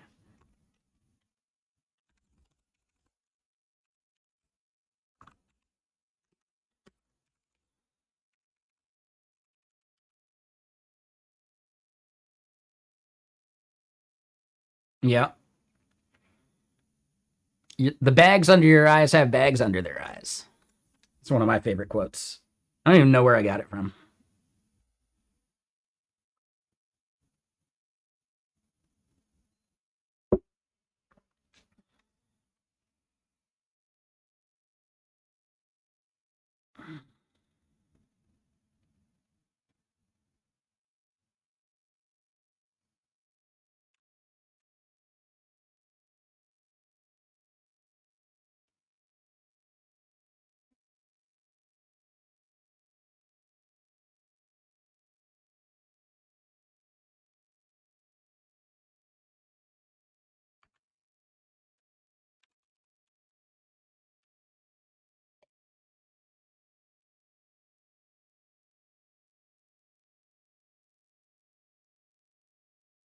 Dude, I don't know, man. I get it. Yes, you're saying you're not kidding. You definitely should think about that. Like the more you fuck yourself up in your 20s, the worse your 30s and 40s are going to be.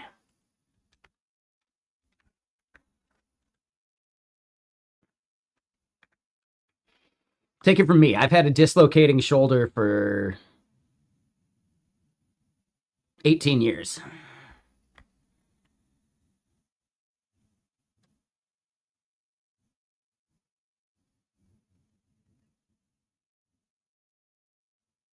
Maybe 16.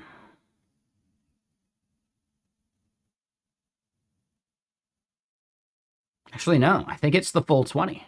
Like 2006 sounds about right. Yeah, no, it's the full 20. Yeah, no worries, man. Yeah.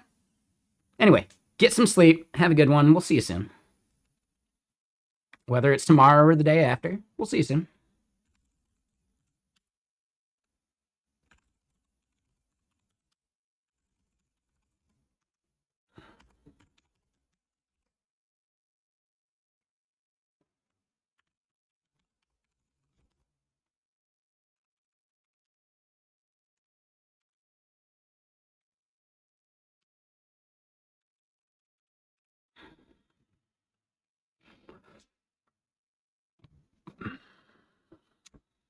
All right, so we got the right model. Now it's just BMed dev story.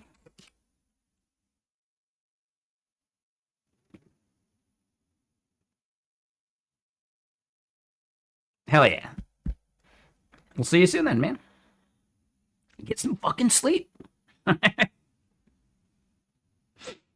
Just having fun. Do whatever you want.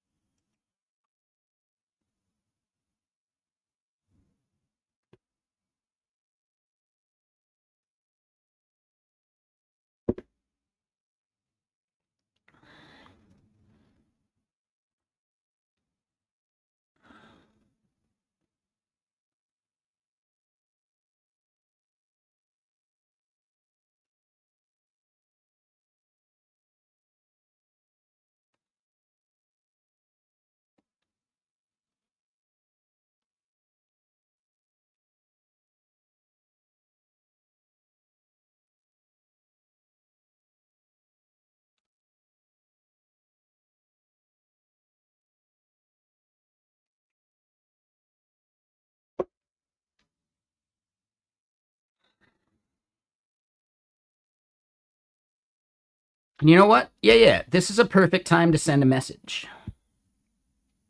This is a perfect time to send a message.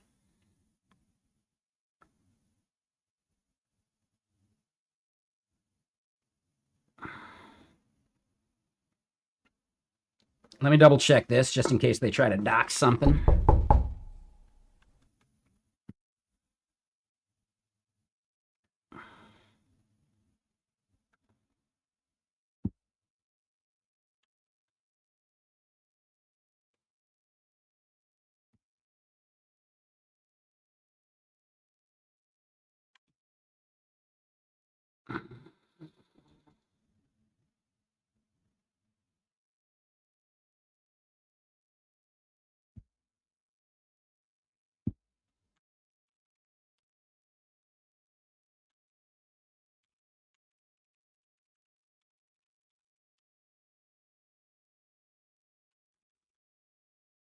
Okay, so yeah, I think we can show this.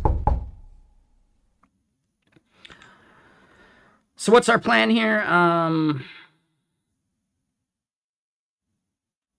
The changes to the subscription that impact other dev tools is a step over the line.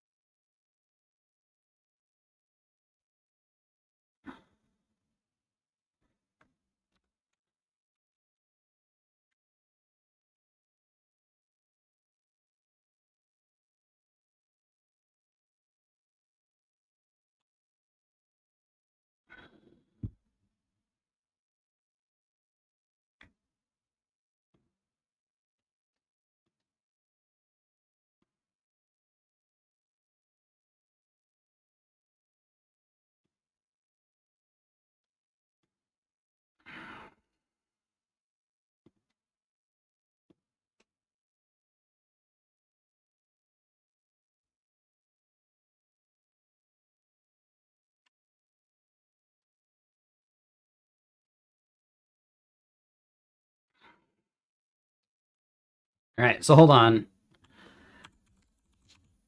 It's the perfect day for this.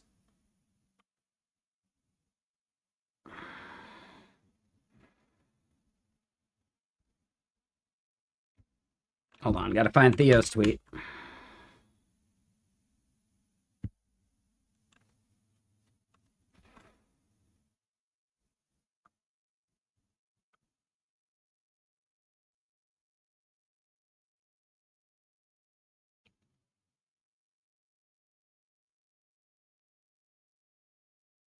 Wait, where the fuck is it?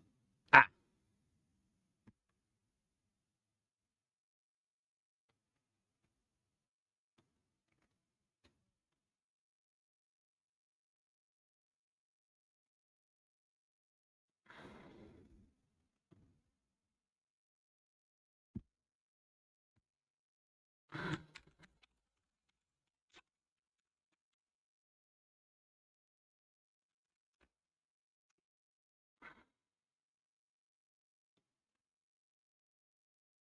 hold on. Yeah, he said replies.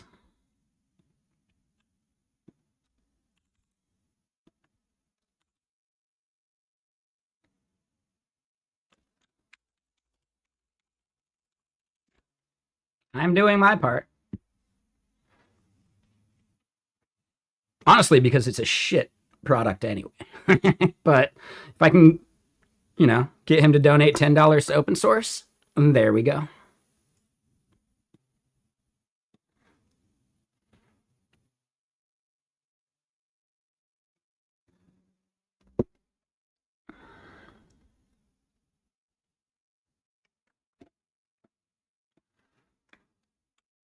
All right. Anyway.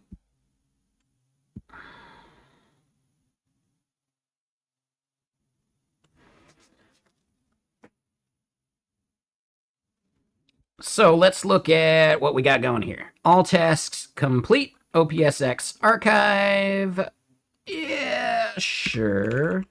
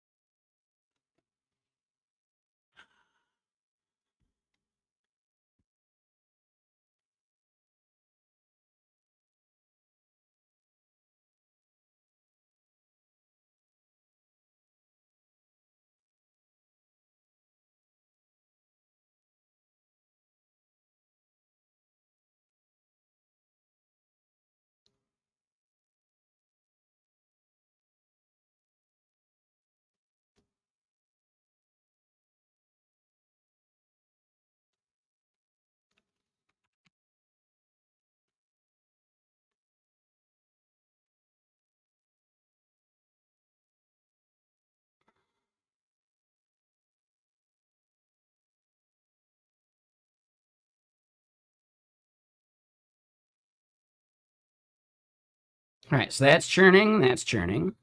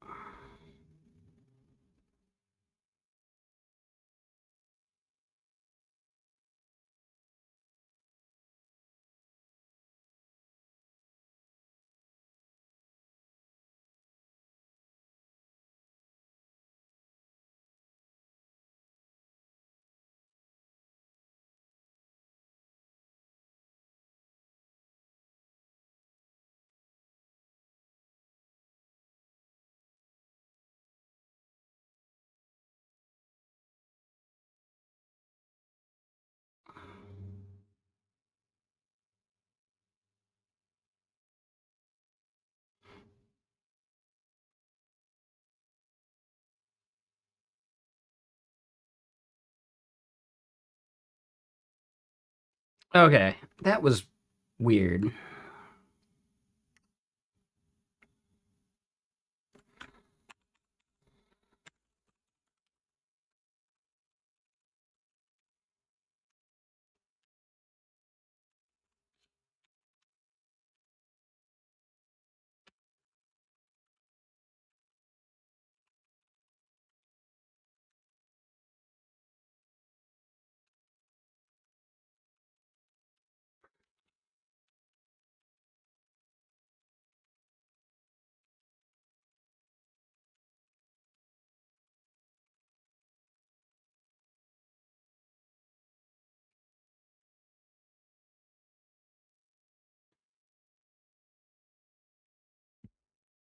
Okay, so we should be able to run this now. But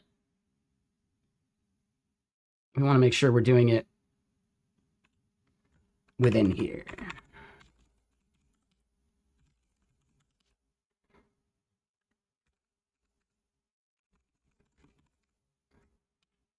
All right, so this should re-render and show us a little bit better results.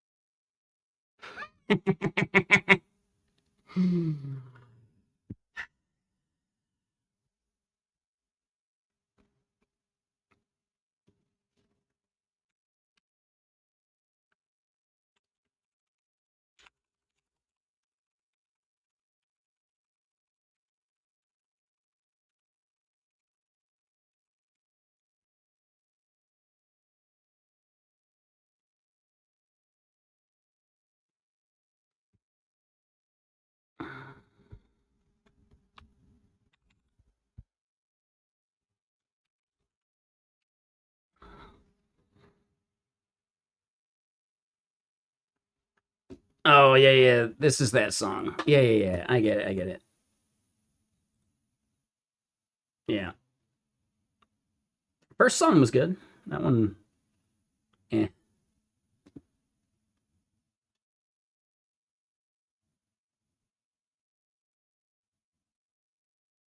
I can't remember if that album was good. Let's try this one. This one's a little new. Hopefully it bumps up a bit. We don't want no sleepy time music.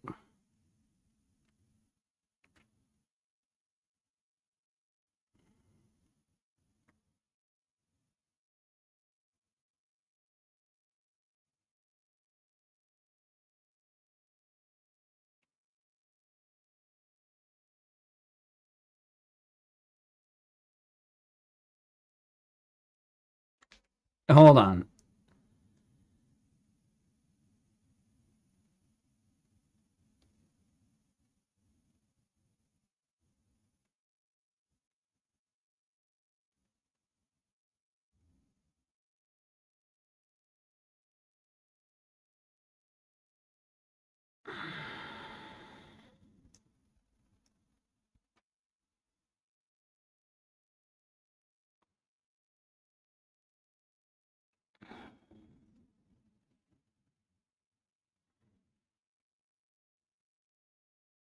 Here's the thing. I bet we could have just debugged this ourselves.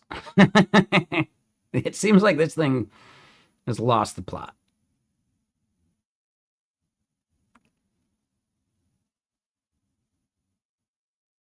Oh, because we used Kimmy for it.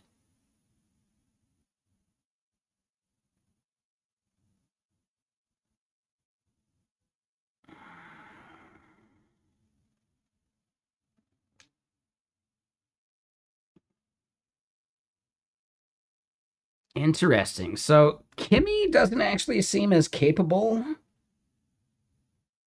as we think. Like DeepSeek, I think, outperforms it for the stuff we want to do.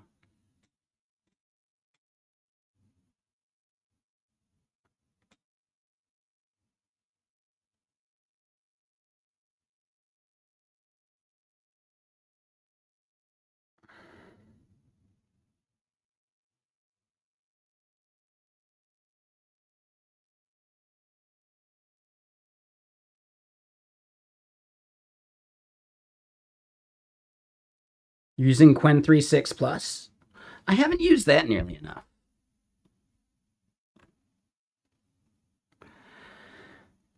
Yeah, which is interesting because I don't know, for a long time it was like the popular, like, oh, it's the best like model, you know? But yeah, this stuff changes over time so much.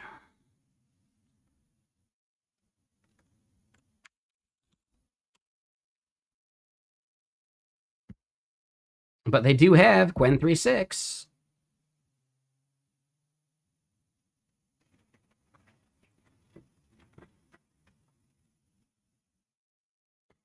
Oh, I don't get access to Quen 3.6 Plus though. What are you using Quen 3.6 Plus with?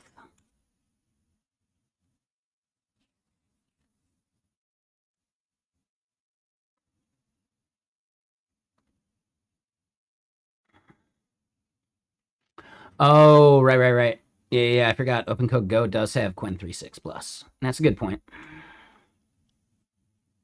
That's a good point.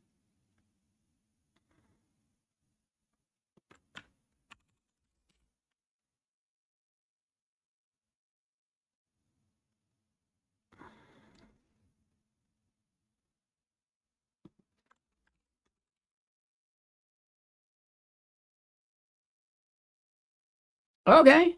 Yeah, yeah, yeah. No, this is pretty close actually.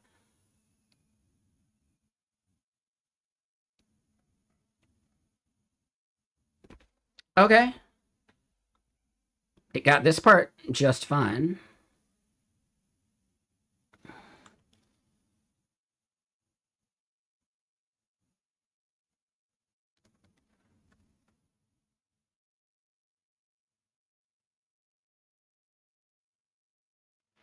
There's no way that's the OpenAI logo.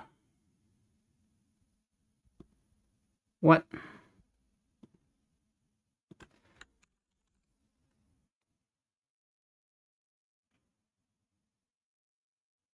Oh, they just don't have the OpenAI logo?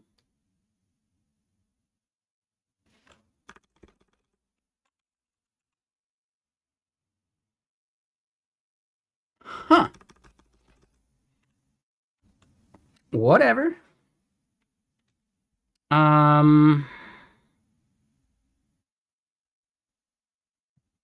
Okay.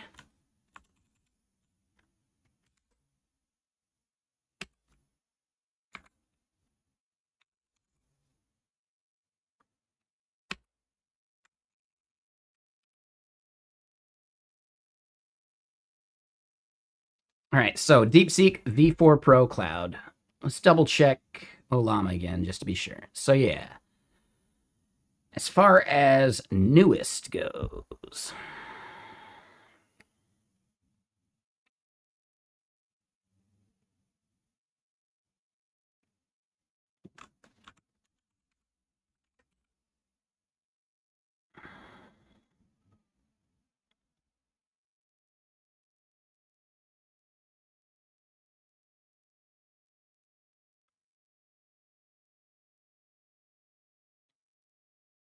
now here is the interesting part. Like, Kimmy does better for certain things, but it looks like maybe not for coding. Well, it gets the same score as DeepSeek, actually. Yeah, I don't know. It's kind of interesting, in my opinion.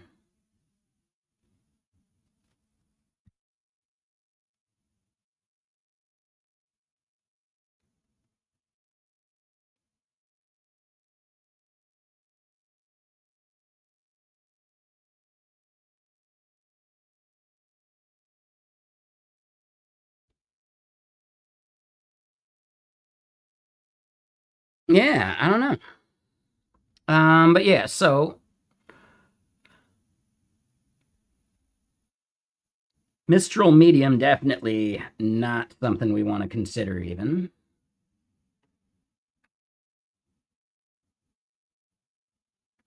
Yeah, interesting. Okay.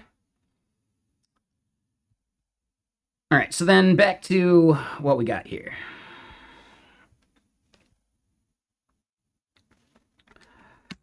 We're going to do more OPSX Explore. Oh, hold on. I messed that up. I wanted to tab that.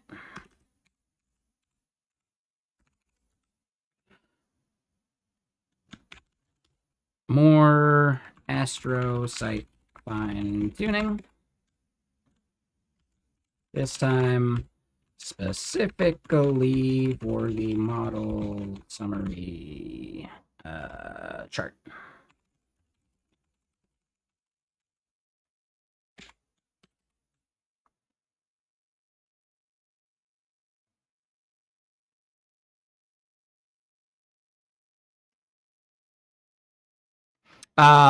You don't trust him that much? I mean, Costas, like, I kind of trust the benchmarks. They're more objective than a lot of our, like, feelings about these things would be. Now, none of this goes into, like, well, what is, like, the token cost? They got that lower, and we can double check it. But the amount of tokens burned, you know, it seemed like maybe Kimmy had to, like, go back and forth over the process a bit more. But I don't think there's a way you could pay. I don't know for sure. I don't know.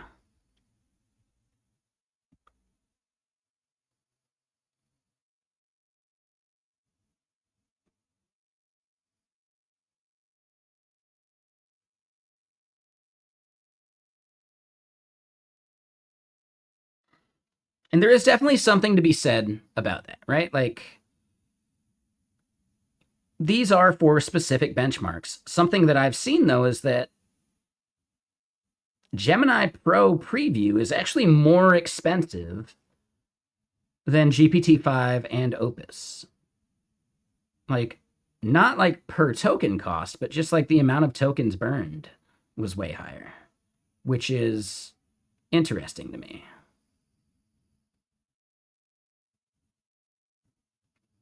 Like the scenarios don't fit well. I mean, they show you all the benchmarks they got, right? You can just look at the evals they have. You know, terminal bench and where is it? Live code bench. We don't see SWE bench in this list for some reason. I thought they were doing SWE bench still. Maybe not. But yeah, bench telecom, that's for like tech support. Yeah, I thought they had SWE bench in here, but I feel like SWE bench hasn't been updated for a while. That's probably the possibility, right? Like they're optimizing specifically for these benchmarks, maybe. I could see that, but also like, fuck it. If they optimized for GitBench, shit would be better at doing Git stuff. Yeah, and no, I get that. I understand it. Canal cheese, like,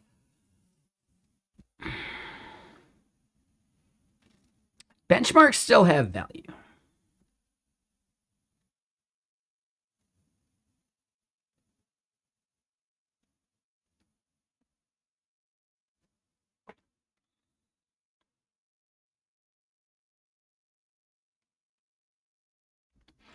But yeah. And dude, this album is trying to put us to sleep. How dare they? How dare they?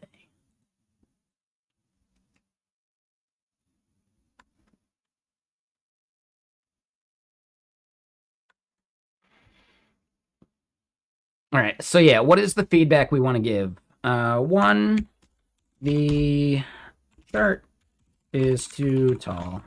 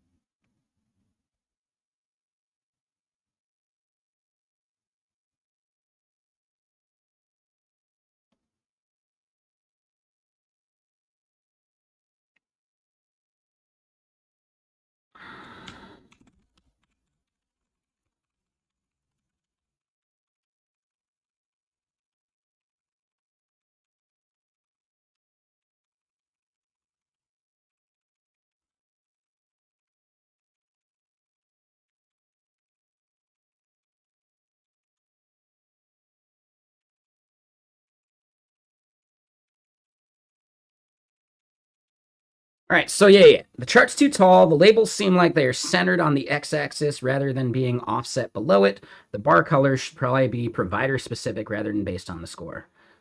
The size of the bar is the score already, so using color for that is redundant.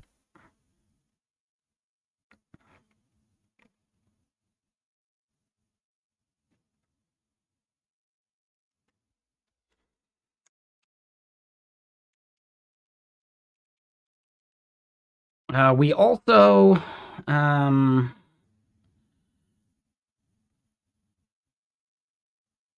have visibility issues with some of the logos due to them being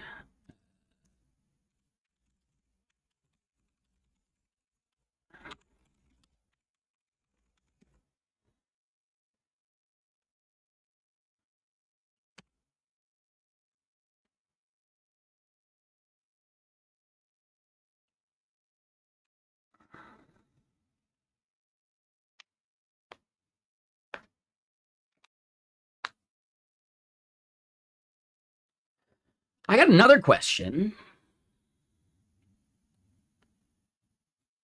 Who here has actually tried to use Gas City, which I guess is the new version of Gas Town?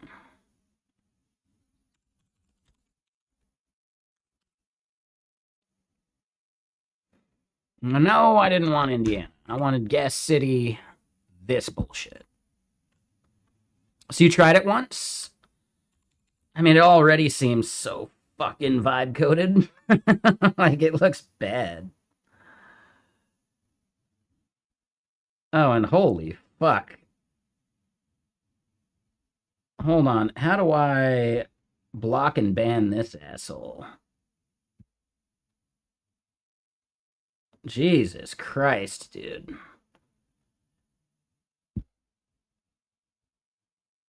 Easiest report of my life. I'm going to call that straight up terrorism.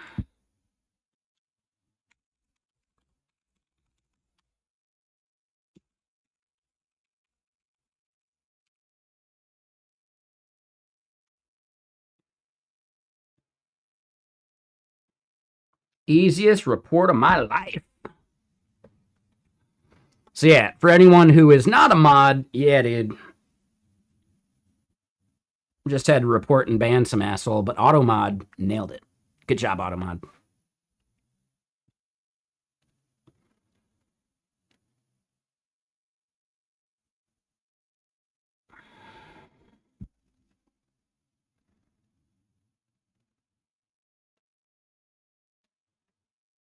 Yeah. Easy Automod W.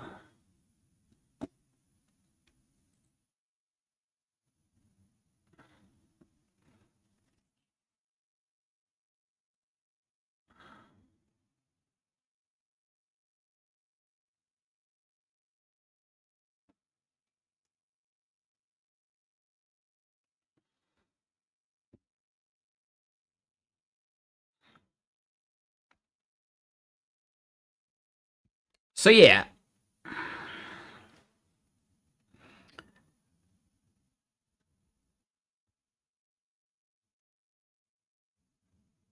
Managed hosting for Gas City. Oh, of course.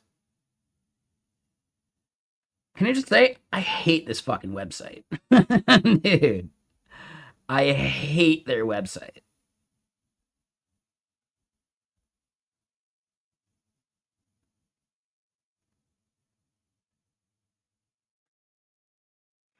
Like, they're not even consistent in the image generation. Like, the background kind of shit.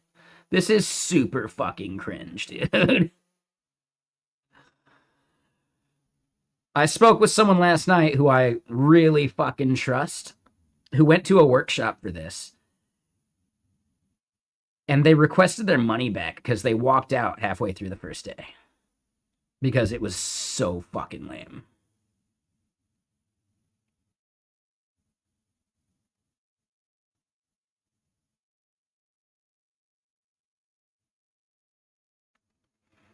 Well, Steve Yegi is the creator of Beads and Gastown. He's just an advisor. These two guys are the ones spinning up some kind of business around it. And that's about all I know.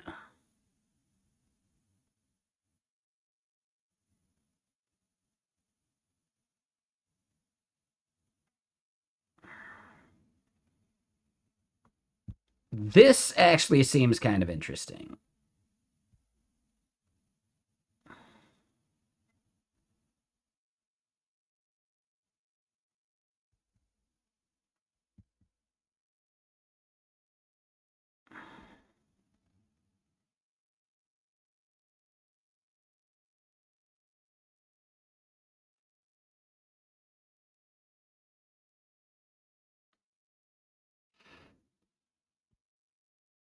It's just, I don't know. It's all so goddamn cringe.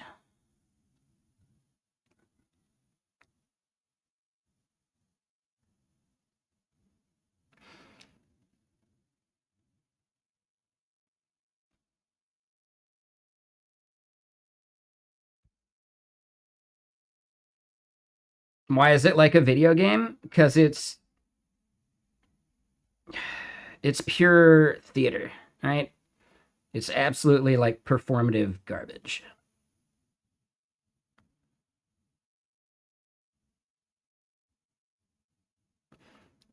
Right? Like, you can just tell these guys are just not good at what they do. Why did any of these things need to be their own separate websites? What? You guys never heard of a fucking subdomain? Okay, that one at least resolves to something.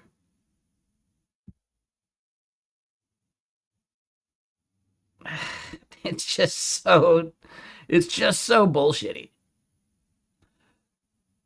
This is Gas Town Hall. This is Gas City Hall. And then this website is gascity.com.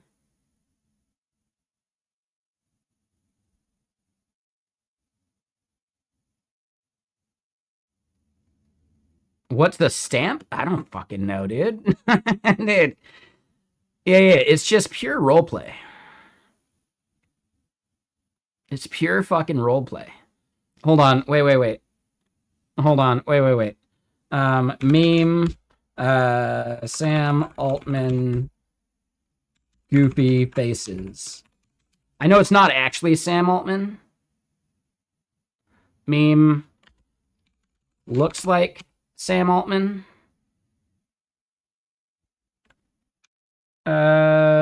Making funny faces. You know the meme I'm talking about. Come on, where'd it go?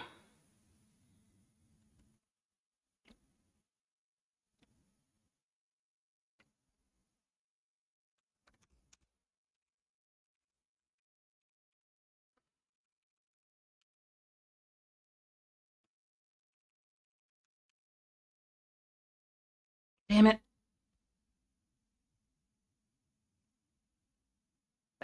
Anyone remember?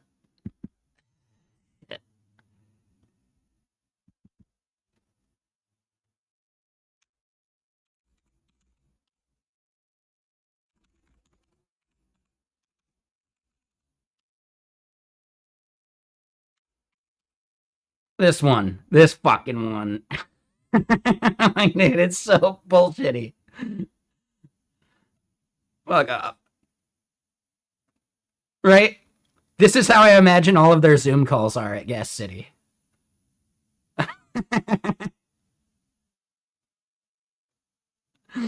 This is how I imagine all of their Zoom calls.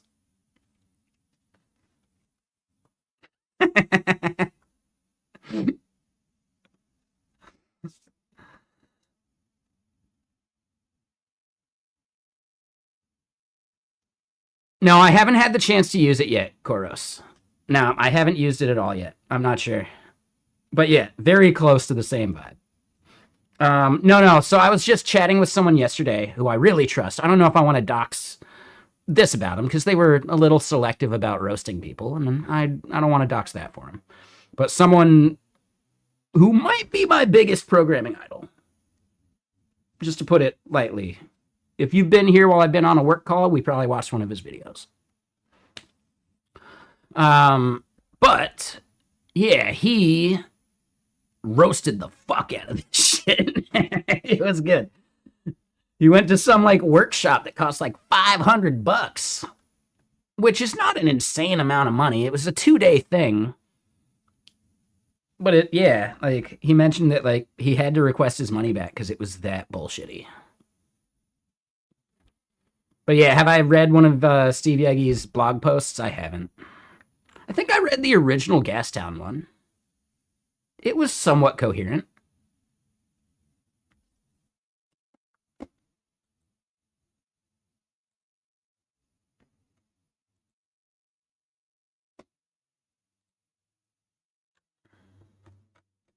Like, somewhat coherent.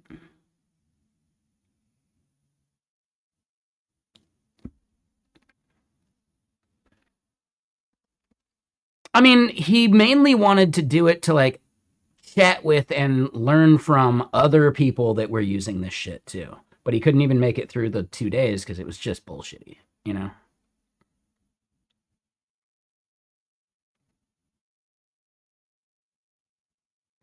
Like sometimes just like the experience of chatting with people who are using it and blah blah blah and getting value and like just getting a pulse for if anything like that is actually useful. I think that's actually cheap at that point, you know? Like, look at it this way: you'd spend $1,000 to go to a conference for this bullshit, right? Same idea. Anything you'd learn at a conference, you can learn via docs or, you know, watching YouTube videos or whatever, right? But the value of a conference is actually in, you know, chatting with people there, right? Snake oil salesman, you're 1000% correct. Exactly, Koros. Yep. I think the Gas Town, Gas City stuff is definitely snake oil. Now, the idea is interesting, right? I just think the execution is so flawed. Someone's going to do like the software factory thing eventually, right? But I don't think I don't think they're the company that'll do it because what they're building already is so much like just slop, you know?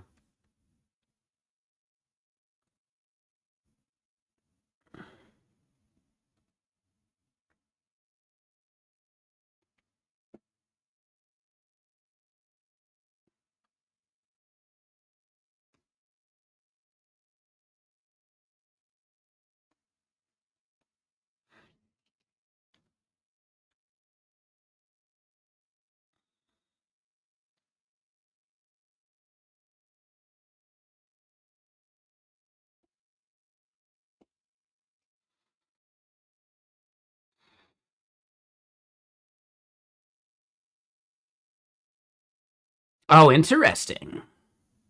Okay.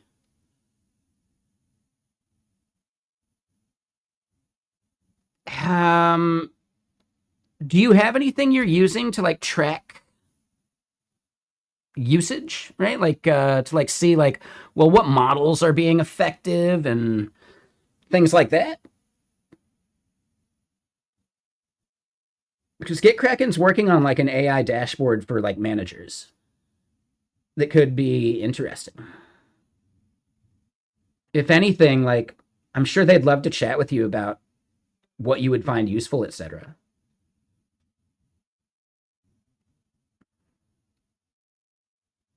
If that's something you're interested in, feel free to send me a message on Discord and I'll give you a link and you can schedule the call with people building that thing. If not, don't worry about it. No stress. And this really does go for anyone. Not even specifically like for like the team aspect of the AI dashboard. What would you want to see on like a personal AI dashboard? You know, like we can hook into all of the tools you use, right? Use the hooks in Claude, OpenCode, whatever, right? And then analyze that and aggregate it, and we could have this like dashboard that shows you things about your usage.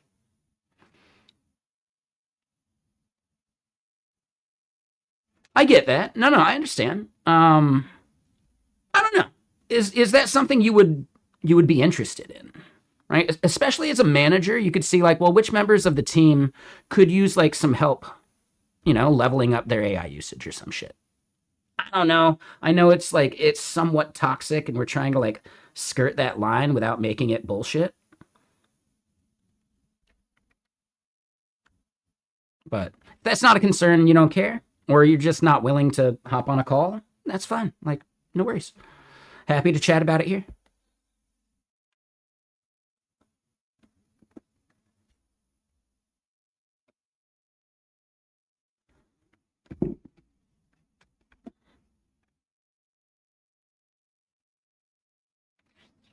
Paperclip. And hey, what's up, King? How you doing over on YouTube? Hooks.ai? What is that? Hookah. Hookah.ai. That's a totally different thing. Okay, so yeah, no. Hooks AI is not there. I thought that was actually a thing. But no, King Goes Gaming. I work at GitKraken. GitKraken is working on an AI dashboard tool.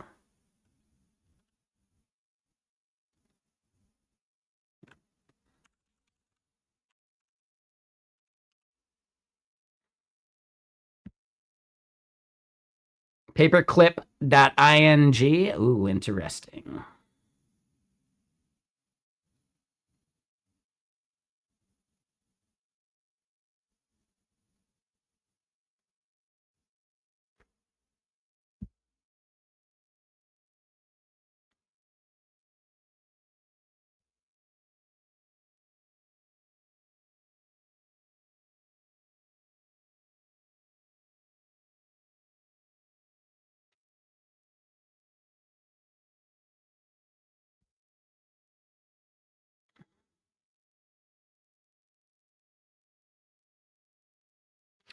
Yeah, that's fine. Honestly though, like just I'm not trying to sell you on the product. This isn't a sales call at all. This is like, what would you actually want to see when you do care about that stuff? Right? What could we do to make it valuable? This is not a sales call, dude, whatsoever. Right? This is like discovery and like just user feedback kind of call. And not even user feedback, but more just like, I don't know, market research, theoretically.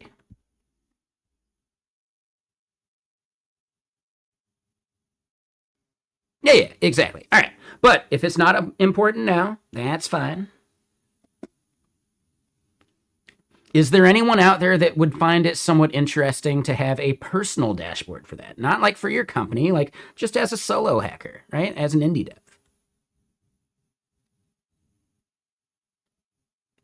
Anyone that would like to do that, just reach out to me over on Discord and I can get you the link to schedule and chat about it.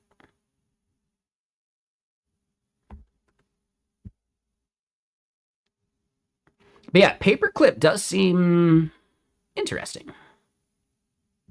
I can't show the thing now. Yeah. I mean, we need to get it out there. We need to get people in and testing it, but I can't show it. If there are people that would like to help us test it, we can get you signing an NDA.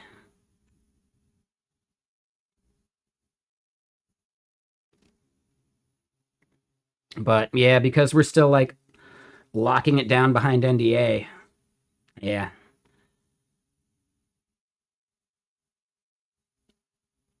It's not my call to make.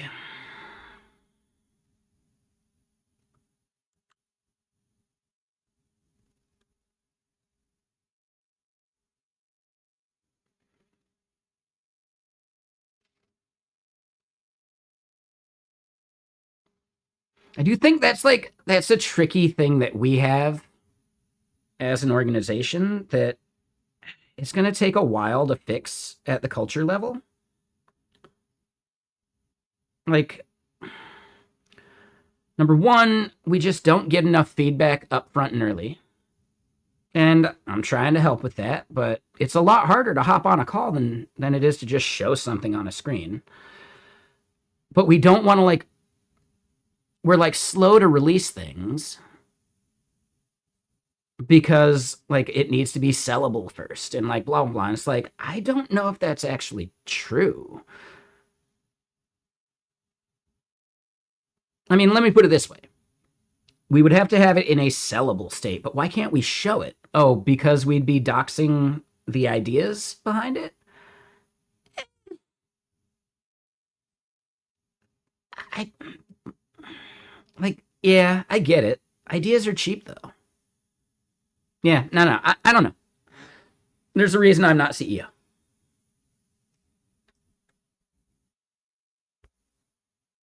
It's just that simple.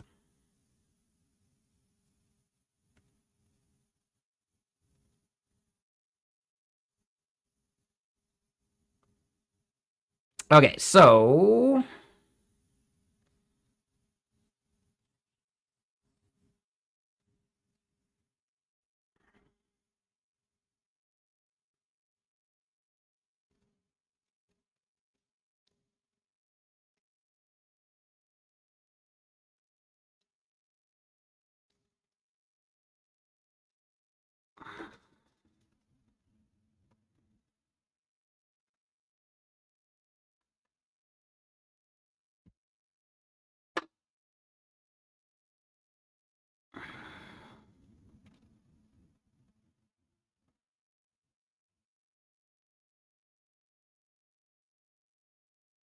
Okay.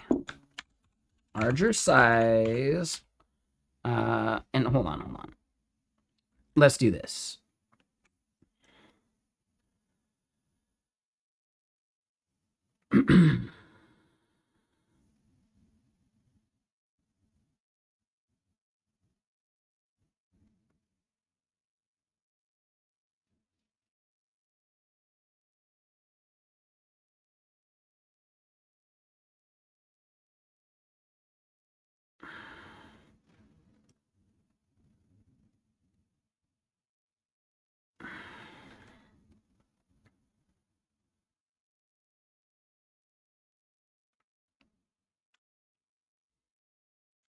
All right, so number one.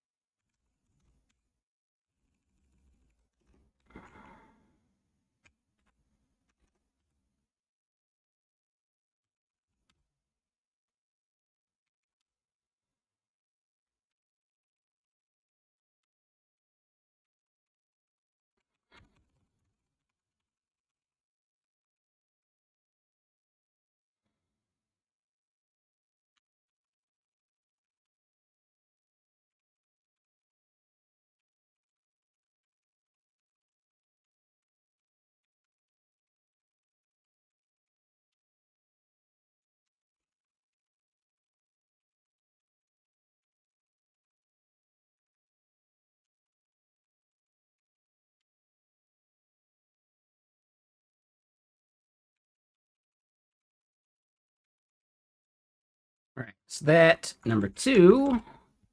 What was the other thing? And let's get another album go.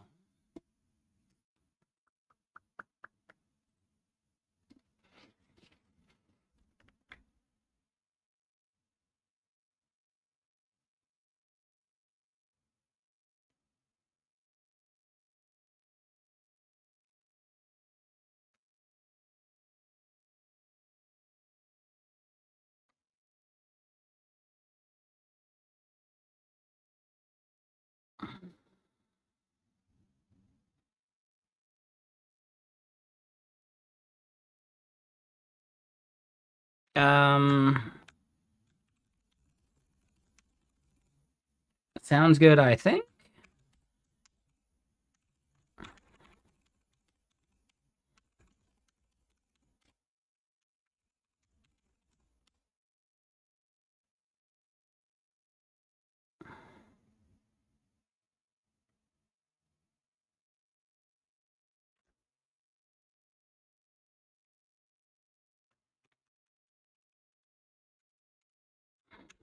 All right, so then number three, bar colors.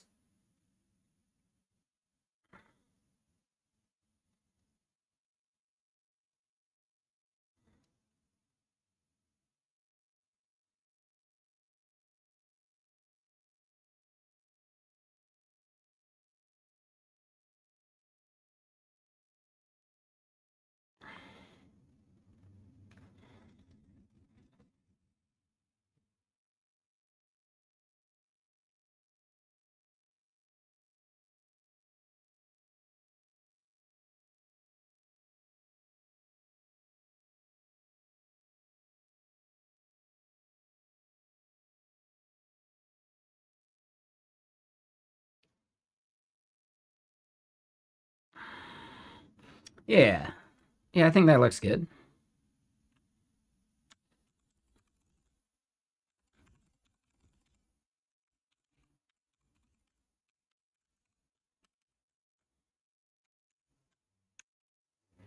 All right, so then for number four.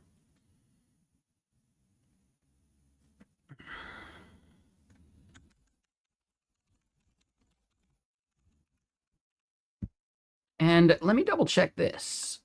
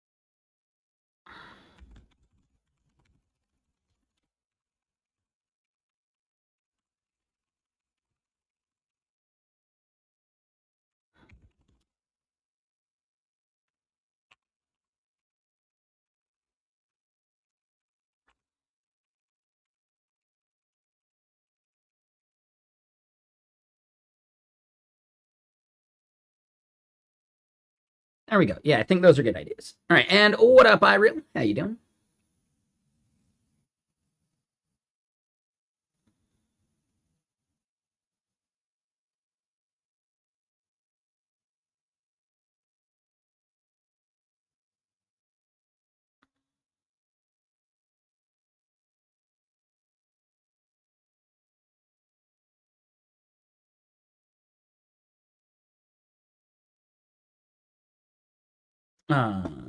Yeah, this album, I don't know. Let's do let's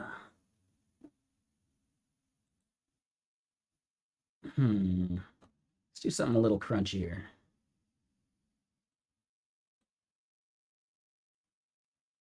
Here we go. Burnout. You tried to sleep and you couldn't do it. Oh, poor guy.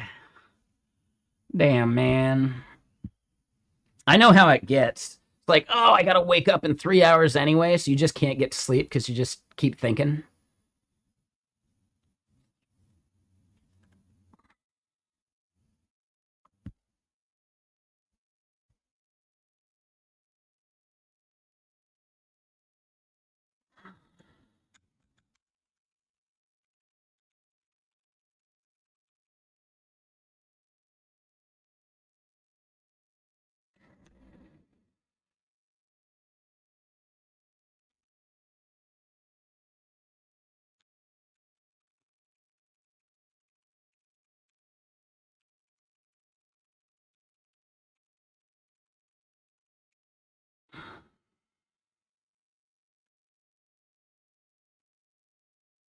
That is the opposite of true, but oh well.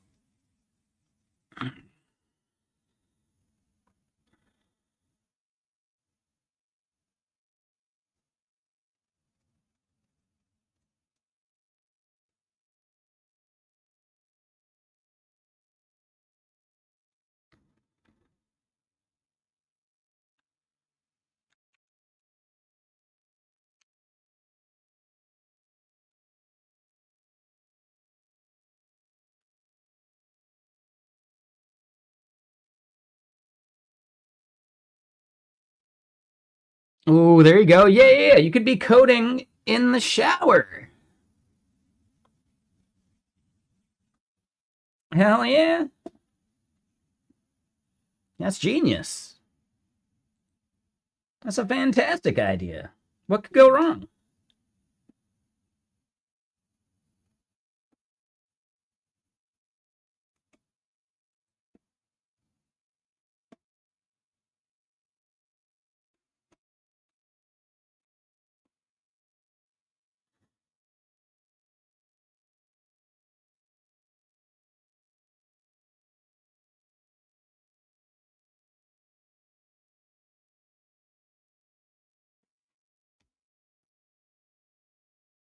Robert Einstein. There you go.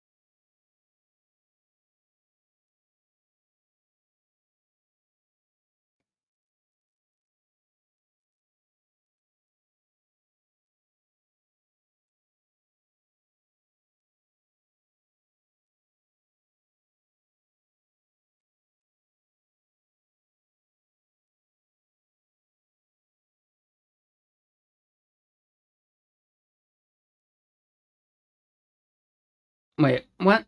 How is that even like a conversation that matters? You do both. Like, where'd that even stem from?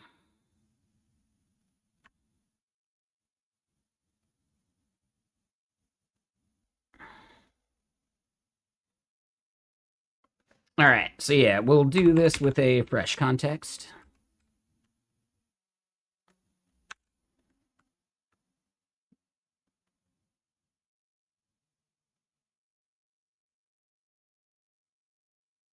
To find recruiters?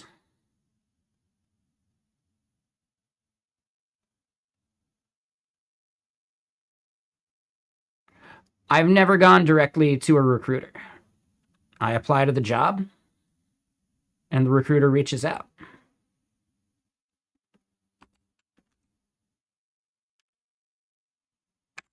Or they don't.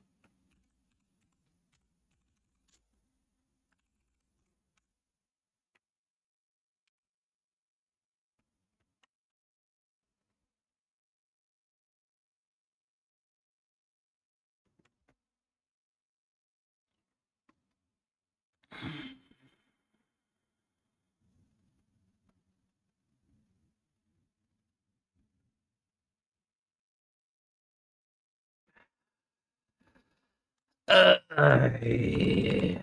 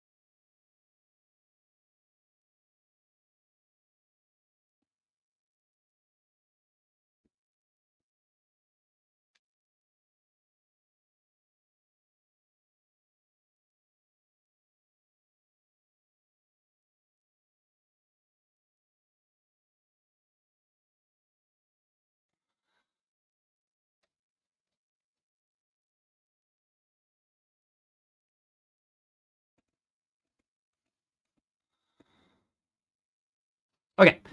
So yeah, what is everyone up to? Anything fun?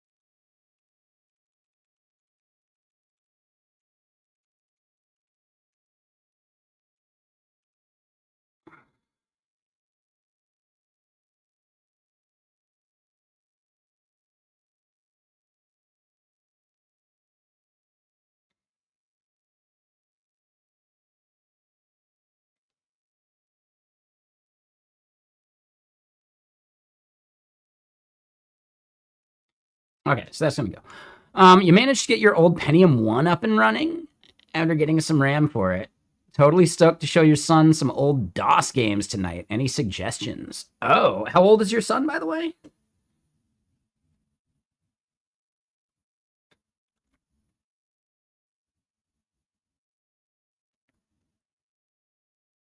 4.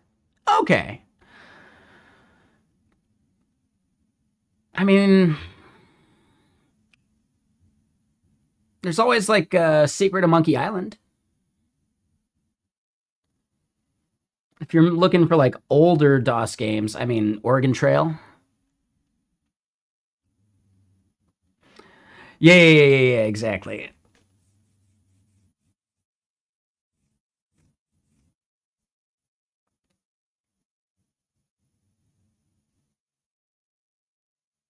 Your interpreter for Go, you're around CPython speeds,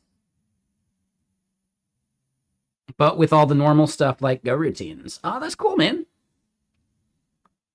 Yeah, Roller Coaster Tycoon was built in assembly. It's insane.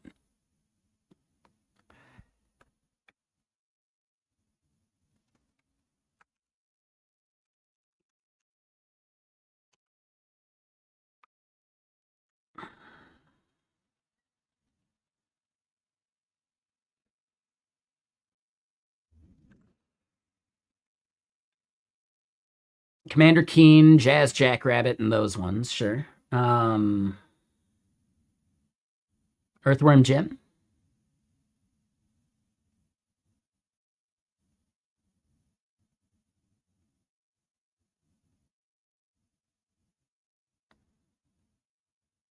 The Carmen Sandiego games. I mean, those are going to be less fun for a kid. Those ones are for you.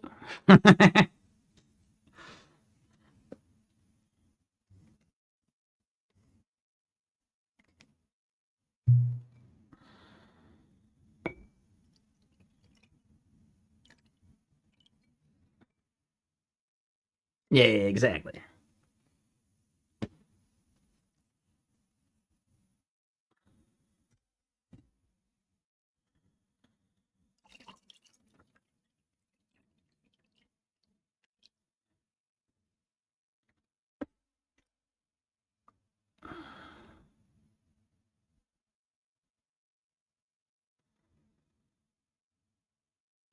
All right, so this one, ticking along.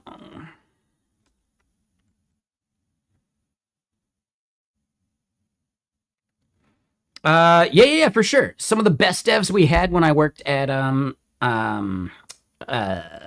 Fairwinds were Brazilian devs, for sure. Yep. I don't think we have any at GitKraken, but at GitKraken we do have other foreign devs, right? People living in Spain. I don't remember. I think we have at least one or two, like Russians still. We've got a few Russians on our team still.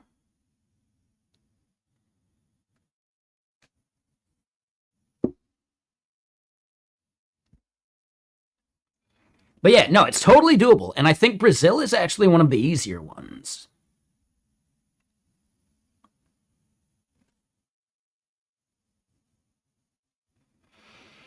They do try and adjust it down locally. Yeah, that's the tricky part. Are the Russian devs super good? I mean, they work on a different product. So we have the Git integration for Jira thing. That was actually like an acquisition GitKraken made, right? That the company that owned that was Big Brass Band or something like that.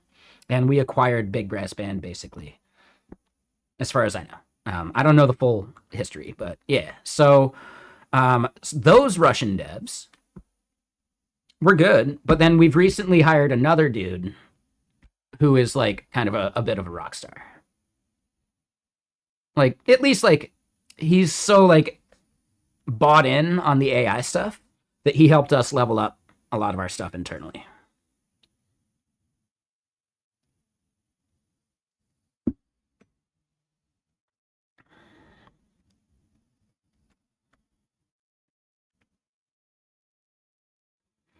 All right, so let's double check this. Let's see what happens.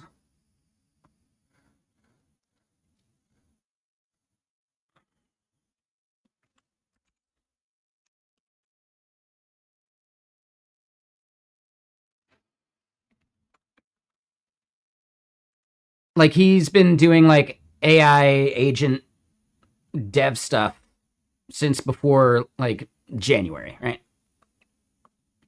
I didn't learn anything from him.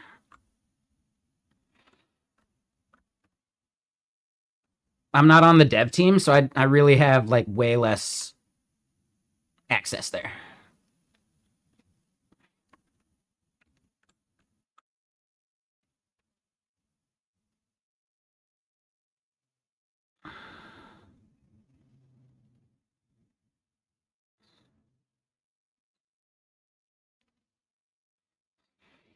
Yeah, Sarcostus. Yeah, that's a good point. Yeah, the 4K per month is, dude, you're massively cheap compared to a US dev. But if that's already doubling the salary you get, that's huge, man. That's like totally worth it.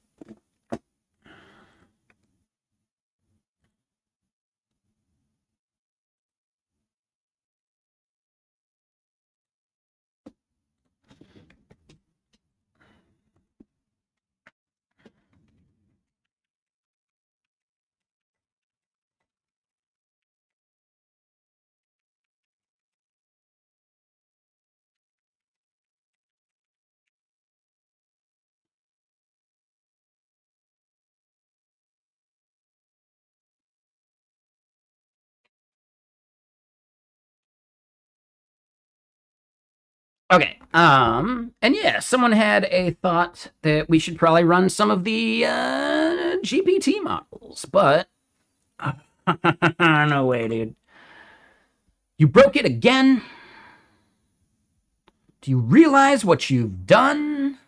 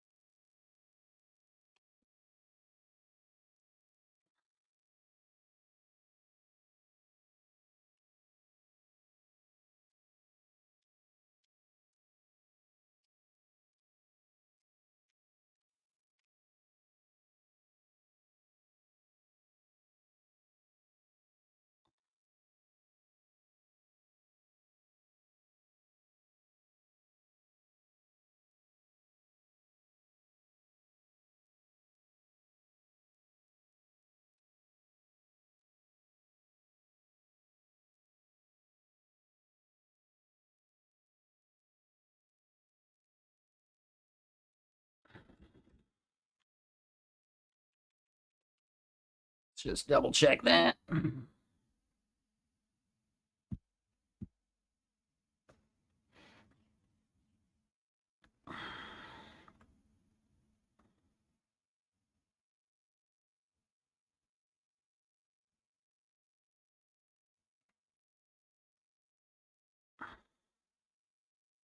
All right.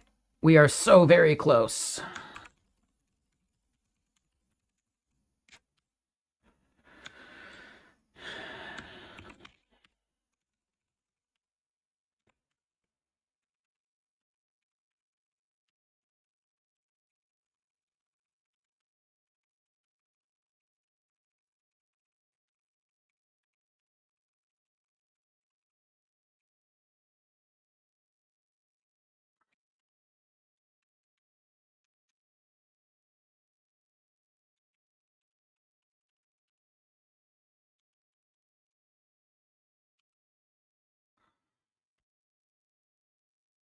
All right.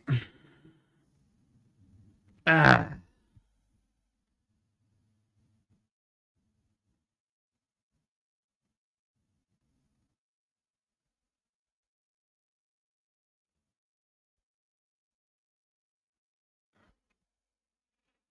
All right, we're just going to modify this by hand.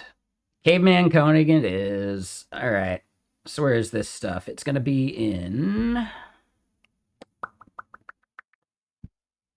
here, web, source, components, charts, pass rate bar chart. They said they just changed it to 16. That's the only place that we got it. Oh. Let's try 32. Just double it. All right, that helps. However,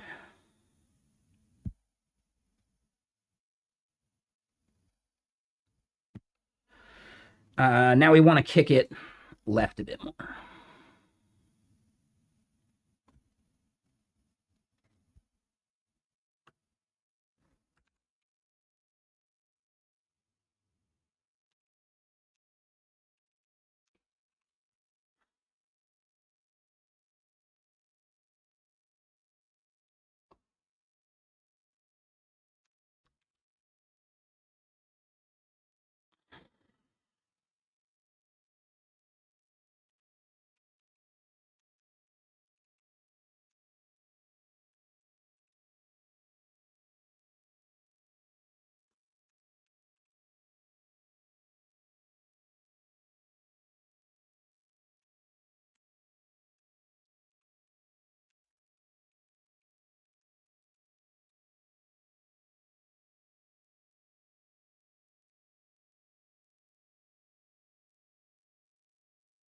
Hmm.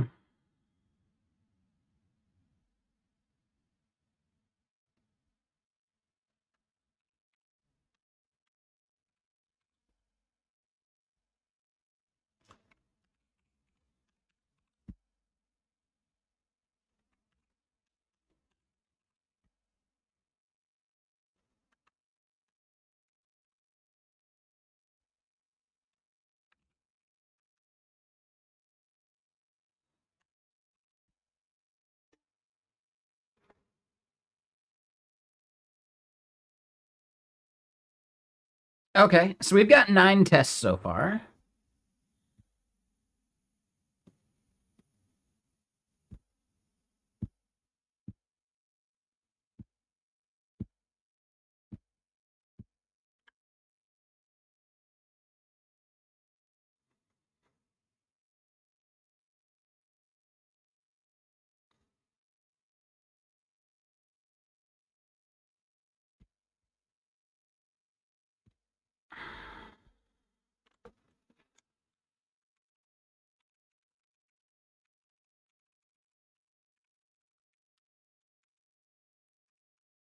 I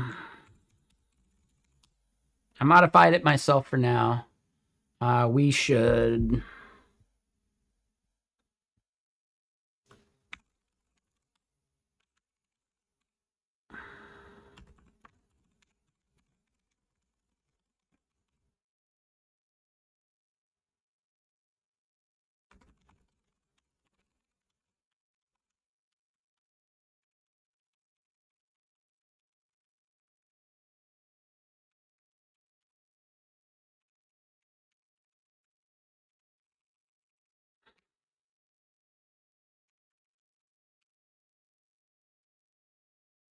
Okay, so 1 second here.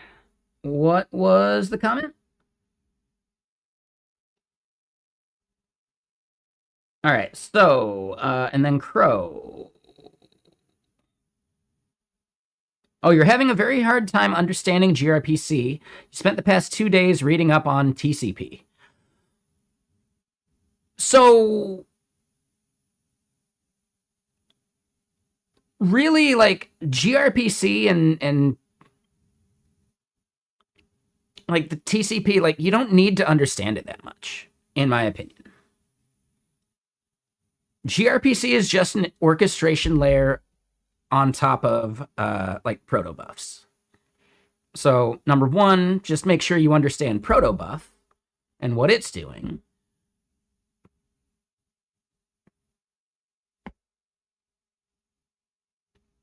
And then just knowing that gRPC is just a back and forth communication layer for that, boom, you're done. I don't think it needs to be that much more complicated.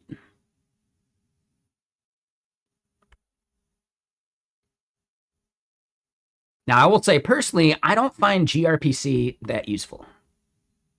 I think protobufs can be really useful, but I've never needed gRPC for any problem I had. But look at it this way. gRPC is just wrapping protobufs in a way that your applications understand it. Otherwise, you'd have to do that wrapping yourself. That's like the biggest thing there.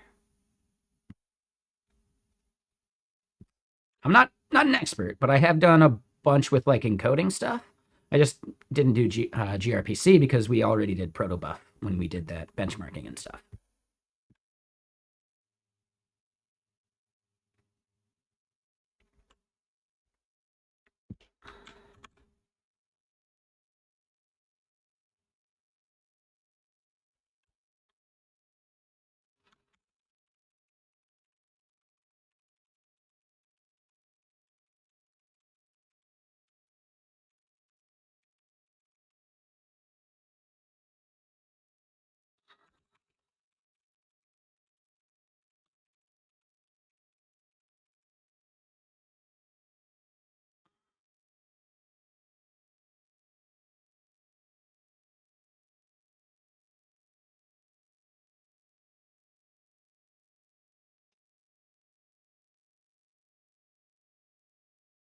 No, yeah, you can totally just do protobuf stuff separately. Yep.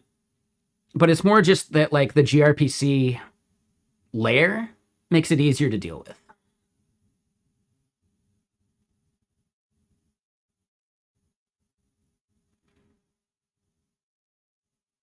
Yep. Yeah, exactly. So protobuf is just like another serialized data format. I believe it's binary as opposed to JSON being text. The actual most important part about protobuf is the fact that you can like order properties within the payload so that you can stop parsing the payload once you hit the prop that you care about. All right, so if you only care about an ID or something, you can give that ID like a priority of like 1 and all the other props go after it. And you can cease parsing of the payload and pass it on to something else that cares about it more, right? By just making sure you have the order of props like done right. So that is a massive speed up for server-to-server communication.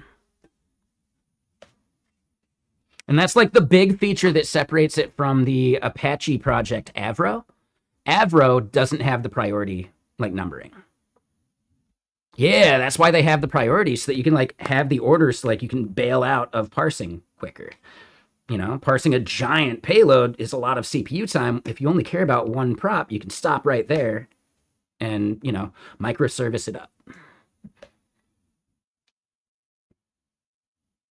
Now, here's the biggest thing though, Crow. Most applications will never need that level of performance. It's a thing Google created because it's a Google scale problem.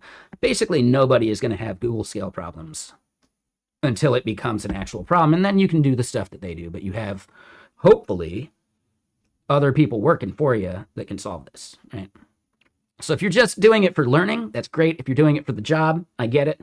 If the company you're working at is really going to have problems like that, then that would work. Yeah. Theoretically, you could do that with JSON, but it requires like stronger serializers because there's no guarantee of prop order in JavaScript, right? So you need like a custom encoder as well. Right, Canal Cheese? So that's the tough part. So it's not even just the decoders, it's also the encoders. Because the encoders have no guarantee of prop order, you know? If you're dealing with just like strict JSON, you know? So yeah, you're doing a lot of like gRPC stuff at work. How did I learn about this stuff? I was curious, and it was like, anyone remember when we did this? There's only going to be a couple people who might even remember back when we did it on stream. But I did a Seattle JS presentation, or it was probably the Node.js meetup. I did a presentation about like different serialization formats because I had a theory, you know, and it turns out that my theory just didn't hold water. Trying to learn how to learn. Yeah, I don't know. We spent 3 or 4 days looking this stuff up, researching it, messing with it, and benchmarking it a bit. So yeah, let me get to my GitHub repo. Keep in mind, this is probably out of date. Any performance values that I have in the talk are most likely like out of date, right? 2018. So yeah, this was like pretty early, like one of the first projects we worked on here on stream, making this slide presentation. So yeah, right? Let me double check. Right, so the basics, right? But why are we doing this? Well, my thoughts going into it were we could save on bandwidth and we could save on CPU usage. Does gzip solve all these problems? Not really, because you do not want to trust gzip from the client to the server because of things like a zip bomb. And you can solve the zip bomb problem, but it's just extra effort, right? You know, you can allocate only X amount of RAM to that process, etc., right? But here's like some of the data we found that kind of like backed up why it might be worth it, right? Like if you're doing 20 billion requests a month, you know, or whatever this, I forget where this data comes from. MailChimp had that data, right? So like big companies are doing a lot of API calls per day, theoretically in the aggregate, using a smaller payload size would save you money on bandwidth. That's the theory going into it. So then looking at the formats, yeah, we looked at JSON, we looked at XML. And then from then on, it's all binary formats. So there's Avro, right? And these are just the string representations of some of these, right? Right, the Avro schema, what the schema looks like. B encode or Ben code, right? Used by the BitTorrent protocol. That's the string representation of the binary data. BSON, which is the MongoDB binary JSON format. That's what it looks like stringified. This is MessagePack, Protobuf. And you'll notice Protobuf and Avro have the exact same string representation. So they do a lot of stuff similarly. And then from there, there's other stuff like flat buffers. I didn't even consider flat buffers because they take over your entire application. Because the goal of a flat buffer is that you don't even need to deserialize it to look up values in it. And, you know, if serialization and deserialization is a heavy CPU load, then yeah, flat buffers might be a great idea. So really good for maybe like game dev or things like that, where you control the entire flow. Flat buffers are not designed for communication. Well, they're designed to specifically like avoid serialization and deserialization overhead, and specifically deserialization overhead. So if you're dealing with something like a video game, right, where you have very, very like finite, like, you know, what's the word I'm looking for? Budgets for what you can do on every frame. Flat buffers as like the communication layer could be really useful. Primarily for cache. It allows you to not load stuff into RAM. I'm not quite sure that's the issue. Right? Because even for a game, like, you know, going to and from disk can be heavy, right? Like ideally you'd want anything you're doing a lot of like fast lookups to be like in RAM so that you can actually like access it without doing like the cost of a disk read, right? For games, I could still see flat buffers being massively useful for the communication layer even. Right? Just because the game can have this thing in RAM, but it doesn't need to actually deserialize it from the binary.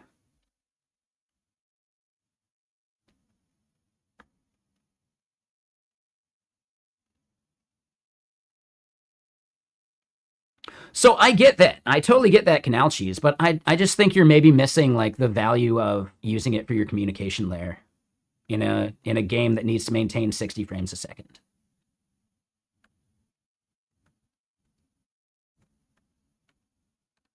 But then at that point, if it is your data layer, it has to be your entire data layer almost, for like the communication aspect. And that becomes, is it worth it kind of a problem. And then Thrift. Thrift was another one that we didn't consider because I believe Thrift like heavily borrows from Protobuf, or at least like overlaps so much with Protobuf that it was pointless to even consider. And then YAML, fuck no. SOAP. SOAP is actually just a wrapper around XML. So here's one thing to think about this, Crow. SOAP is to XML as gRPC is to Protobuf. Right? You're still doing the serialization, deserialization layer with the format you care about. But then there's this like other thing on top that is more of like the orchestrator of that data layer.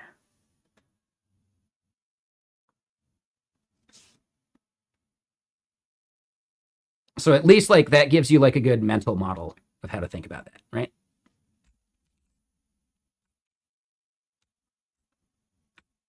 And I just want to say one thing real quick. Hold on, right? Like, oh, XML, it's so terrible. Well, think about it this way. XML is so data dense, it's actually lighter weight for things like SVG, right? Could you imagine how big SVGs would be if they were JSON?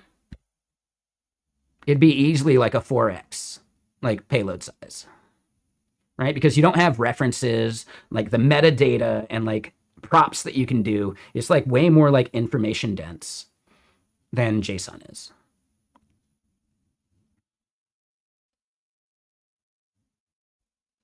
So yeah, anyway, right? Testing, blah, blah. We tested content length, right? Uncompressed, so no gzip. Right? JSON is the baseline. XML is way bigger, sure.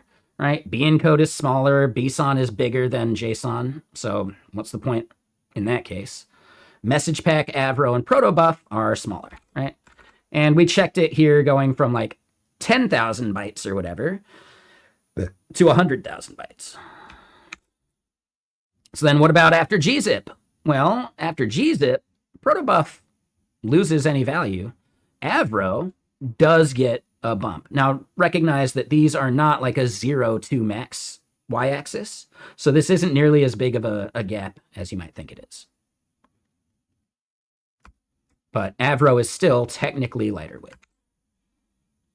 So then from there, library overhead. Well, yeah, if you want to put any of this stuff into a client-side application, there's a library you got to install. And, those libraries are not cheap. Now, here's actually somewhat of an edge case. You don't necessarily need the XML library because XML stuff is actually built into the browser, right? XML HTTP request, etc., right? So this is just to have like a better dev experience. So now the browser runtimes, right?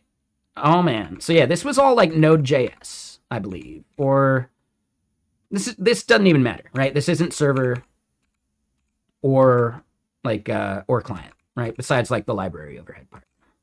But then browser runtimes, right? Like what is the speed at which we do these things? Well, it turns out JSON's really fast in the browser, dude. Like really fast in the browser. However, and you might be surprised, XML is even faster. XML is even faster than JSON because browsers have been optimizing for it since way before JSON. Right? Decoding, same thing. Right? What about in Node? In Node, XML is still faster to encode. It's still faster to decode. JSON is lightning fast, but actually for decoding, Avro and Protobuf are faster, especially considering that Protobuf has that like priority value. So then, yeah, other languages though, and then this is where we see like these are benchmarks done in Go.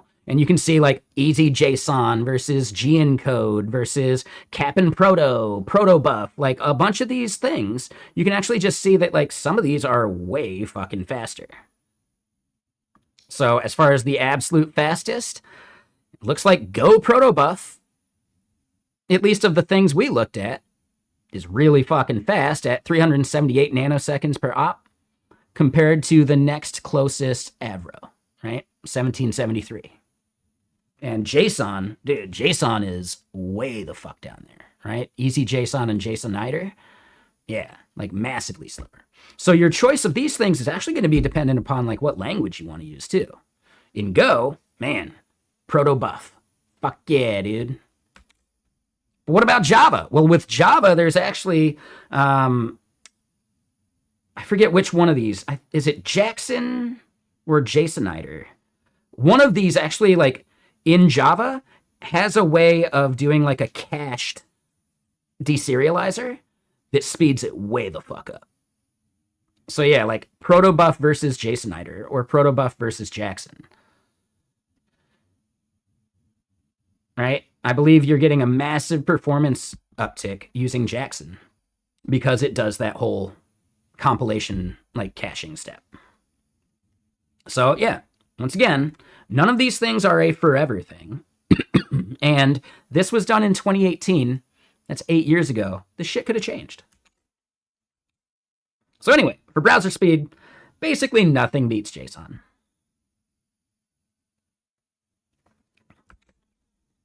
Right? Like the XML just isn't worth it, right?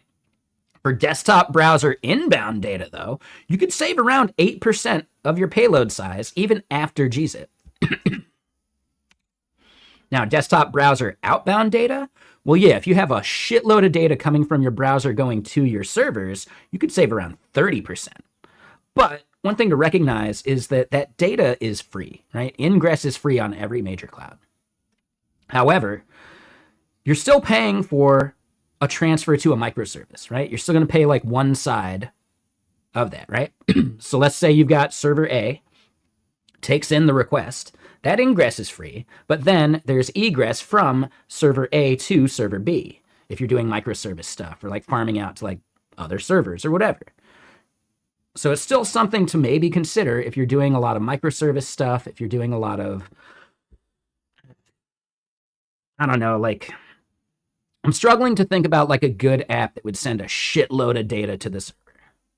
But it exists. And if you could save 30%, think about like people who live in like Alaska, who go out into the wilderness, record a shitload of data for like nature shit or science shit or whatever. And they want to send this data using very limited cell phone service or satellite service or something. Yeah, the quicker you can send that, the better, because when the satellite changes position, you might drop your connection. Or when you have to like switch to the next satellite.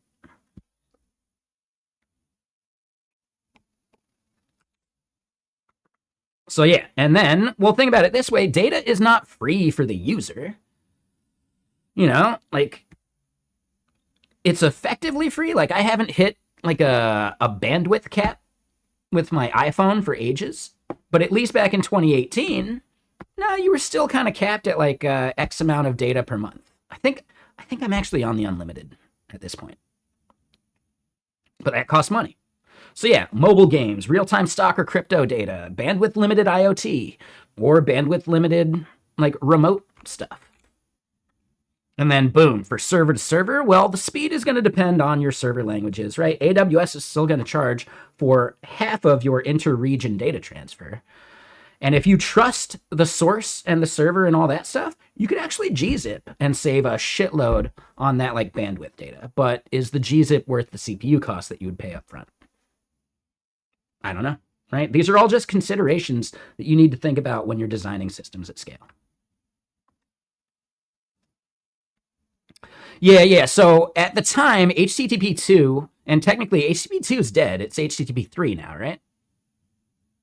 But yeah, as far as HTTP 3 goes, yes, it could help for some of those things, but that's just because it's parallelizing and reusing the connection. Are you sure? I remember reading that HTTP2 was deprecated because it relied on like Google technology that they didn't want to open source.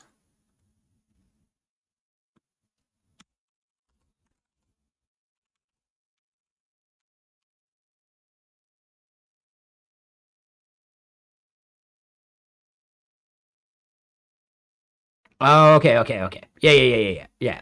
So it uses Quick for HTTP3. I thought, okay, yeah, I have this slightly backwards. Yeah. No, that makes sense. Yeah, they're not competing technologies. I think I had misunderstood that when I was thinking about it at first, like back in the day, like 2018, etc.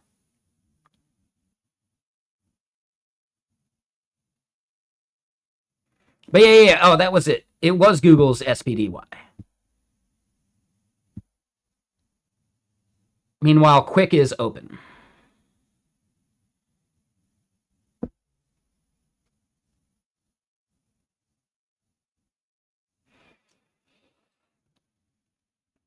But yeah. Okay.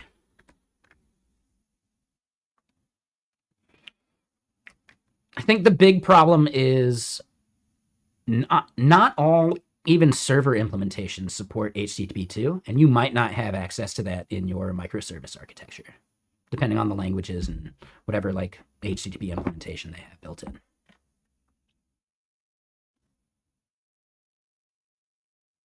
Like, it could be based on like the language, it could be based on your load balancer or your reverse proxy. Like, there's a whole bunch of things that really determine that part. So I'm less certain of that. And keep in mind, I am not an architect. I find all this stuff fascinating. So I enjoy learning and checking it out. But I'm not the expert. Just like so far what I've learned.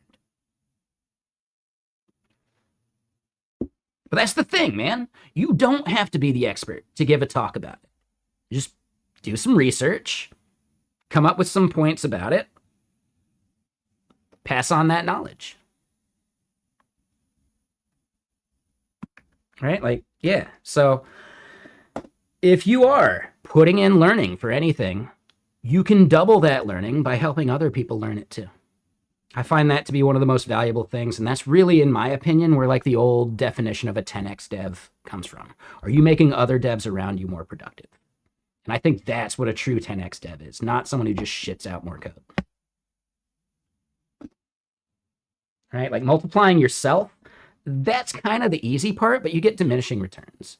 Multiplying other people can actually become like exponential.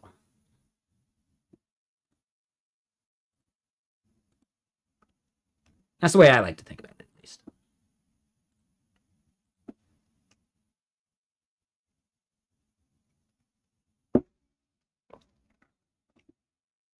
But yeah, let me get more music going.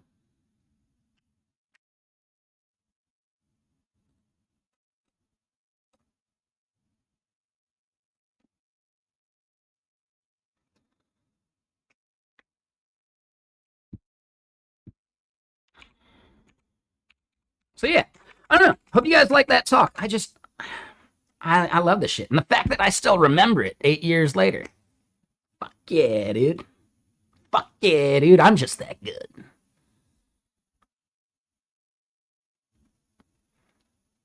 Windows 3.1? I don't remember. All I remember about Windows 3.1 is my dad had a monochromatic laptop. Like a IBM ThinkPad or whatever. Touchpad. I forget the name. That was my only experience with Windows 3.1. My first PC was a Windows 95 PC.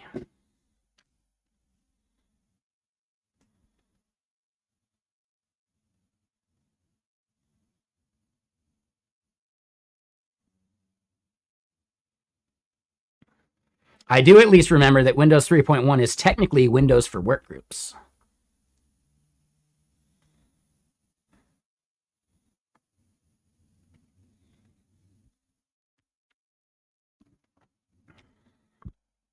Shit. Yours was an XP PC. The first PC I ever built was an XP PC.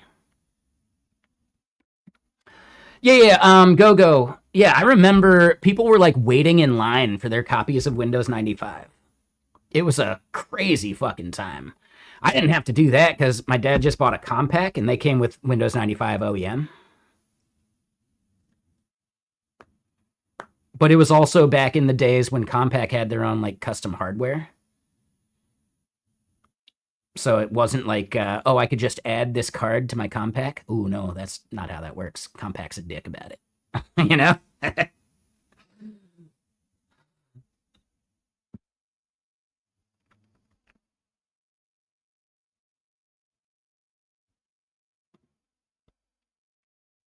right, let's look back at what we're doing.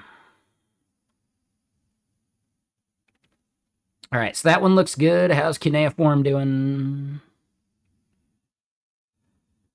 All right, so yeah, this one we're gonna do the code review thing.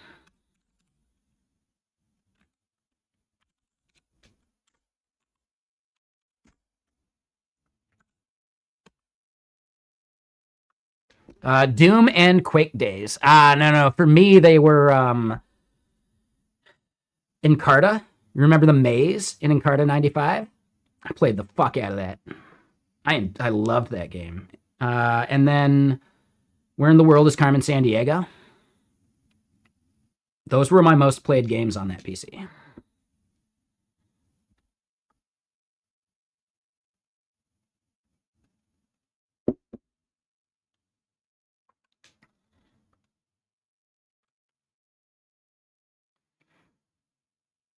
Actually, when I come to think about it, I believe that became our family PC. Like when we moved here to Washington. And oh shit.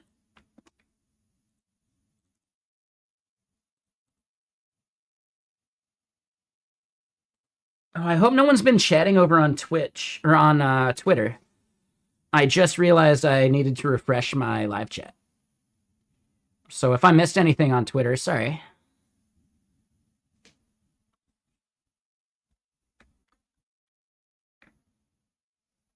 But yeah, like because it became our family PC, I remember playing MechWarrior 2 Mercenaries a shitload on that one.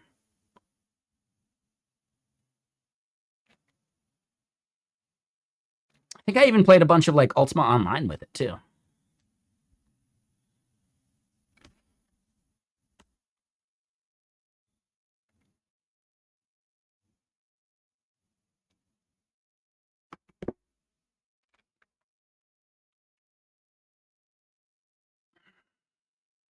All right.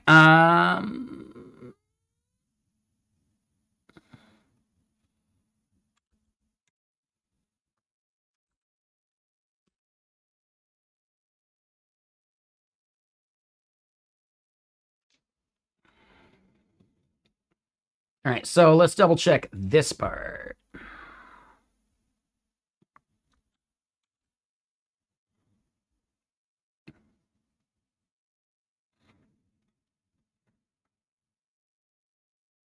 Okay. Yeah, it looks better.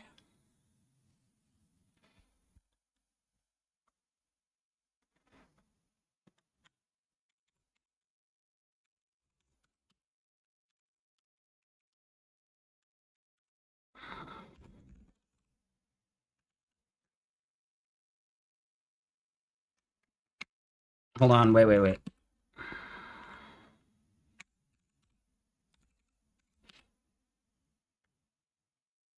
All right, so we'll archive that.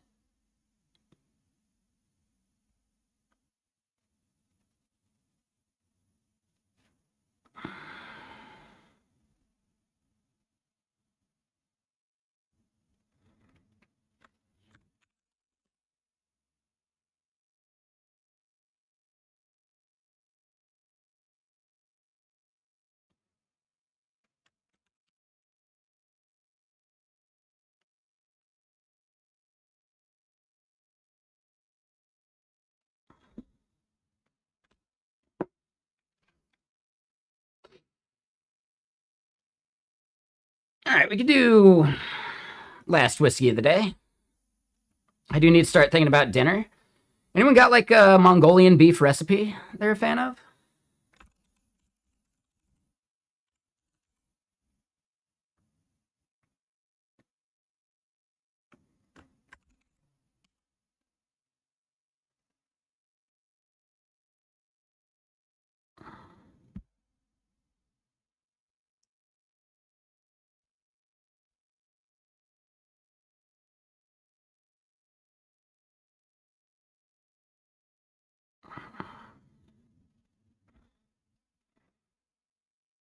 So yeah, the cornstarch step, absolutely.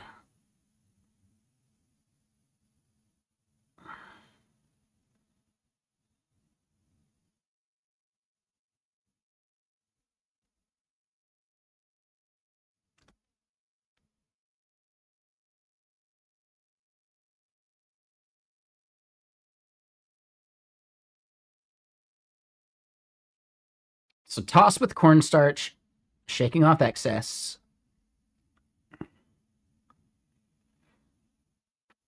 Minced ginger and garlic. Ooh, I don't have that much ginger, but we can do that. Soy sauce, water, and brown sugar to the skillet. Oh god, my brown sugar is bulletproof. And that's gonna suck.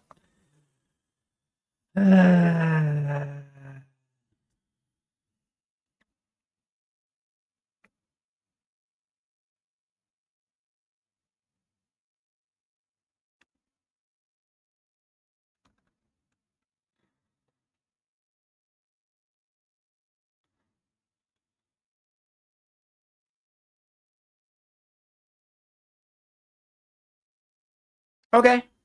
Yeah, no. All right. Yeah, this looks good. Low sodium soy sauce for best results, sure. A little bit of heat, add pepper flakes. Ooh, yeah, sure.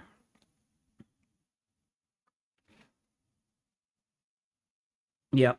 This is the part I messed up in my previous run.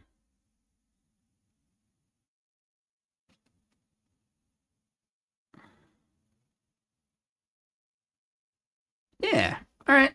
Yep. No, that's a good recipe. That's what I'll be doing for dinner tonight. I got the beef thawing right now.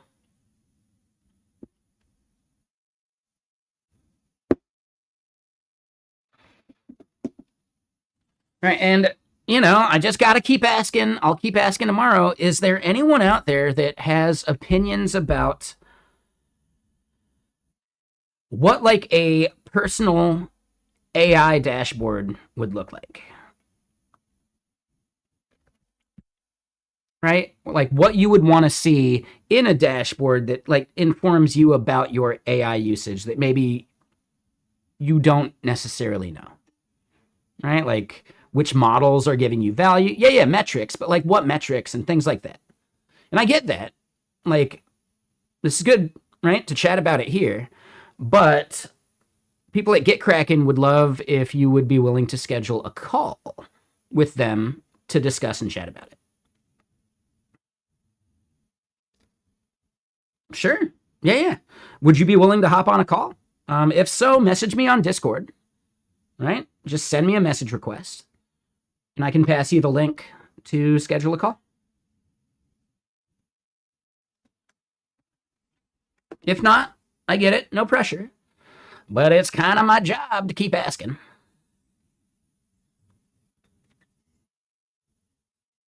And then separately, not just for the AI dashboard thing, we also would love to get some feedback. No Discord, you dislike the program? Message me on Twitter or Blue Sky. That would work too. Twitter or Blue Sky would be totally fine.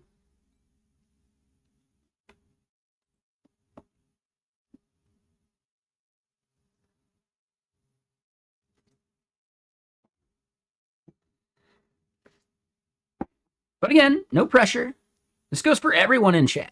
Like, you know.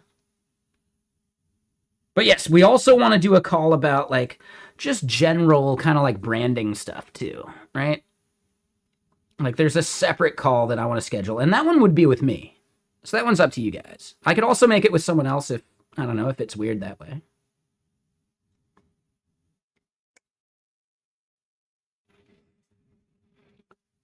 You've been programming your own AI? That's cool, man.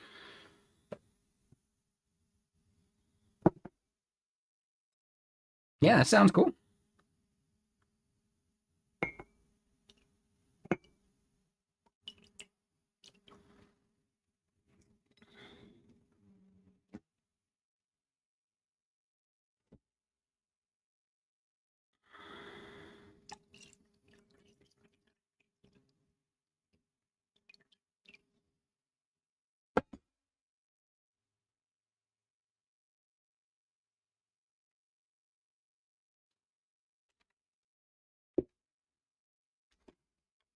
All right. Anyway.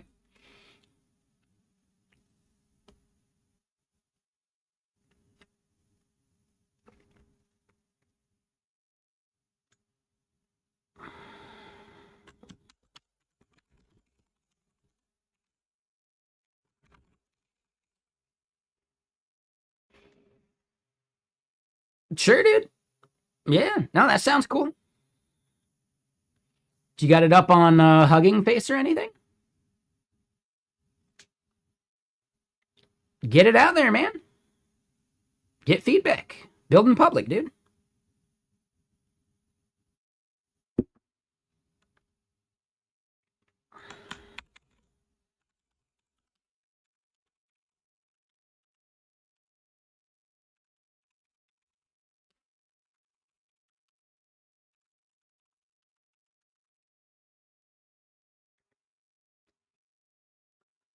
I think there's way less you need to actually do to go public, right? It's okay to do something and it's not done and ready. In fact, it's almost engagement bait at that point if there is stuff people want to like latch onto.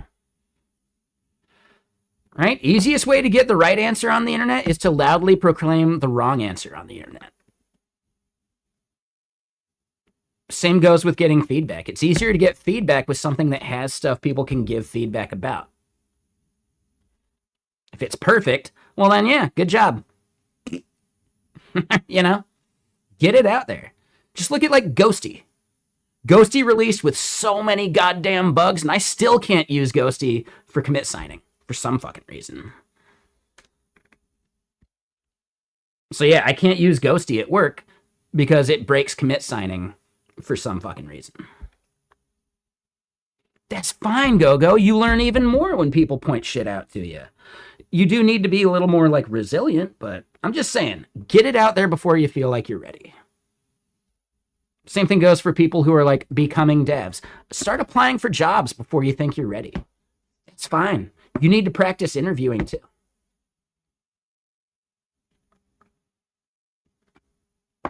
And the biggest thing about imposter syndrome is you'll probably never feel ready. That's the job, man. Be comfortable with being uncomfortable.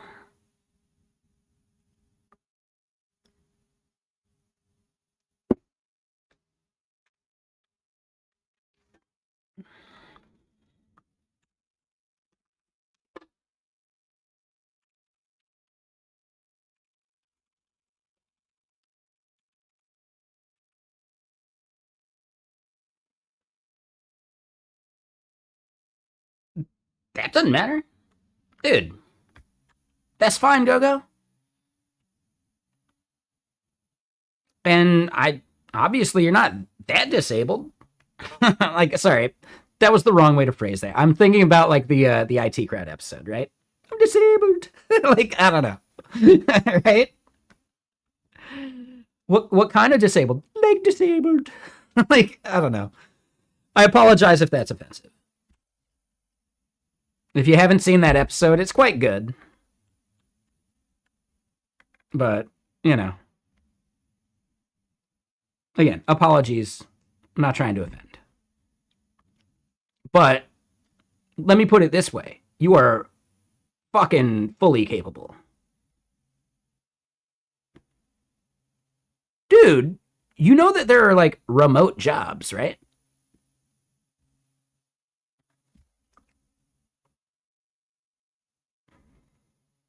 You know there are remote jobs, right? Especially if you're building your own like model. There are plenty of AI jobs that would love to have you, I bet.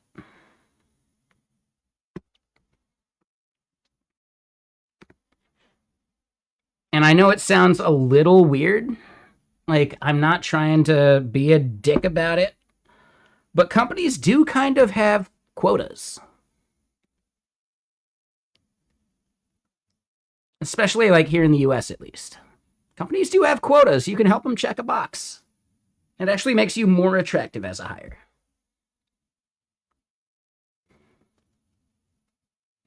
I know that's weird, and I'm not trying to be a dick about it, but it's a thing, you know?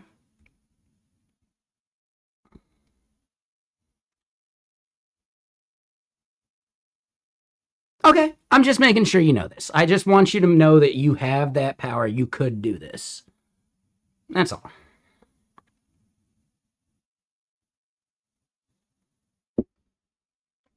You could totally fucking do this. But yes, I love the idea of freedom. Oh my God, are you telling me? Oh man, if someone wants to just pay me to just like be alive, you know, and I could just like work on shit and not have to have a job, oh, that'd be amazing. Yeah, I'd do that too. Fuck yeah, dude. I'd do that too. Now, no one's paying me that yet, but whatever.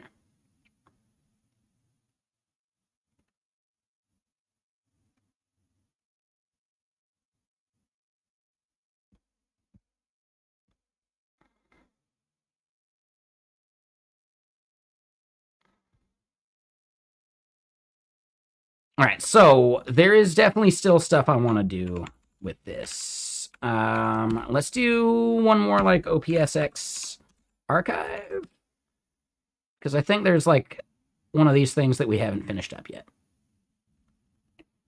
And yeah, the ad should be finishing soon. Just let me know.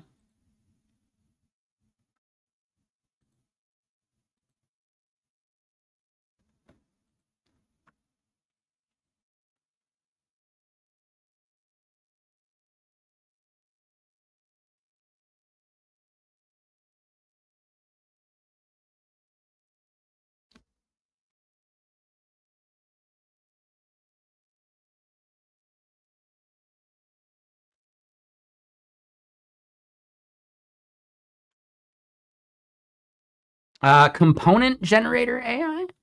What kind of like components, I guess? I'm maybe misunderstanding that. When I hear component, I think like React, Angular, you know?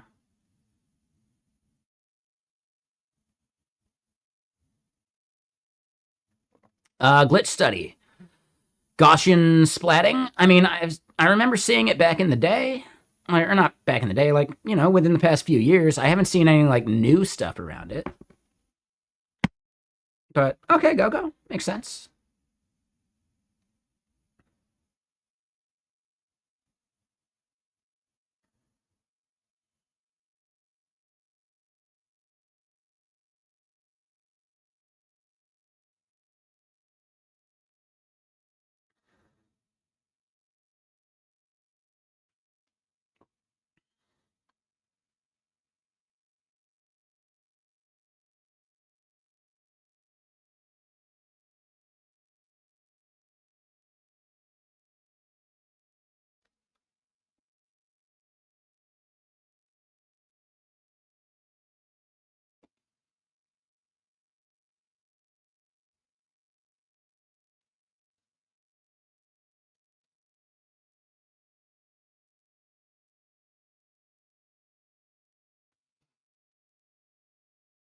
Soon operating systems will be AI generated. Okay, so you're talking about like those kind of components.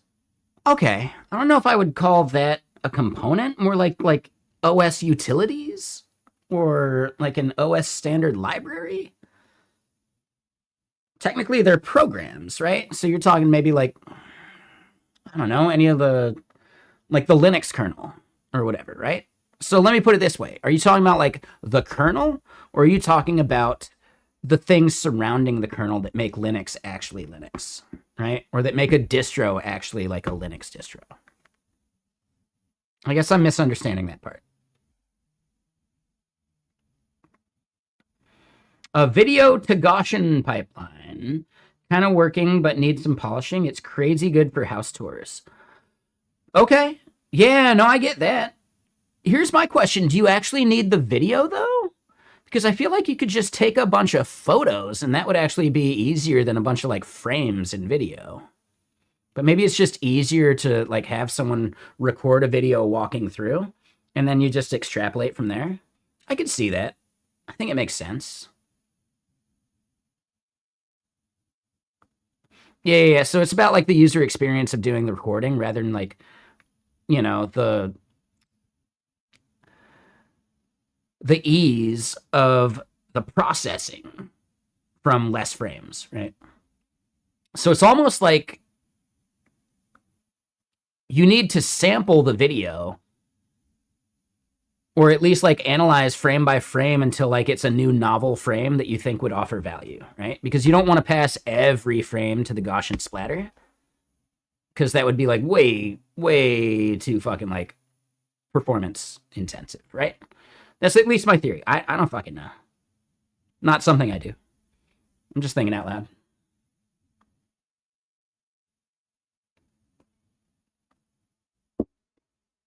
So yeah, glitch study. I would say like you could do the frame by frame analysis with way cheaper hardware, right? You don't even need AI to analyze the frames, right? You could just do like frame diffing, right? Like perceptual diffs, like pdiff.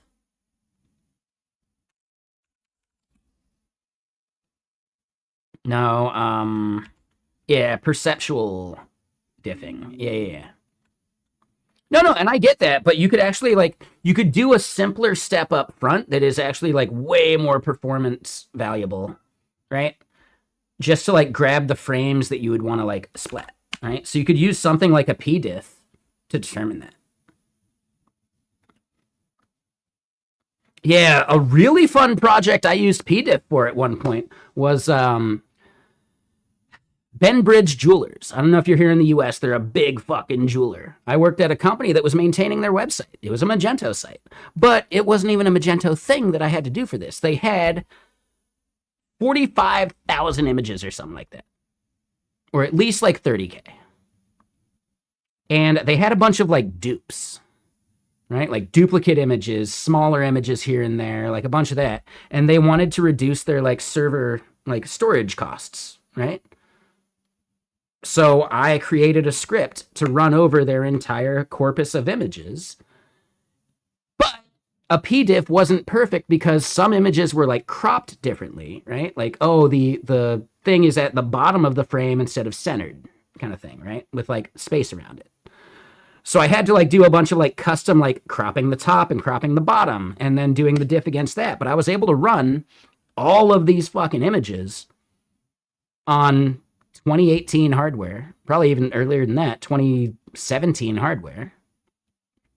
Pretty damn fast, right? That's a shitload of images, dude. And I identified at least like 12,000 duplicates or like lower quality versions of the same image. It was a really fun project. When I worked at that agency I used to work at, they would give me these random like one-off fun tasks, you know? That was actually my favorite part. The CTO was just like, ooh, yeah, I got something that's right up Chris's alley. You know, like, dude, that was the best. I fucking loved that. I fucking loved that. I was also the most sought after like engineer for like the salespeople because I knew every fucking framework.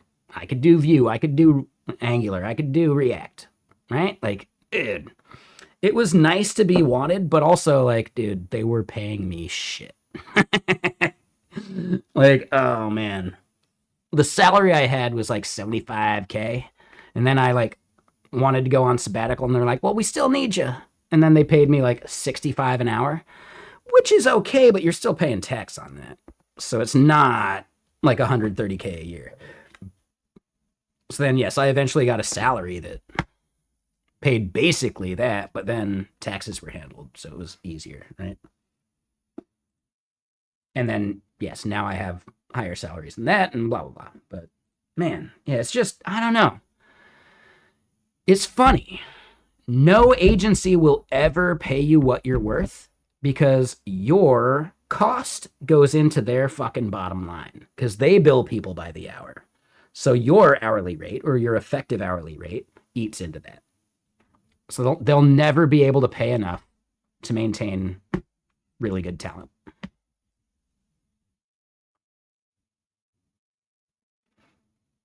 Yeah, no, I get that, Canal Cheese. True. Touche. Right? Oh, only 80K a year, 75 or whatever it was. But also, yeah, we don't really get health insurance. Better off being in sales? No, fuck that. I don't want to be in sales. I just want to be the person that sales is like, oh man, yeah, I got a project. I can put Chris on it. And then the salespeople just fight over you. I like that part. It's good to feel wanted, you know? Anyway, let me get more music going.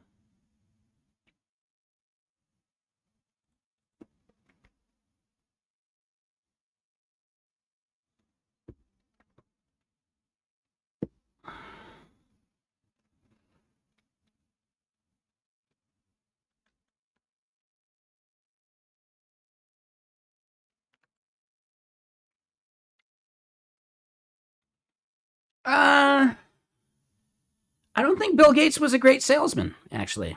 Nah, man. Right? The reason Microsoft took off was because his mom was on like the board, or at least like a VP at IBM or some shit like that. Like, no, he lucked into it. He was just a rich kid with connections, you know? He bought DOS off of someone else, and then his mom gave him the fucking contract. Like, Bill Gates was never the person we thought he was. The fact that he's trying to eliminate malaria is cool. That's awesome. Fuck yeah, dude. But he's not some fucking genius. Nah, dude. He had rich fucking parents. Like, ask anyone who's old enough in the Seattle area. Bill Gates, like young Bill Gates, was a fucking dickhead. I think he's probably gotten cooler over time, but young Bill Gates was a fucking dickhead. Just spoiled little rich kid.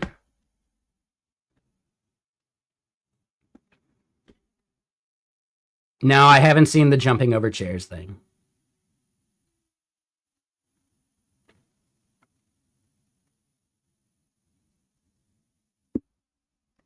Hold on. For some reason, that reminds me of a clip I just saw. Oh, God. Oh, God. Reddit skate. Hold on. Fuck. Hold on. Let me find it in my history. This shit's gnarly, dude. Oh, God. This shit's so fucking gnarly.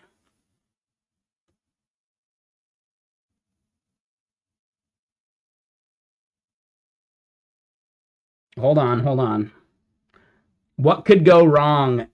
Oh no, it was removed. All right, hold on. Is there like a Reddit post deleted still? See?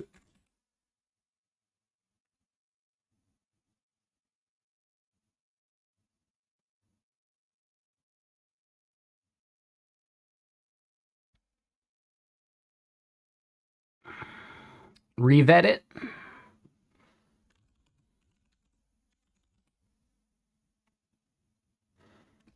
All right. Well, this was the thing, and I feel like, dude, this guy might be dead. But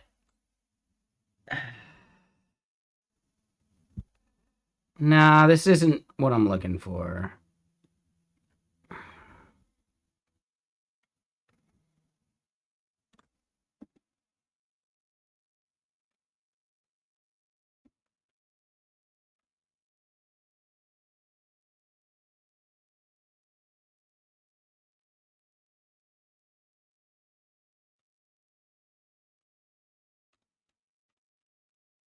Damn it.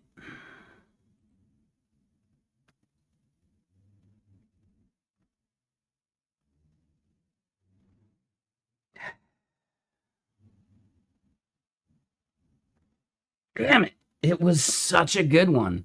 Basically, there's like oh, hold on. Oh, did you find it? You found the image? Okay, hold on. The preview image at least. Dude, this shit is so fucking gnarly. There's like a ramp thing that does like a wavy whatever, and he's like, it's like easily 12 feet back. He goes to launch, and it like sticks, and he just flies forward, and he becomes a meat crayon. he does this pose, but he slides like that for like 4 or 5 feet, dude. He is in this fucking position, sliding until like here.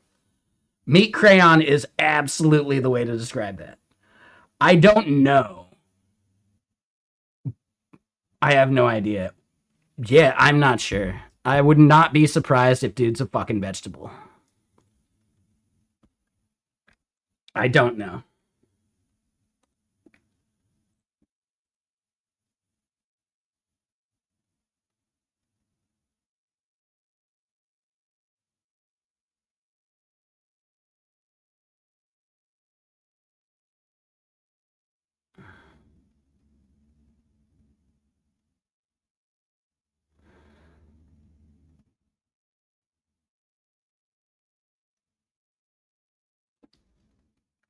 Dude, yeah.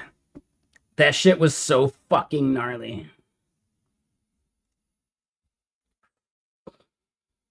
Yeah. Anyway, let's continue. Let's do other shit. Yeah, so how's this going?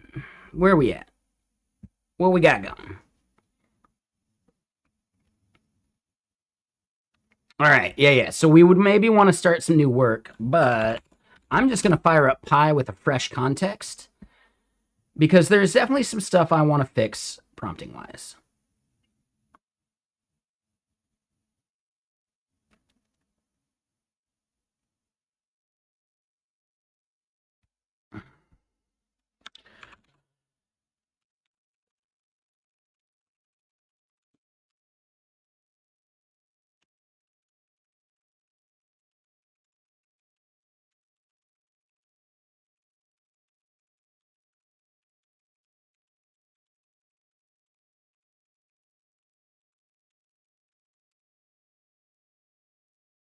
All right.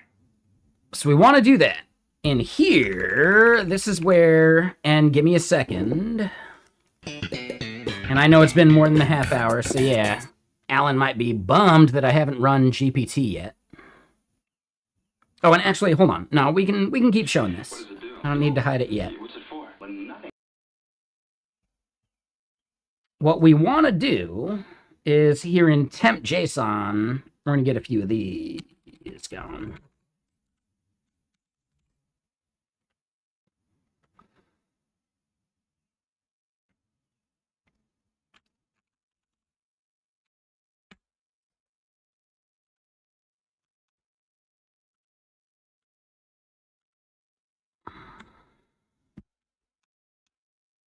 Now, hold on. Codex / effort reasoning? How do you set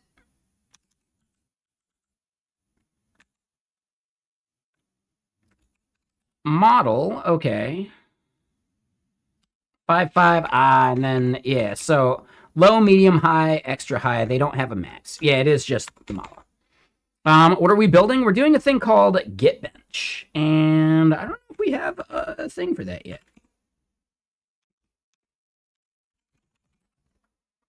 Now, we don't have a command for it yet. So basically, we're just measuring how good models are at certain like AI tasks. And what you're seeing right here is that GPT OSS 120B and 20B, or actually, no, this is just 120B, both outperform Claude Opus at all of its fucking reasoning levels. That's fucking crazy, dude. That's fucking crazy. Like a stupid model like GPT OSS 120B is better than the thing that's like, no, it's too smart. Mythos is just too good. Bullshit. Fucking bullshit.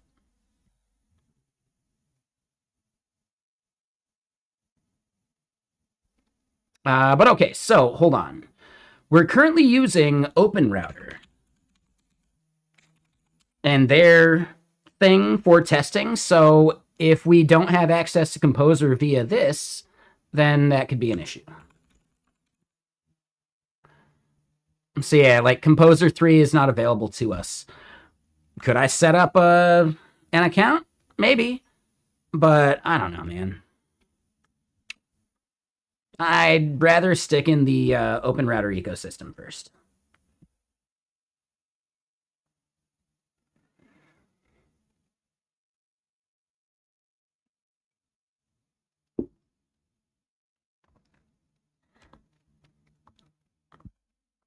personally.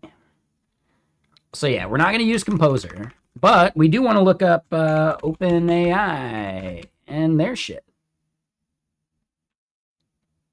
So GPT-5.5, GPT-5.4,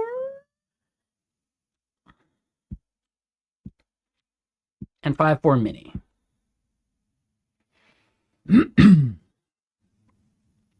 No, like as a company, I'm not a big fan of OpenAI. I keep this in mind. I am only reading what I've read online, so it may be false, it may not be true, right? But there is at least like a quote attributed to Aaron Swartz that Sam Altman is not to be trusted. Whether it's actually a quote, whether it's a real thing, I don't fucking know. I have no idea. No clue. But at least I read it online, and that's all the information I have about it so far. But I would tend to trust Aaron Swartz. Right? His quotes.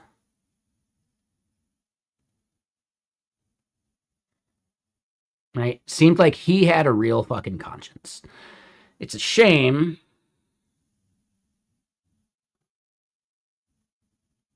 A long time ago, yes, but Sam Altman and Aaron Swartz were, I believe, both at Stanford together. I believe they actually knew each other. And I believe Sam was already involved with YC before Aaron's death.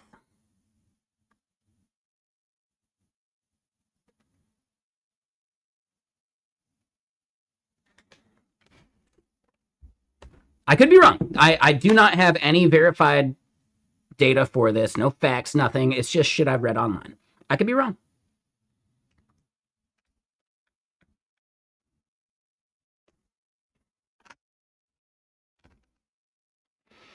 Here's the thing. If it comes to a thing between like Elon and Sam, I'll pick Sam any day of the week. Right? Like Elon is way fucking worse.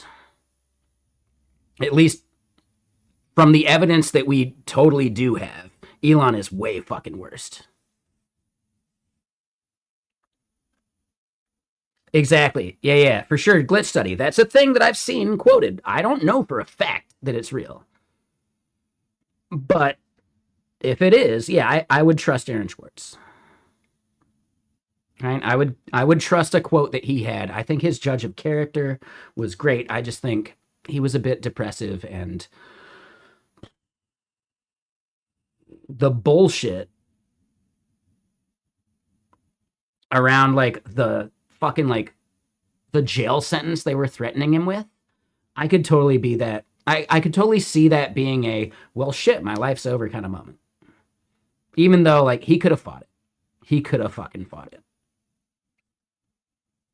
He could have fought it and won.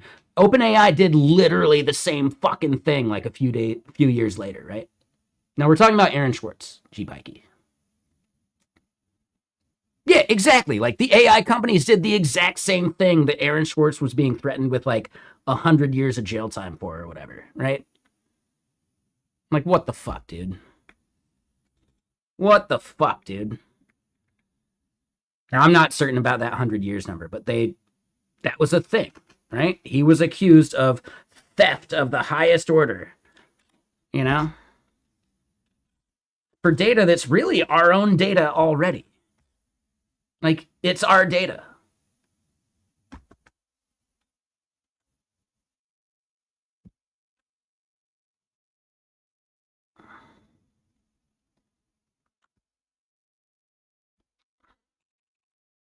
Oh, you got a cool photo. Yeah. This was them at, yeah, exactly. Yes, Aaron Swartz is right there in the background. Yep. Wait, no, not Emmett Shear. Hold on. Where's Aaron? Oh, that's Aaron. He's right next to him. Yeah. Yeah, it's not the two arrows. There's Sam. There's Aaron. Yeah, my bad. He was just obscured, so I was like, oh, that could be Aaron. Then I read it. Like, oh, never mind.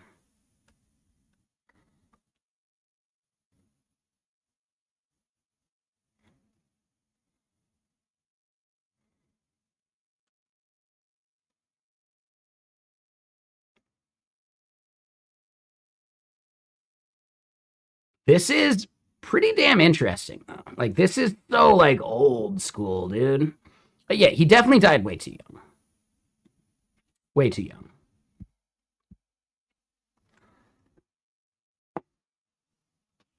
All right, we're doing another one of these. Fuck it. I don't think we're overdoing it, which is all that matters to me at the moment.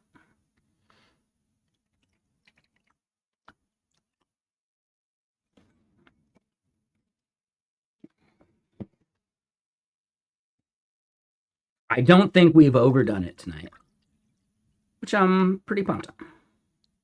We've maintained the 1 drink an hour pace that I think I'm totally good at. So when I go beyond the 1 drink an hour pace, that shit goes off the rails, right?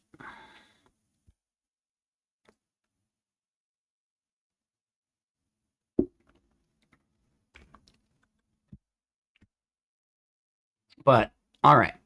So as far as the open AI models we want to verify,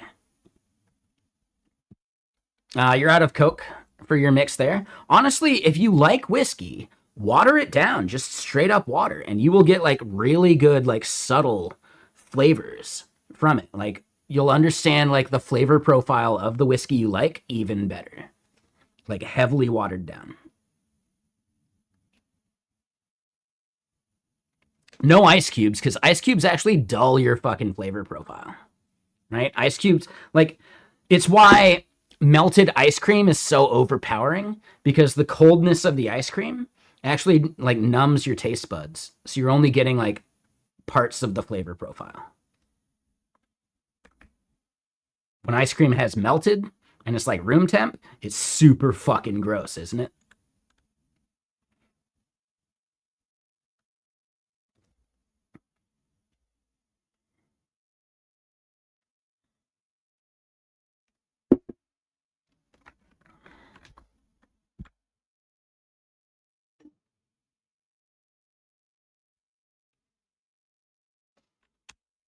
All right, so there is not a max for GPT-5.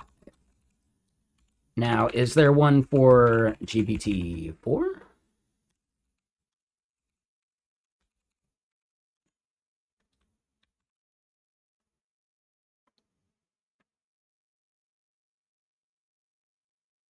And then, hold on, glitch study. Talking about accountability, one thing that you keep thinking about is the idea of AI not being responsible for their own actions. And also, what is more scary is the possibility of someone using the AI to do some bad shit and saying it went rogue. At the end of the day, it doesn't matter. Now, look at it this way. You are the one committing the code. You are responsible for that code. Now, if we let agents go unaccountable willy-nilly, then the company is actually liable for that. So just think about that, right? Think about it this way. The first person, and I'm almost positive the only person to see jail time over the Volkswagen like emissions scandal, right, was the engineer that implemented it, not the boss that told him to do it.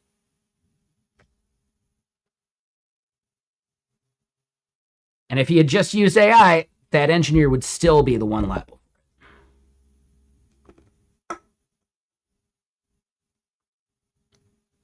Yeah, right? No matter what, companies need a liability firewall. And that is you as a dev being that liability firewall.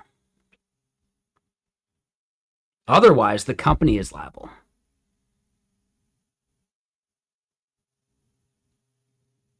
They don't like that.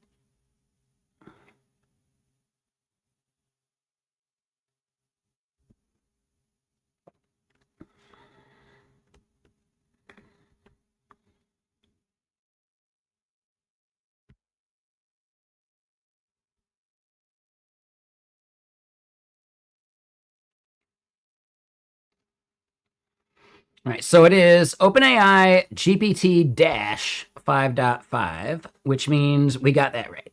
So then I think 5.4, low, medium, high.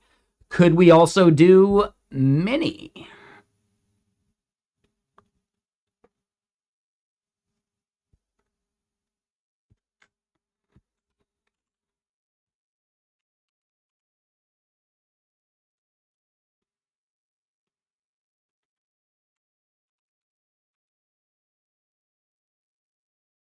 Yeah, no worries there, Glitch Study. Just a random thought. Try it, see how it goes. It might save you some CPU time. Or at least like save you like GPU time. But yeah, no worries. Have a good night, man.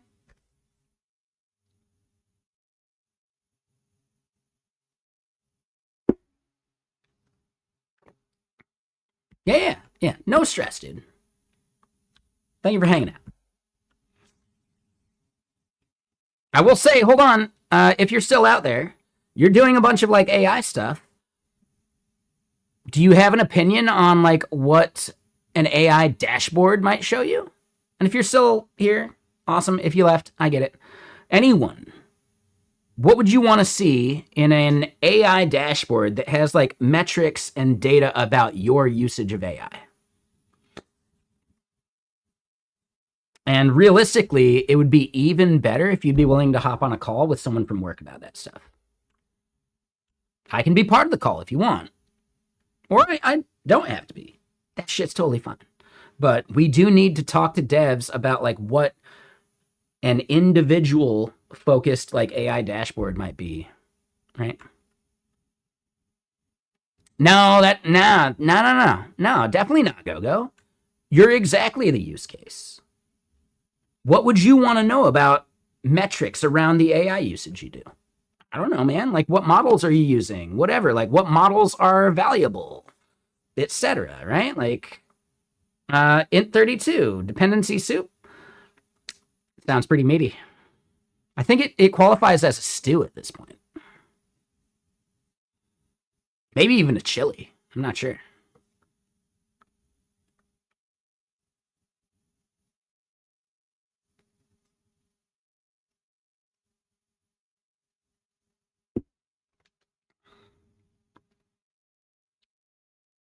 Yeah. Here's the thing. If you have opinions about this, Get Kraken would love to talk to you about it.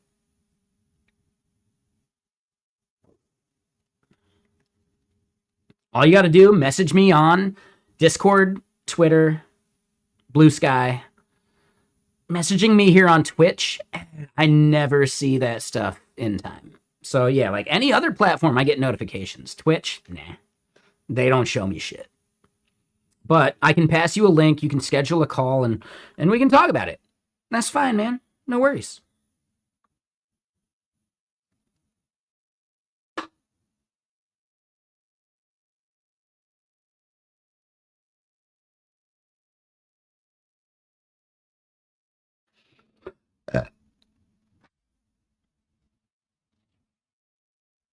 No, and I get that. This is more about like not local models, right? I'm talking like what are you just doing like as a dev? Because like it would be really hard to measure local models. I'm sure there's a way to do it. And maybe it's actually more valuable for local model users. Oh, which model is actually more efficient? Like sure, it feels like this model's faster, but actually you're doing so much more back and forth and churn with it that it's actually a worse model even though it feels faster, right? That could have value. Again, go. For sure, man. Like I think that would be a valuable call if you want to chat with people. If you don't want to do that, no worries. But I mean this for everyone out here in chat. My job right now, one of the tasks I've been given is I need to find people that want to talk to people building like an AI dashboard. We're building it for like leaders and teams as like one aspect, but what would an individual dev, a solo dev, or an indie hacker find as a benefit, as value of like seeing their AI usage tracked and like, some things around that?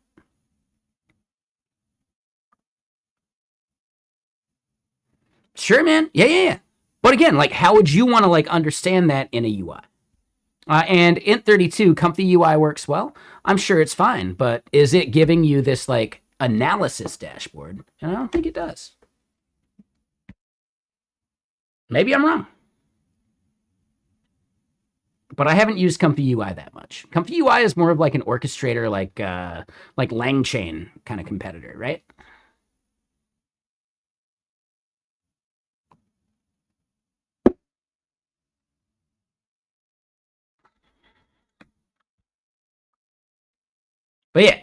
anyone out there watching, just reach out. Twitter, Blue Sky, Discord, anywhere you want. What's in the cup? What's in the cup? Oh God, what's in the cup? It's whiskey and water. And it's going way quicker, so I should switch to just straight up water. There are many extensions for Comfy UI for resource metrics. I get it, but just imagine that we want to compete with that. What would we benefit from your knowledge of Comfy UI? I don't know, man. But if you want to help us do it, that would be great. And yeah, what's up, A-Rider? And I know you're jumping in like as I'm saying this. A-Rider, I assume you're using AI in some significant fashion, right? Would you benefit from like a personal dashboard showing you like metrics around your AI usage? And what would you want in that dashboard? And if you're willing to hop on a call, I can pass you a link. But I'm trying to do my job here, man. And I get it. Like, Twitch chat is the worst place to try and find, like, people who want to, like, dox themselves, you know? I get it. I totally get it. I don't have to even be a part of this. I can pass you to someone else, and I don't even need to know what your real name is or any of that shit.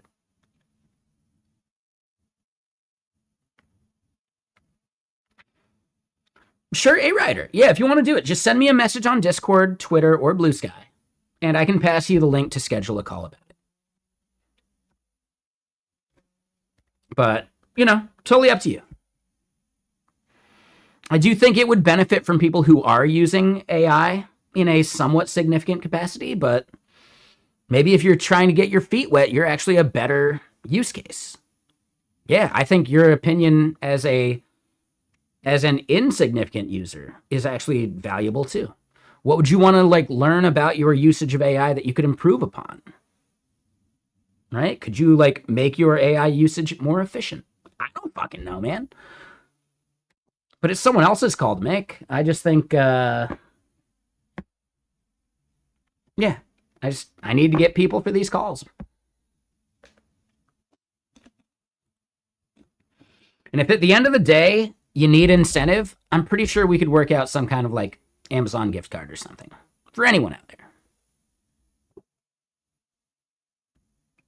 Ooh, there you go, A-Rider. Yeah, for sure, man. It'll make me look better if you don't need the Amazon gift card, but if you want an Amazon gift card, I'm sure we could work that out.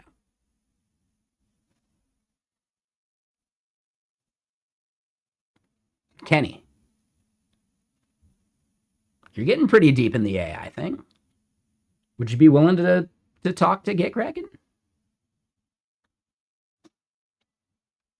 Tell your VP what you want to say, but in a way that he gets it. Ooh, that's actually smart, A-Rider.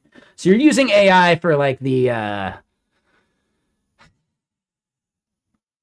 don't understand this person, but I still need their approval kind of thing, right?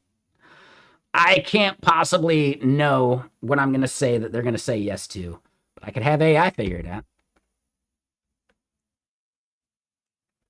No, I think that's smart. I think that's useful.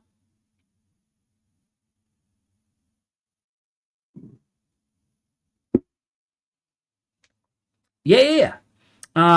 This is definitely more for like coding stuff. So if you're trying to get more into like the coding stuff, that would be good. I mean, it would be a video call, but you could do it without the camera, if that would work.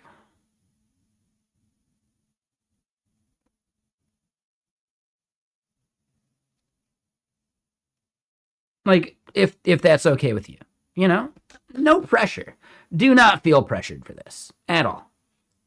Do it or don't. I don't know. Shit. Let me see what I could do card-wise.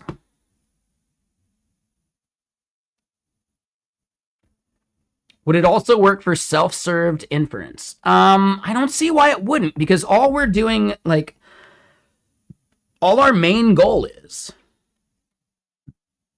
is to hook into the tools you use.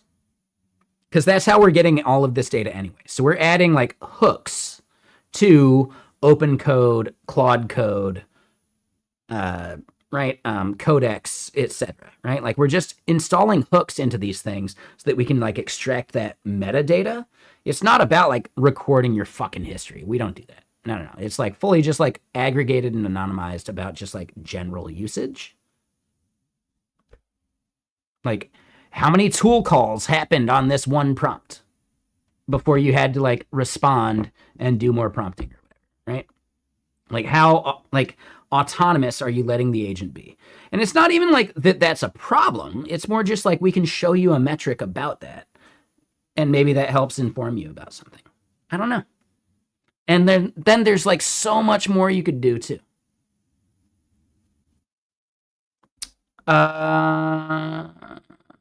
Shit, yeah. Deny. No. Hey, Ryder, just send me a message over on Discord, and I'll get you the link. Right? You can message me. I do still apologize that you frequently hop into our like gaming chats when we're doing other stuff. But yeah, send me a message on Discord, Twitter, Blue Sky, anyone out there, letting me know like, yes, you'd love to hop on a call and chat about shit, right?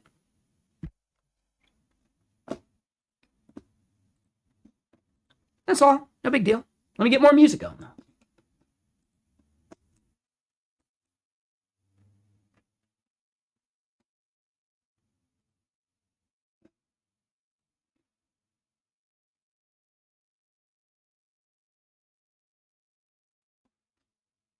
Ooh, was this one good?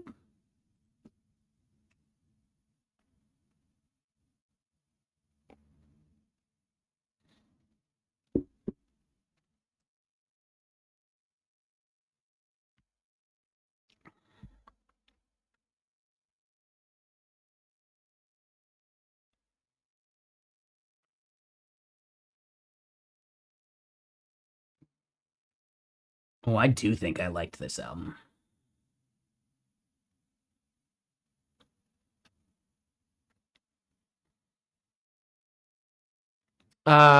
Ghost Ship Evanescence stuff? No, I'm actually not a fan of Evanescence. Wake me up inside. Like that's the only song I actually know. So maybe I just hate that fucking song. Like I don't know, man. But yeah, Ghost Ship. I don't know Ghost Ship. How many hallucinations occur in a workflow? Yeah. No, I get that. Int 32. Yeah, detecting hallucinations is tough without like an evaluator in the loop kind of thing.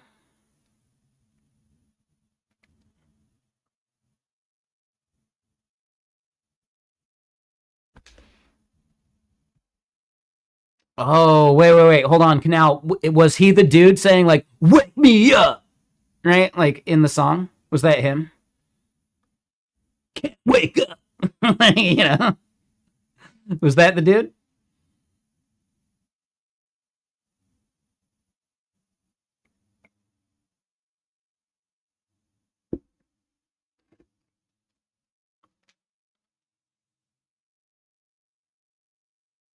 Oh, he was the writer. Ah, okay. Yeah, I thought like the "Can't Wake Up" was just like a guest artist guy. I have no idea who that fucking dude was.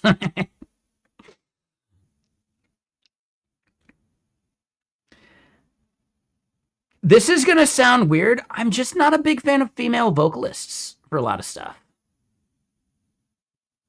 There's oh shit. Hold on. I'll just play the song real quick.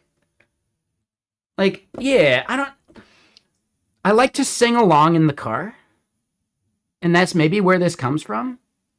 And I can't sing along to female vocalists most of the time.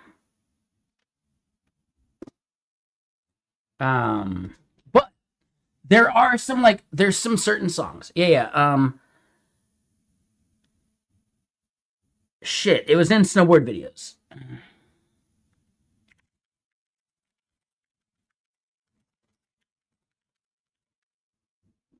Likey Lee. Yep, this is the song. I really like her voice. I also like Bjork. I think Bjork nails it too. But I'm actually like really particular.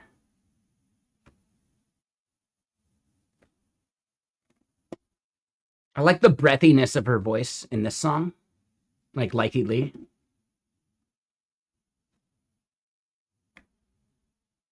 Right? It's not like the pitchy fucking like pop bullshit, you know?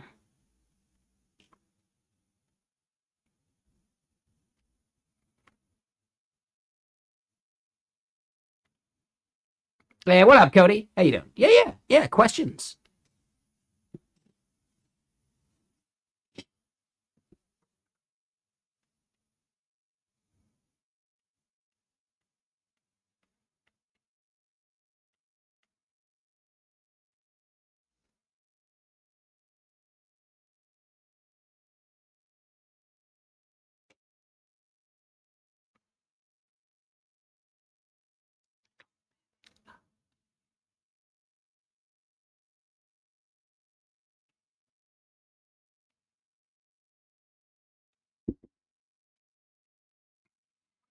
Yeah, I hate modern pop, I think is the biggest thing. I fucking hate modern pop, like Katy Perry bullshit, you know?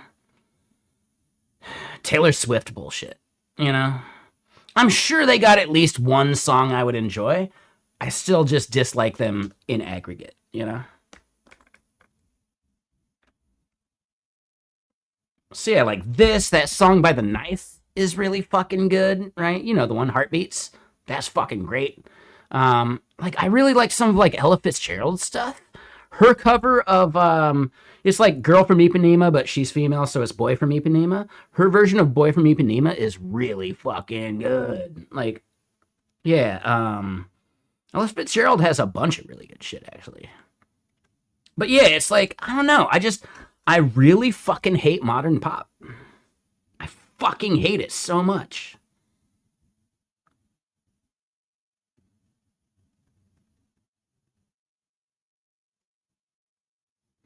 Anyway, hold on. Let me get the context. So, serious question. You've been using VS Code for Python. You downloaded PyCharm to see what it's all about, and you feel like your production of writing projects got 20 times faster.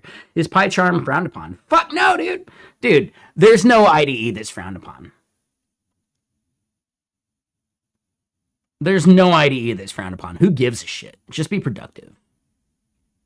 Yeah, PyCharm's actually a fantastic tool. And PyCharm's by JetBrains, right? Yeah, it's just a tool, right? Use the tool. But it is JetBrains. Yeah. So let me put it this way. WebStorm, I believe, is also JetBrains, yeah? God, I love the aesthetic of their fucking thing there. But yeah, so PyCharm. I've heard PHP Storm is good. WebStorm is also good. Rider, the Rust, isn't Rider the Rust one? No, that's the .NET one. When I was doing .NET shit, Rider was fucking amazing, dude. Right?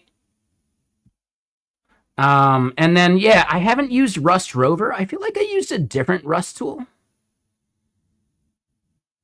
Now, and Vim's fine, honestly. Like, Vim's fine if you like managing shit yourself. Now, Nano, I'm not sure there's any like syntax highlighter LSP shit built for Nano. Do they have a plugin system? I don't fucking know, man. I'm not sure. I have no idea. I'm clueless. I use Nano to modify config files and do all that shit. I do kind of think like clear CMOS or CMOS maybe slightly trolling with that. Well, that's fine. That's fine. I would not consider Nano an IDE. It's a text editor. And that's fine. There are times where you just need a text editor, dude. Let me put it this way. I've built a NeoVim extension. I've built a NeoVim plugin or whatever. I still used Nano to edit my NeoVim config, and I used VS Code to write the plugin. Fuck it, dude. Who gives a shit? Who gives a shit? Now, Word does too much like formatting bullshit.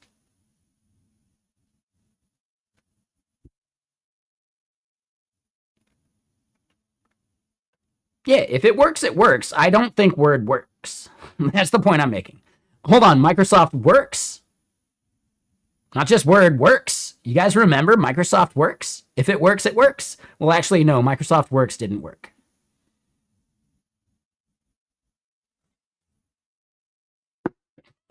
Which is even funny.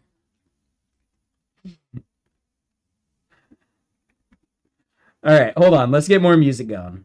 What do we think? Do we want, like, honestly, we should be wrapping up soon. We should be wrapping up somewhat soon.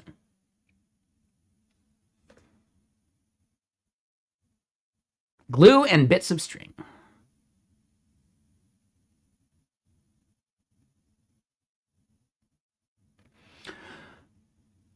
Ghost ship.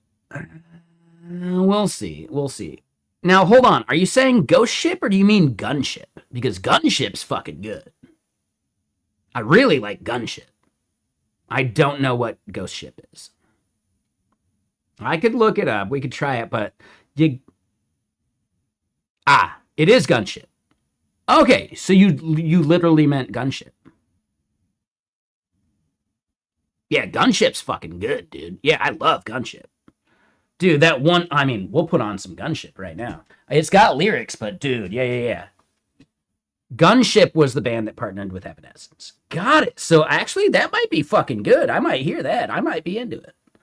But yeah, Gunship. What's the one? Tech Noir. The music video for this is so goddamn good. It's got fucking, right? John Carpenter in the intro. Like, dude, this shit's fucking good. Yeah. Gunship's great. Gunship's great, dude. Yeah, hold on. This music video is fucking amazing, too. Like, such good, like, kind of bullshitty claymation, you know? But it works. Oh, this shit's good. For sure.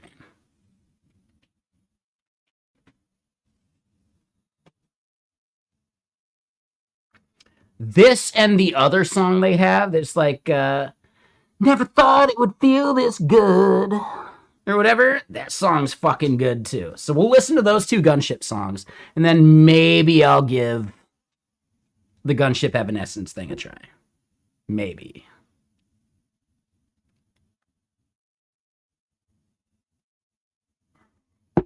But yeah, now we are currently breaking the 1 beverage an hour rule. It's funny how that works.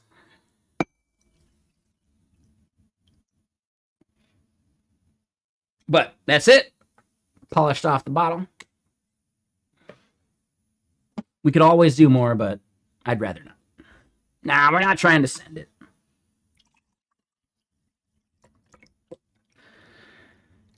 There's a fine line between, like, it's the streamer peak. I know there's the Balmer peak for, like, coding productivity, but there's the streamer peak of just, like, the right amount of whiskey, you know?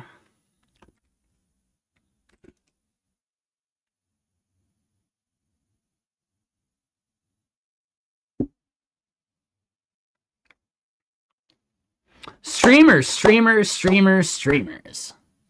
Exactly.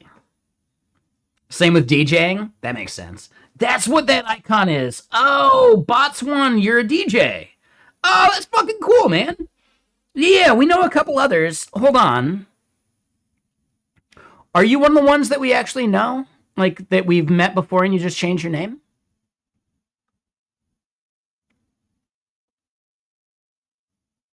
Or are you brand new to stream? Okay. Just making sure. There's a few. There's like Eric Bichard. He's great. I'm gonna space on their name. I haven't seen them streaming for a while. But yeah, there's a couple other people from like the DJ category that we've had like here in chat. No, that's fine, man. No, I get it. Dude, no stress. The majority of people lurk this stream. And that's okay. That is okay.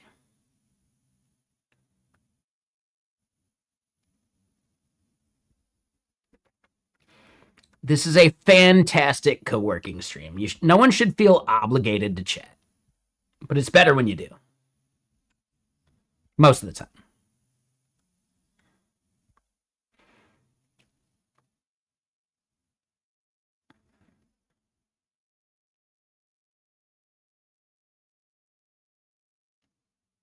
Most of the time.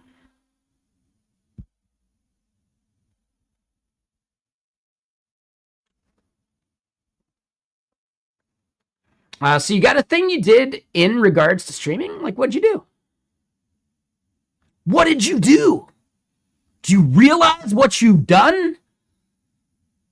My friend's a bit slow. The town's that way.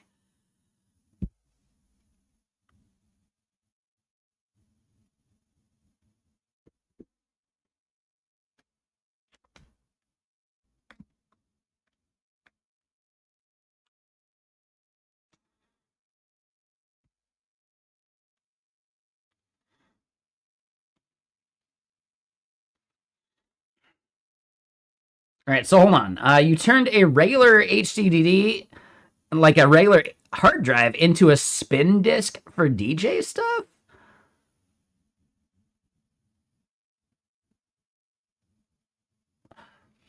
It kind of sounds literally insane.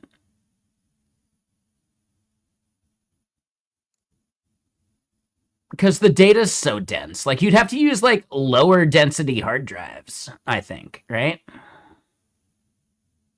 Yeah, and normally, like, you'd have to, like, defrag all the data in a way that made it useful. Yeah, like, you'd have to, like, massively do, like, defragmentation. Oh, and yeah, hold on. That's the one. Gunship something or other. Wait, there's a Tech Noir 2? No way.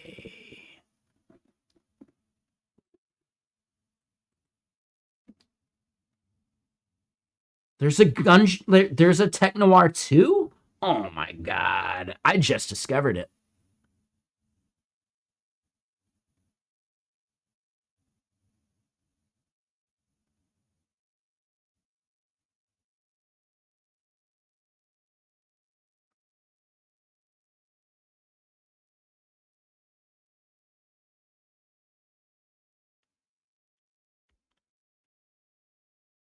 Reverse engineered the read pattern. Disk was only for control of forward, backward, and speed.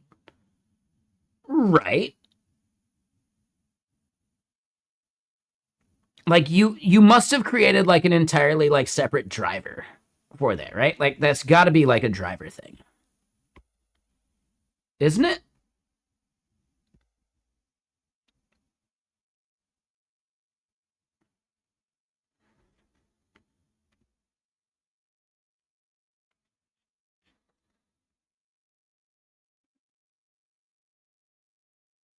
Not putting DRAM chips on all SSDs should be criminal? You mean for just, like, caching?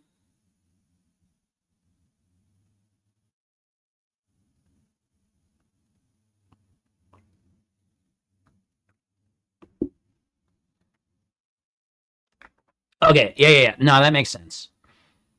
Shit, you remember when they were making hard drives faster by doing the hybrid drive thing? Do they still do that? Do they still do the hybrid drives?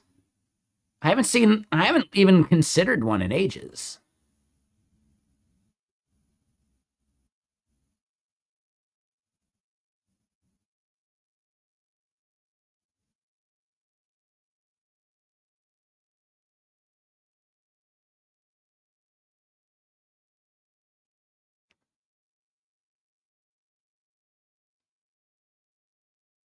I don't think I'm actually a fan of this song.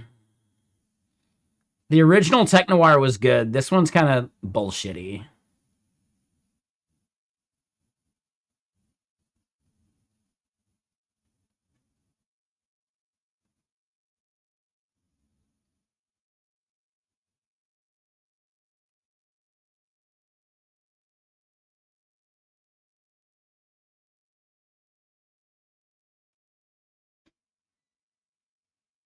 So hybrid drives are still there, but Corp nukes it and moves on? What does that mean? Hold on.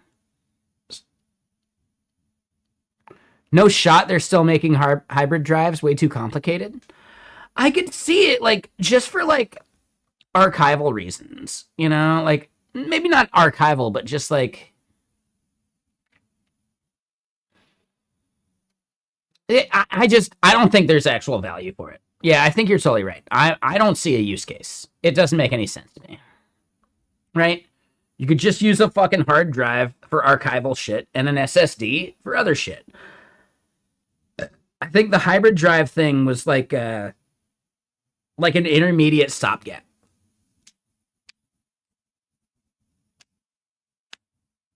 Right? It was just like an intermediate stopgap until SSDs actually got good.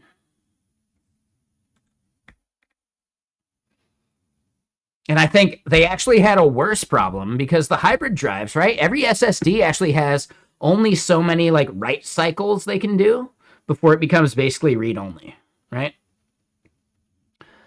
So at the time, sure, it was like valuable, but like you would hit the write cycle limit of all of these like hybrid drives because the SSD layer was smaller, so you're always overwriting that cache. So yeah, I could see how it's just like a non-starter at this point.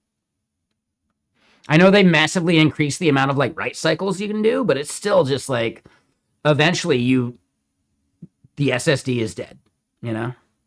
Like it's read only at that point.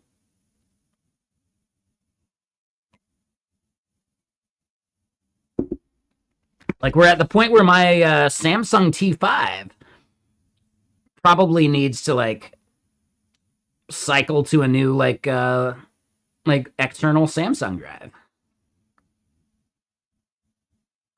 So that cache lived in RAM to reduce that life cycle impact.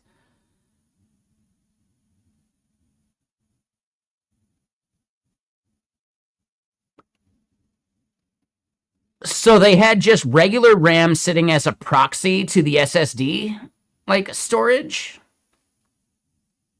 And that was like the caching layer, but then there was still like a micro SSD like living somewhere. Or was a hybrid drive not an SSD hard drive? It was just a hard drive with built-in RAM.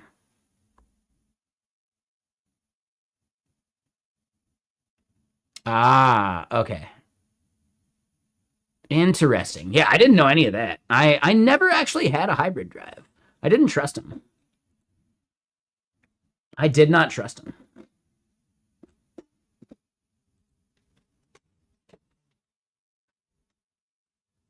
I never had a hybrid drive. But yeah, so Gunship. What's the song I'm thinking of? It's Gunship, Fast Fists of Furious Thunder.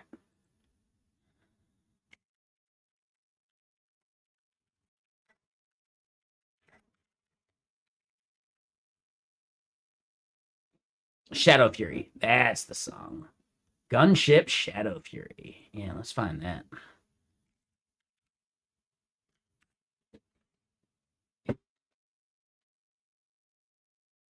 Oh, only like 20K. Shit, here's something fun bots won, and I'm not sure if they're actually fully equivalent, but I remember back in the like late 80s, early 90s, my dad designed the SMS 800 system, which was like every 1-800 phone call went through these 3 giant fucking like server farms or whatever you want to call them, right?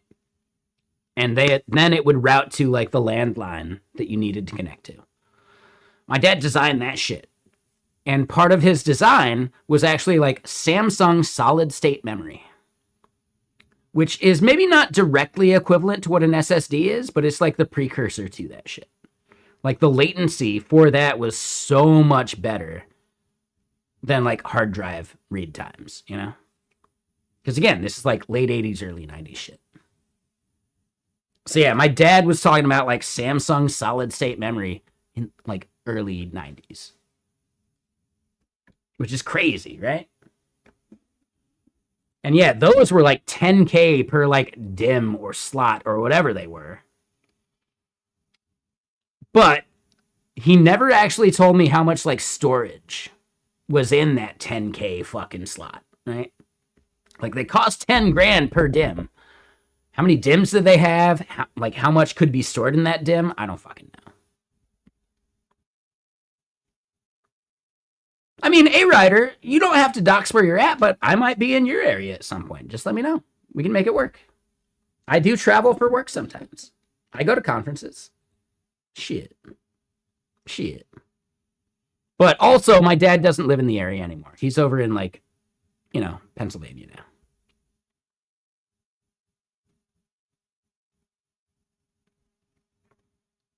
I've never been to DEF CON. But yeah, my dad was just a contractor. Like, he made bank as a contractor, but it wasn't like, oh, he's fucking loaded, We are not a rich family, but my parents were both programmers, so we lived comfortably. Until my dad had a cardiac arrest and my mom had to carry the entire fucking family on her back. On just her paycheck.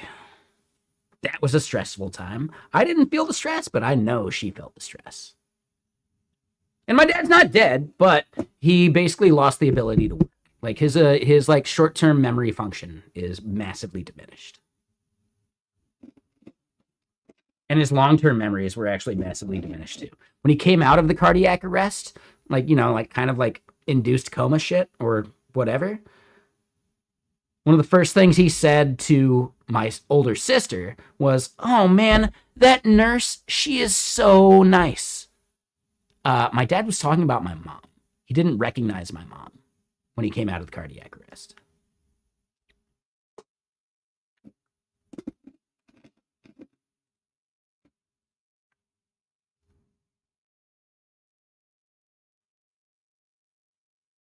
Damn, yeah, that's a lot of trauma. I don't mean to trauma dump on you. Honestly, he's still dead. He's still fucking dead, and he's still the dude, He's still the dude. He's fucking hilarious still, But yeah, he just can't work anymore. That's all. But he should not be expected to work anymore today because he's fucking 80 or some shit, Dude. He's at least 75 at this point.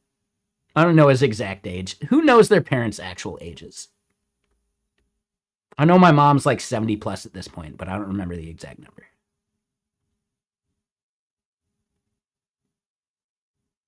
Yeah, no matter what, they're still dead, right?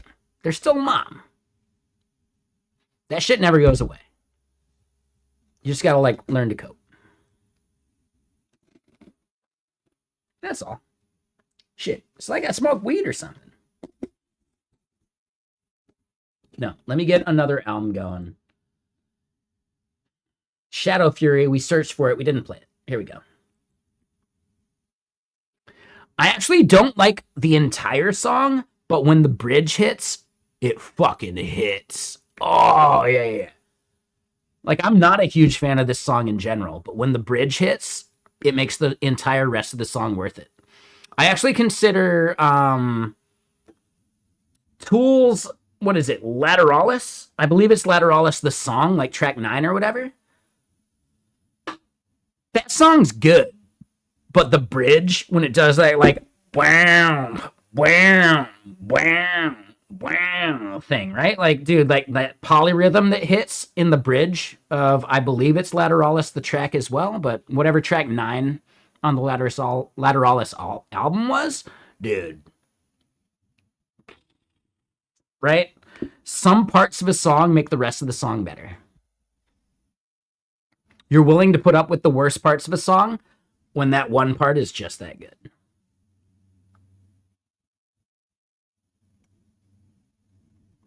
I do still snowboard. I don't ride park like I used to, though.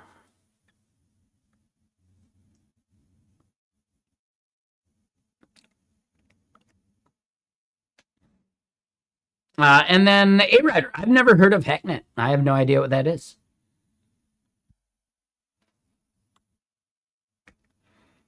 But yeah, Tool does polyrhythms in a way that dude, math rock has adopted that nowadays, but Tool was doing it before math rock even existed as a fucking genre, But yeah, so 1 second, let me copy and paste these. Are there other GPT models we should run?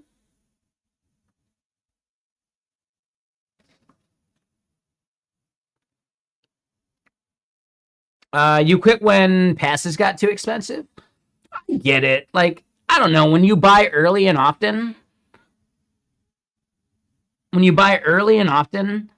a pass is what, like $700? I don't know, man. Dude,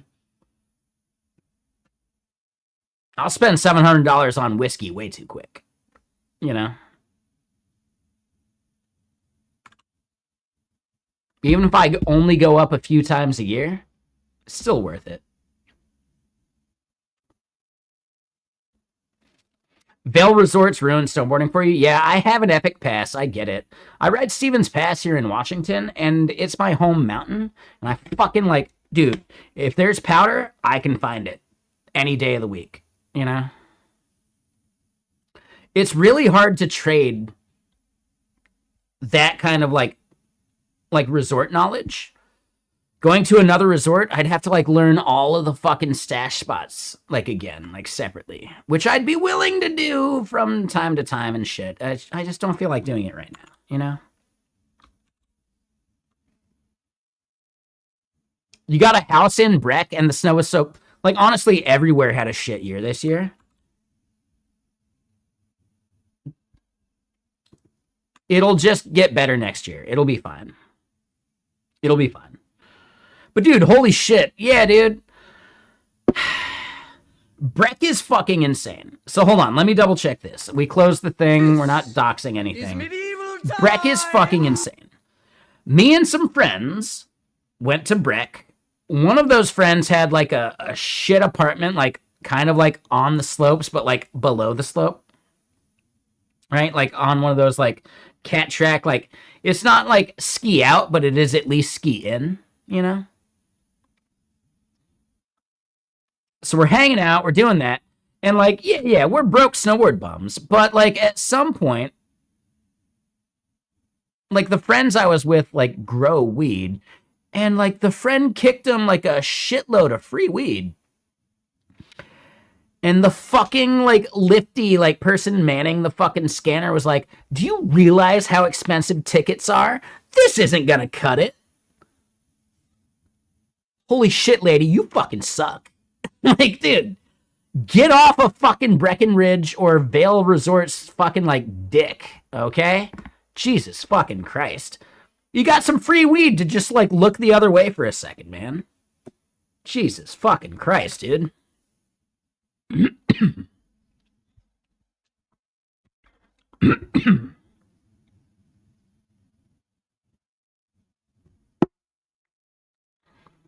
Yeah, no, I get it, Bots One. It's just like, dude, Brecca attracts like the worst fucking employees too, you know?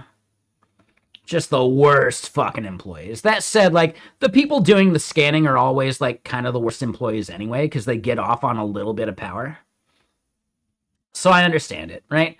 A regular lifty doesn't give a shit. The people that scan tickets, man, they just get off on a little bit of power. And I swear, like, during the interview process, they look for that. Ooh, yeah. Do you feel ownership over like your lift line? You know? And it just becomes like a bunch of bullshit. Is Gemini any good? It's solid. There is definitely a thing where like Gemini Pro is super fucking expensive. Not that like the tokens are expensive, but when you turn Gemini Pro loose, it burns way more tokens, I think. Like, so much so, like, dude, in my testing so far for GitBench, Gemini Pro is easily, like, 3 times the cost of Opus 4.7, like, high, right? Or at least, like, Opus 4.7 medium. Let me put it that way. And this is Gemini Pro medium as well, which is fucking gnarly, right? Like, easily 3 times the cost of, like, the cost that people complain about. That's fucking weird. So I will say, if you're doing a subscription to Gemini, using, like, the Google Play, like, subscription or whatever it is, for $20 a month, it's actually kind of solid, because you get way more usage out of it than you'd be paying, like, token-wise.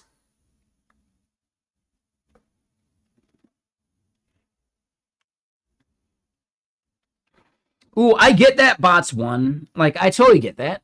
That's cool. I'm not evaluating that stuff just yet. Like, I would still use whatever model you're like dealing with in the cloud. The price would not be the same, but I'd just be going through OpenRouter, you know? So I guess before we start running this shit, let's actually double check. What OpenAI models should we be running?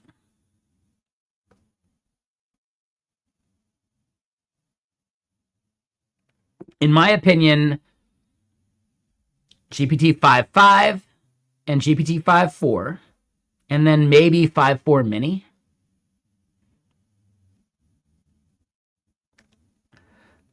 I don't think we need to do a full exhaustive list of some of this, you know? I think those three things would check the boxes we care about, right? So, right? Am I missing anything? I think we're good.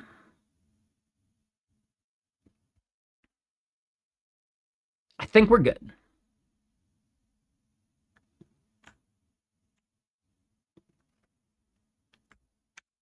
Right, exactly.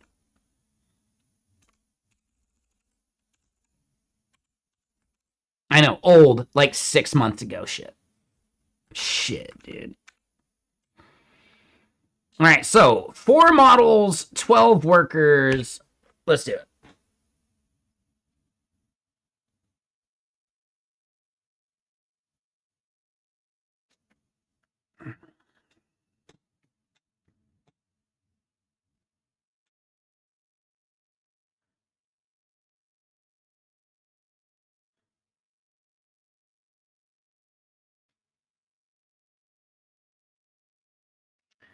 Now, how much money do you think this is going to cost me?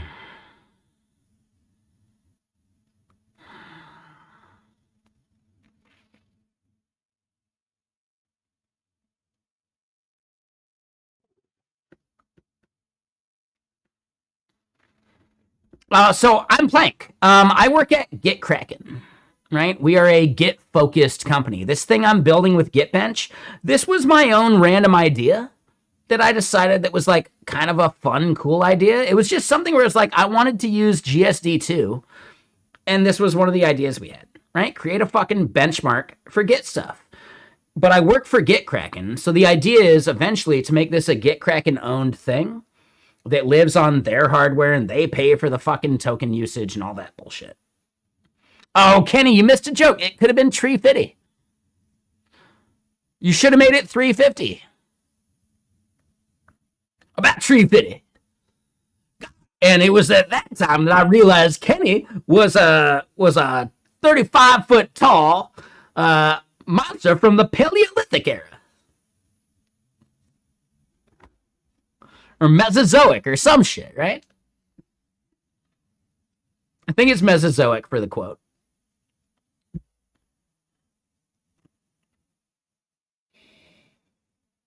You like the TUI? I'm using a thing called Rich. So again, I vibe coded the fuck out of it. This is a fully vibe coded project. Like 1000% vibe coded. We've done, I think, like 3 things, you know, that like we modified by hand. And the rest was absolutely vibe coding.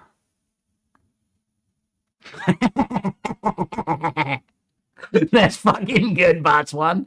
I haven't seen that shit. Hold on, wait. Botswan, here's a joke. Are you actually from like Botswana or anything like that? Because seriously, you could make your name bots1 underscore or whatever, right? And that'd be like, I don't know why. I would find that funny. Bots1. You know, like Botswana. I doubt you're actually from there, but I find that funny just like word wise. They got internet in Botswana? I bet they do, man. They got internet everywhere now, dude. Elon Musk likes money. Oh, it was bots for like 30 years? Got it. Nah, that makes more sense. I guess that makes more sense.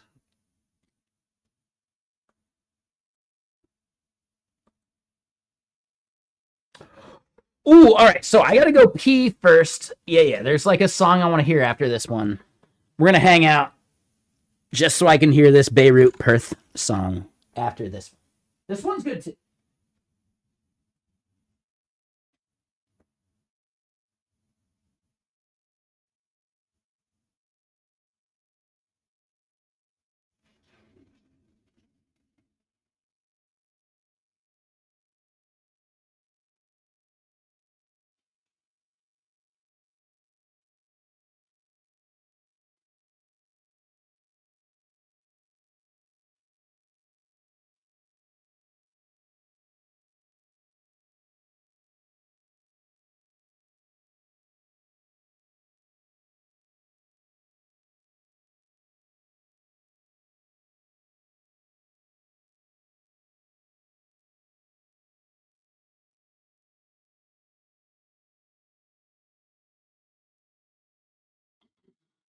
All right. So we're just sending it again, like usual.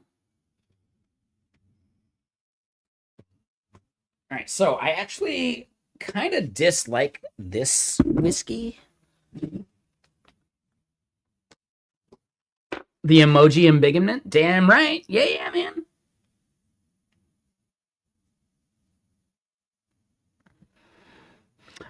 Do you do like you're a streamer, right? I would assume you're a streamer.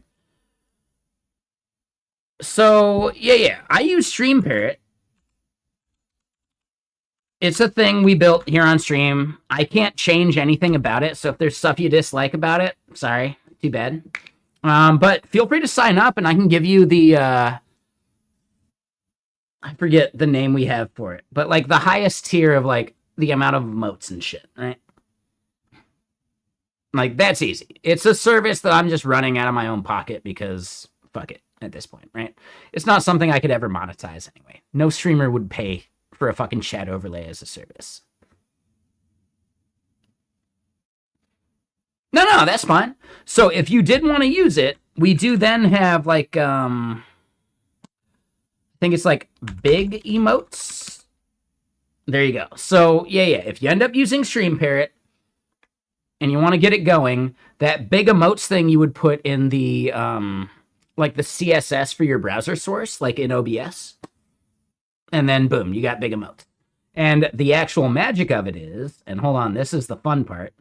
We can actually just do something like this, right? And we glue the emotes together, right? Right? Look at how seamless that is. It's fucking beautiful, man. Yeah, exactly. And that is something that is in that like big emotes, like chunk of CSS. Right? Here's another one. Hold up.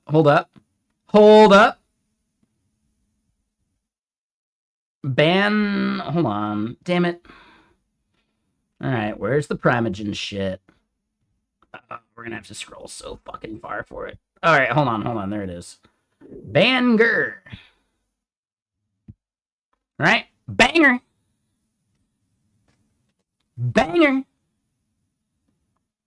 Prime mentioned, Prime mentioned, you know that I made this emote, right? That right there? Oh, hold on. No. I get it. Yeah, that's a solid big emote too.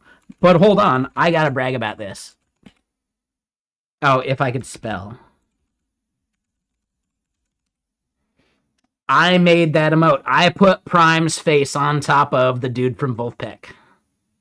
And then I motion tracked it and made his head bob. I did that. Shit.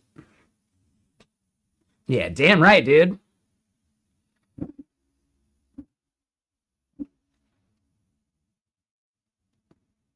I did that. I think he still uses that emote, right? I could be wrong. I think he still uses that emote, yeah. Oh, he doesn't have it as one of his official emotes. What a fucking jerk. I'm kidding. I'm kidding.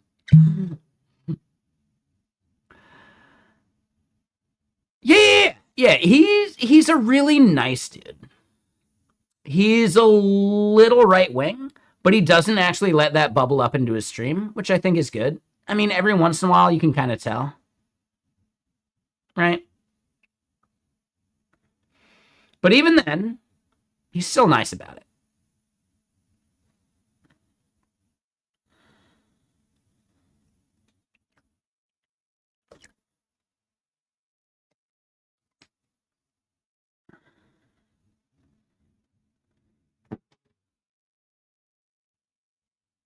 Like, even if he is a bit right wing, he's still like on the good side of right wing. Like, nah, man, put pedophiles in jail.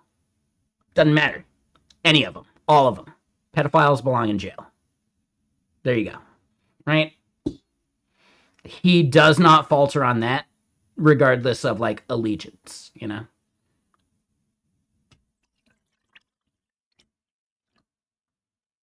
So he's at least got that.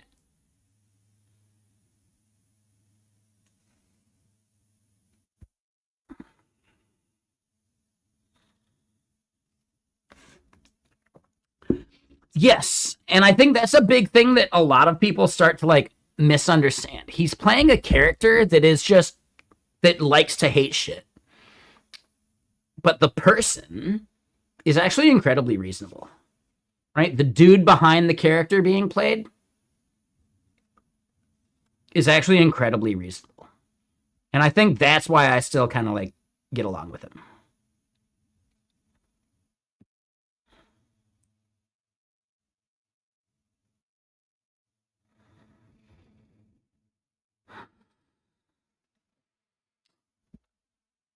Yes, right? And he's a content creator. Like, he makes money off spicy takes. That said, I have had really good, fun conversations with him about things that he just wasn't a fan of, but he's more reasonable in person. And I really like that.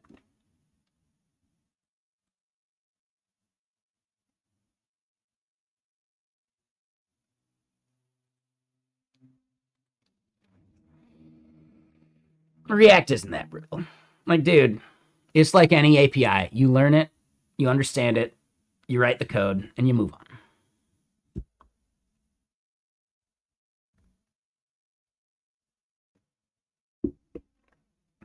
All right, so now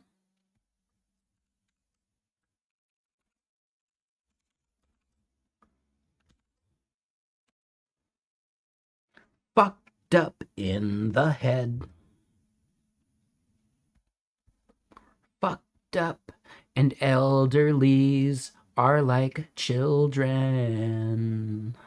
Which is why they should not be running the fucking country.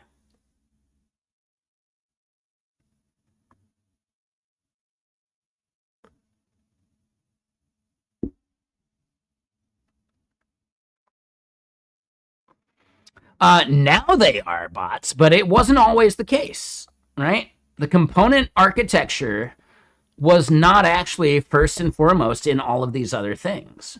And that was something Ember did before any of these other fucking frameworks. Ember envisioned the component architecture before any other fucking framework. It just sucked that Ember was super fucking slow.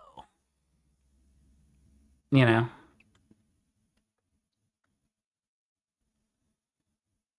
There's only a few that you really need to switch to at any given moment, man. But yeah, that's actually the big thing, right? Ember actually started this whole component architecture. If you don't remember, Angular 1.1 didn't have a component constructor at all. It only had directives. Angular 1.3 finally added components. React was built on the component idea from the ground up, but only because they were abstracting Elm, right? And Elm, I'm almost positive, still took notes from like existing good frameworks like Ember. Yeah, the history of like how these frameworks evolved is massively interesting. But also not necessary. Like, who gives a shit? Fuck it. I don't know, man.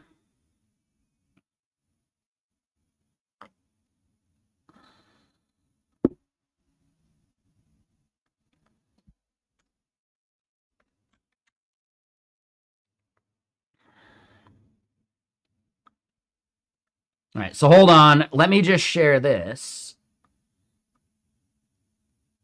Oh, absolutely. Yeah, yeah. Porno for Pyros? Are you not familiar with them?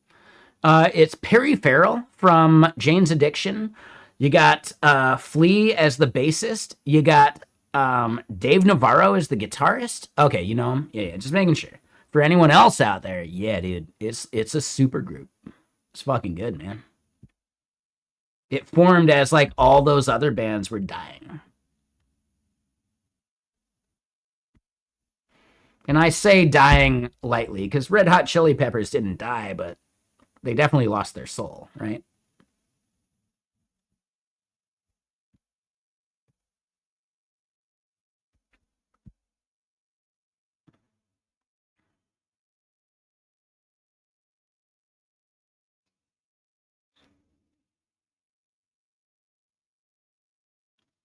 We'll allow it.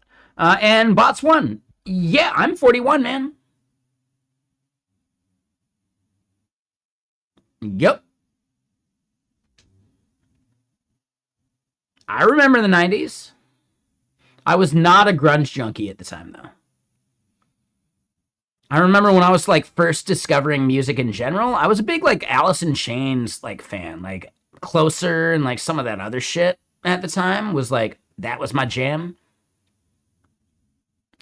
Yeah, yeah. I'm talking like before I even discovered new metal. I'm talking like, dude, Alice in Chains, Closer, and like some other like heavier shit at the time really resonated. And hold on, wait. Alice in Chains, yeah, super fucking good. But then, yeah, yeah, like new metal.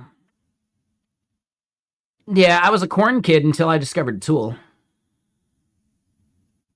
And then I realized how much Korn fucking sucks. Like, dude, ballless, soulless, just sell out motherfuckers. I liked the first two Korn albums, and I fucking hated Follow the Leader.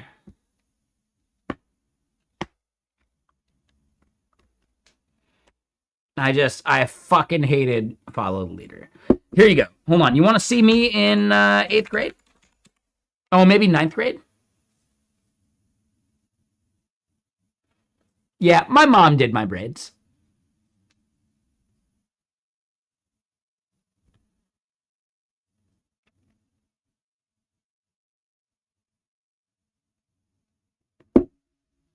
Solid. Fuck yeah, solid, man.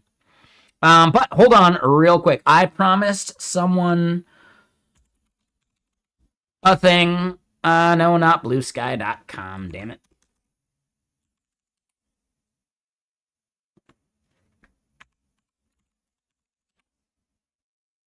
Here we go.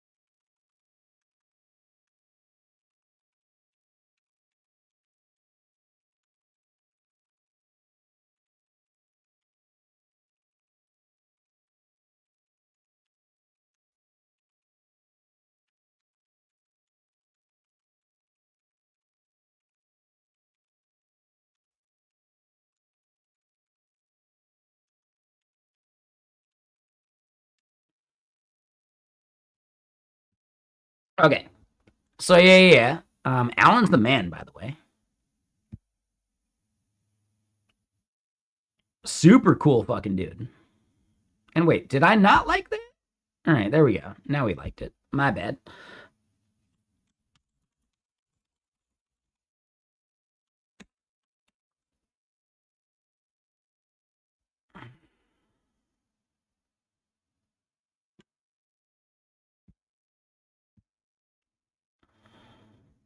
If I was new again to programming, where would I start? I don't know, man. I'm not sure. I'd just still be building shit. I got into dev because I want to build shit, which is why I'm kind of like into vibe coding stuff, man. I can just like vibe code up an idea I got. Like, oh man. Like, here's a better way to frame that. I started streaming, and within the first month or two of streaming, I knocked out like 3 or 4 of the projects and ideas that I just had that I wanted to like do a thing with, right? I got ideas, man. There's not enough time in the world for me to caveman code all this shit. And some of these things I can just like, I can prove the idea first. And then if I really like it, then I can make it good. But right? Like prove that it's actually worth the time. You know? So at the end of the day, just like find ways to keep building projects, man. I would start the exact same way I started previously. My friend needs a website, I'll build a fucking WordPress site for him. Oh, I gotta figure out how to host it. Well, let me purchase a VPS and figure that shit out. Oh, now I gotta learn about different like Linux distros and like running Linux commands because I was on Windows at the time. Well, all right. And it's just like, it's a clear path of like, well, I got shit I want to do. How do I do it? Do the same thing. You don't have to do the exact same like WordPress path, but have shit you want to do and then fucking do it. That is the simplest thing I could say. Like, just find things that you want to do and fucking do it. But yeah, like following someone's bullshit like tutorials.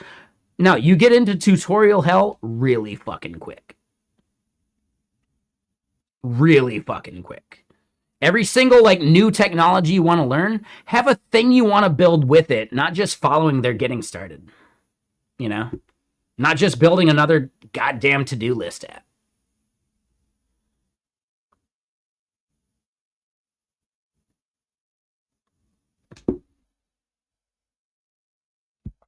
But even then, if you want to learn using to-do list apps, well, I'm not going to get in your way, man. I don't give a shit. I don't fucking care. No, I don't recommend avoiding it altogether, but just recognize when you get diminishing returns. There's only so much you'll learn from a tutorial. There's only so much you'll learn from like someone's video course. You don't need another video course. You need to start building shit. If you've done one video course, if you've done one like, hey, here's a to-do list like tutorial, you do not need those fucking like courses and tutorials anymore.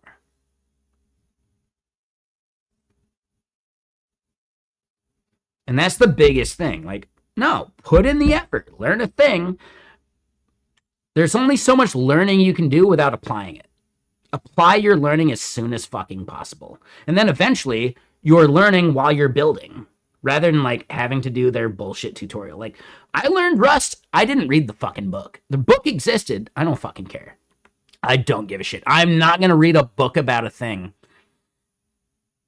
before I've even tried building with it. And I believe Prime, right? The Primogen actually did the exact same thing. Build something first with that new language. And then finally, once you understand some of the shit that you dealt with, like error-wise and otherwise, then, right? Then you can read the book and you have context in which this shit makes sense. None of the things in a book make sense until you tried to build something at scale, right? And I'm not saying like Google scale. I'm just saying like something that's more than just like a fucking hobby. Try and build a fucking product, you know? And that is a skill to build, man, right? Scope the product. Plan it out. Think about like, what is the first step, second step, third step, ad infinitum. And that's your job, actually. Writing code is only a small part of doing software dev. Breaking it down into the steps that need to be done is a major part of the fucking job. We're not fucking code monkeys, man. We're engineers.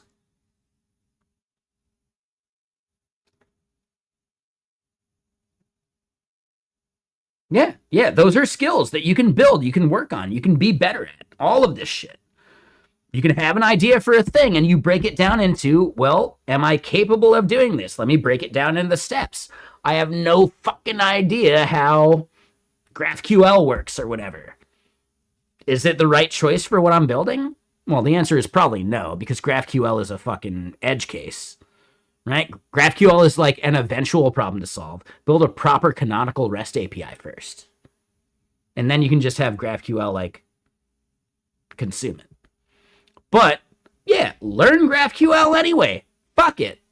But just once you've done it and tried it and recognized it, like, oh, now you know why it's not like why you don't start with GraphQL, right? But you don't know until you make mistakes. And the best way we all learn is by making mistakes. Allow yourself to make mistakes. That is maybe like the pivotal nugget of wisdom in this whole thing.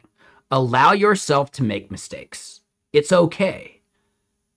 You learn more from a mistake than you do from success. And again, I'm still like, dude, I'm only the person I am because of the shit my dad told me growing up. Even after he had his cardiac arrest, his points were still valid. The only reason he knew anything is because he's fucked up enough to make the mistakes and not make those same mistakes again. You learn more from a mistake than you do from success. If you never burnt your hand on the stove, how do you know how much that sucks? You don't. You just know people told you not to do it. Eventually, you're going to burn your hand on the stove and be like, oh, that's why they were saying that. Now I get it. And that lesson will live with you forever.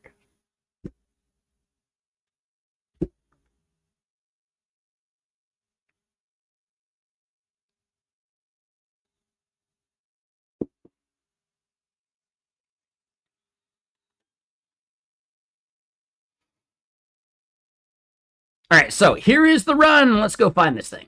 Yeah, let's go find this thing. It's like I smoke weed or something.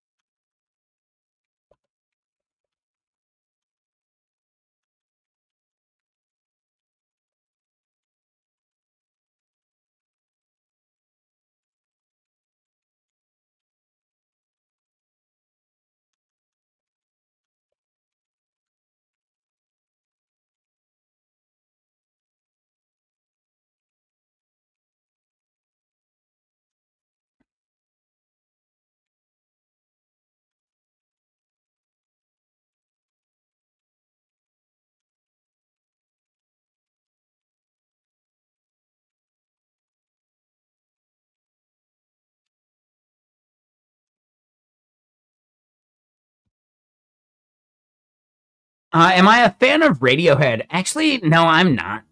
They have some really good songs, but there's not a single album of theirs I can put on and be stoked. And that's actually how I judge a band in general. They have a single fucking album I can put on and be stoked. That's actually a really high bar. So let me put it this way, like, there aren't that many bands I can do that with, and I'm still a fan of what they make. So yes, I'm a fan of some Radiohead songs, but they don't have a single album I could put on from start to finish. And actually enjoy it, you know?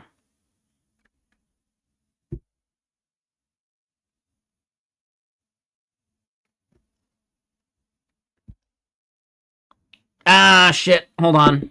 Hold on. Damn it.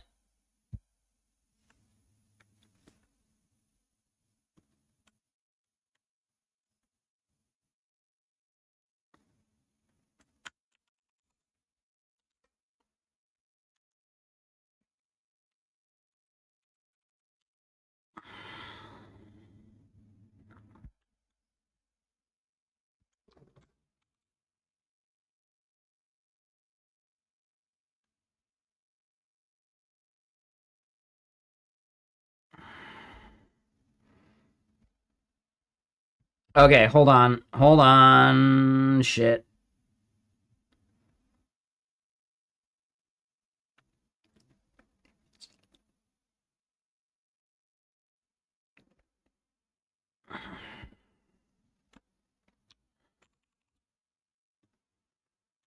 Hold on, hold on. So, sure, I'm still paying for it, so why not? Fuck it. How do I do this for an Astro site?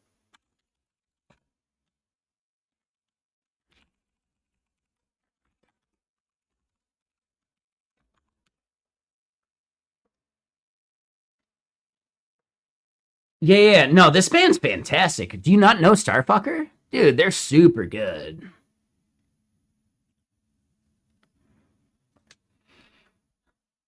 Ah. Ah. Anyone know what I'm referencing with that fucking like that that I just did? I know it's a little obscure, sure, but if you've ever watched IT Crowd, you would know the reference.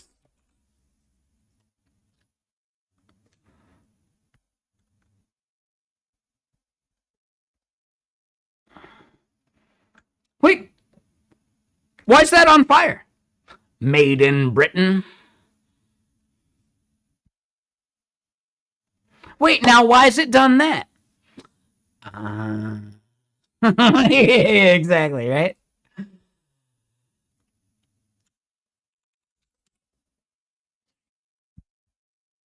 The more you watch this stream, the more you'll recognize that I'm basically just like an aggregator of movie quotes, and they just bubble up randomly. Usually, like appropriately, but yeah, yeah. I'm just like a really poorly trained LLM that is built upon only movie quotes. All right, so hold on. Did this work? Did it blend? Hey, it fucking blended. Yeah, it fucking blended.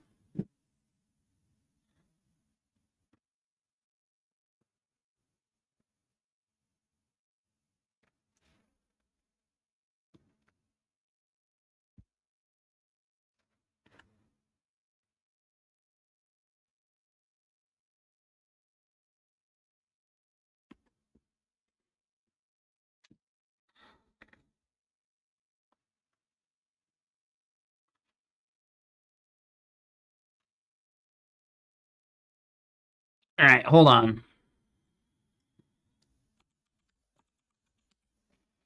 So here's the thing. I subscribed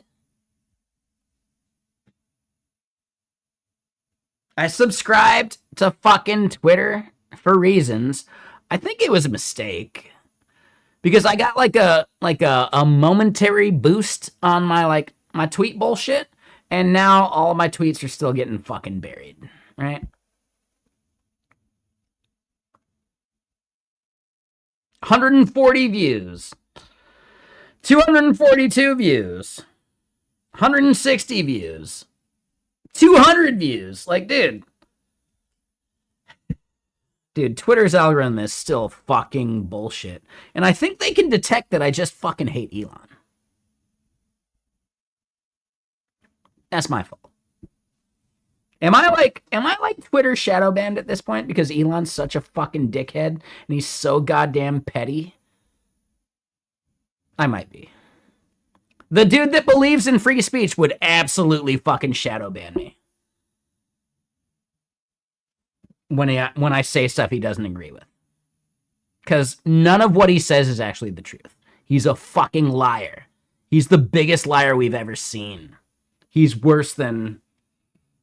You know who I'm thinking of. He's a fucking liar, dude. He will lie straight to your fucking face.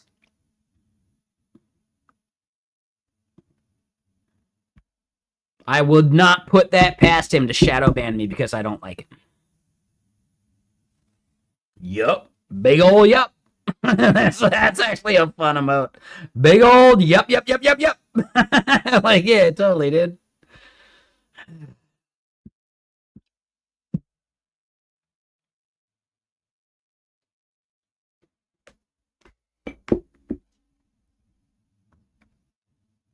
All right, but we are at the point, dude. It's food time, and I got shit to do. Oh, I got so much shit to do.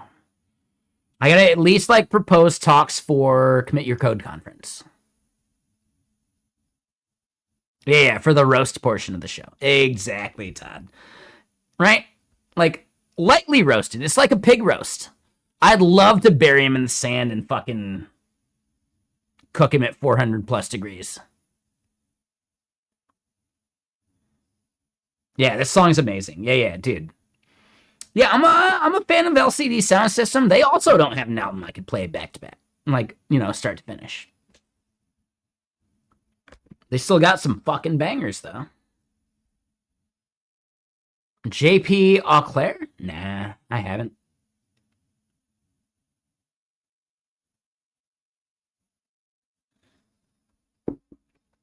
Or are you saying it's like his part in one of like a ski video or something? Right? So this is a song in like a ski video. Okay, yeah, so this was his like part song. Got it. No, I have not seen that. I basically have zero interest in watching skiing.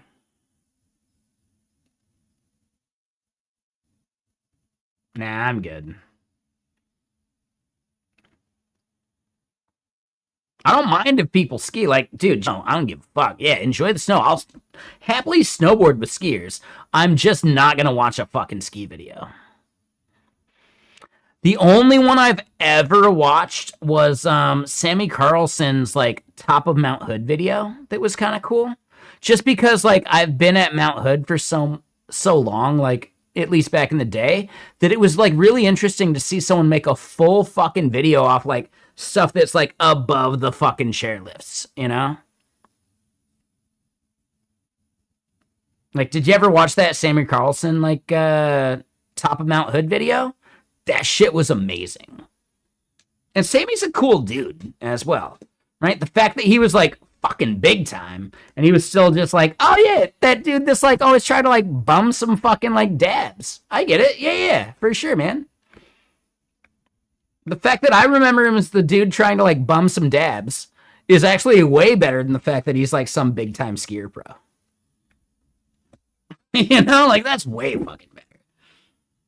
Nah, he's the dude that's like, he's a pro skier and he's still fucking broke. And he's just trying to like bum some dabs, man. Shit. But yeah, no worries, Todd. Have a good night, man. You did come back during the rant, and we are still ranting, sure. But also, I don't think I'm too far out of the loop. But yeah. Have a good night, man. We'll see you again soon. See you tomorrow, yeah?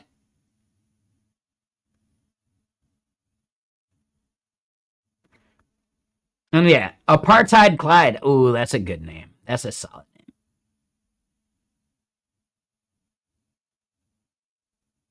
Yeah, exactly, dude. Right?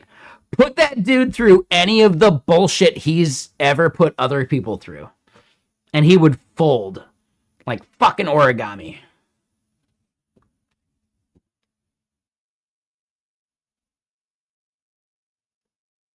But the dude doesn't have any empathy.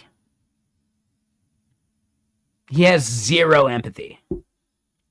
So he wouldn't learn a lesson from this. He would just know that it sucks, but he'd still put other people through it. He just knows he doesn't want to do it himself ever again. Dude has zero fucking empathy. So yeah, like whatever punishment you dole out to Elon Musk, it won't land because he has zero fucking empathy. He would not equate whatever hardship he's dealing with the hardship that he's put other people through. He would never equate that because he has zero fucking empathy. Never had it, never will. Exactly.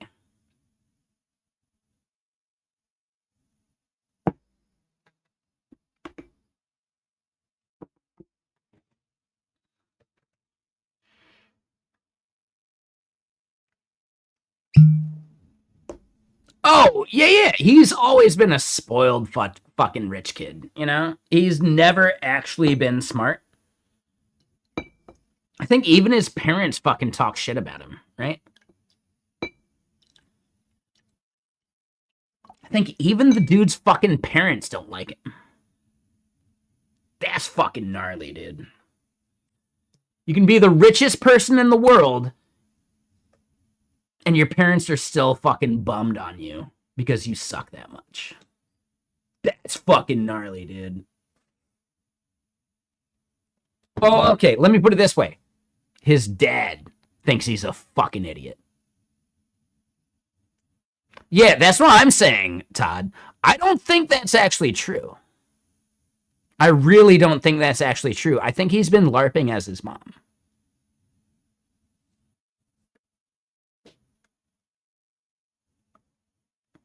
She is apartheid Bridget Nielsen. Yeah, for sure.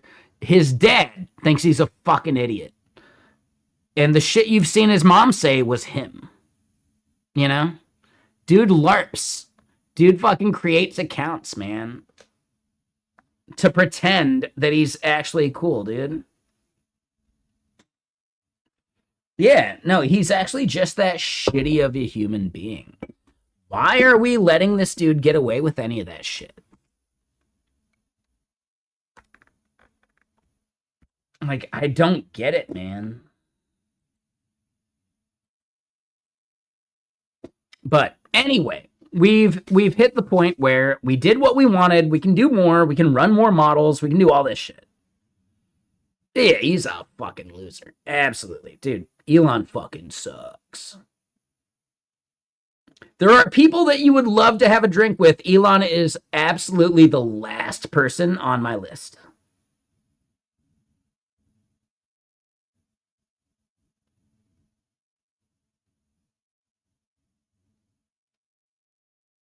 Nah, we're hanging out. Yeah, for sure. But we should go find someone to raid. It's a little bit of a late stream. I know. I get it. We're fine. We're chilling.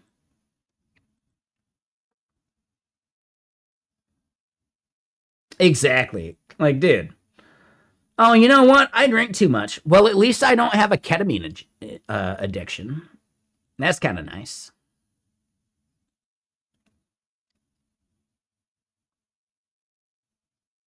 Could be worse. Oh, and hold on. Wait. I know it's Thursday. Is Keto Kibu going? Like, I know we raid him on a fairly regular basis, but you know what? Like, there's other people we could raid other nights. It's rare that Keto Kibu is going when we're ending stream. I know I went late, but fuck it, whatever. Let's go raid Keto Kibu. Yeah. No, have a good night, Todd. We'll see you tomorrow, man. Cheers.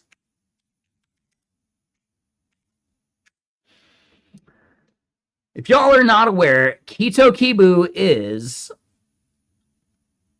our absolute like number one fucking ambassador at Get Kraken. He loves the product. He's such like a positive voice. He gives us so much good goddamn feedback that it's amazing. Like, and we don't even pay him. He just likes the product that much. And he's a cool dude. He's fun to chat with. I have a bi-weekly call with the dude because he's just that cool. So yeah, we hung out. We had a good stream. I'm going to make some Mongolian beef. I'll probably be up until at least like 1 a.m. because I got to eat that shit and then I got to like do some code shit. And then I kind of want to play some games. So I'm probably staying up a little bit later than I want tonight. Fuck it. Tomorrow's Friday. And let me point it out. When I don't sleep that well, I crave the whiskey. And that's a separate thing. So tomorrow might be a whiskey day. You're gonna play some Apex? Ooh, brutal. Gross. Ugh. Anyway, no, it's fine. I bet it's fun. I haven't played it in ages. It's been a long time. But let's go raid Keto Kibu, and people on Twitter and YouTube. Thank you all for hanging out. We'll see y'all again soon. Have a good night.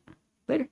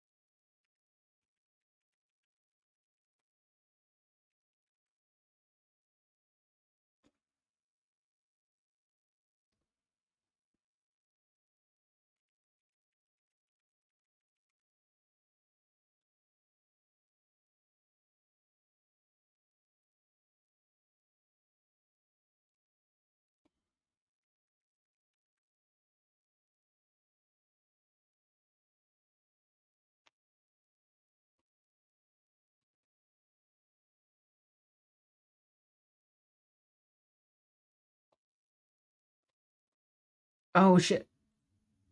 All right. There we go.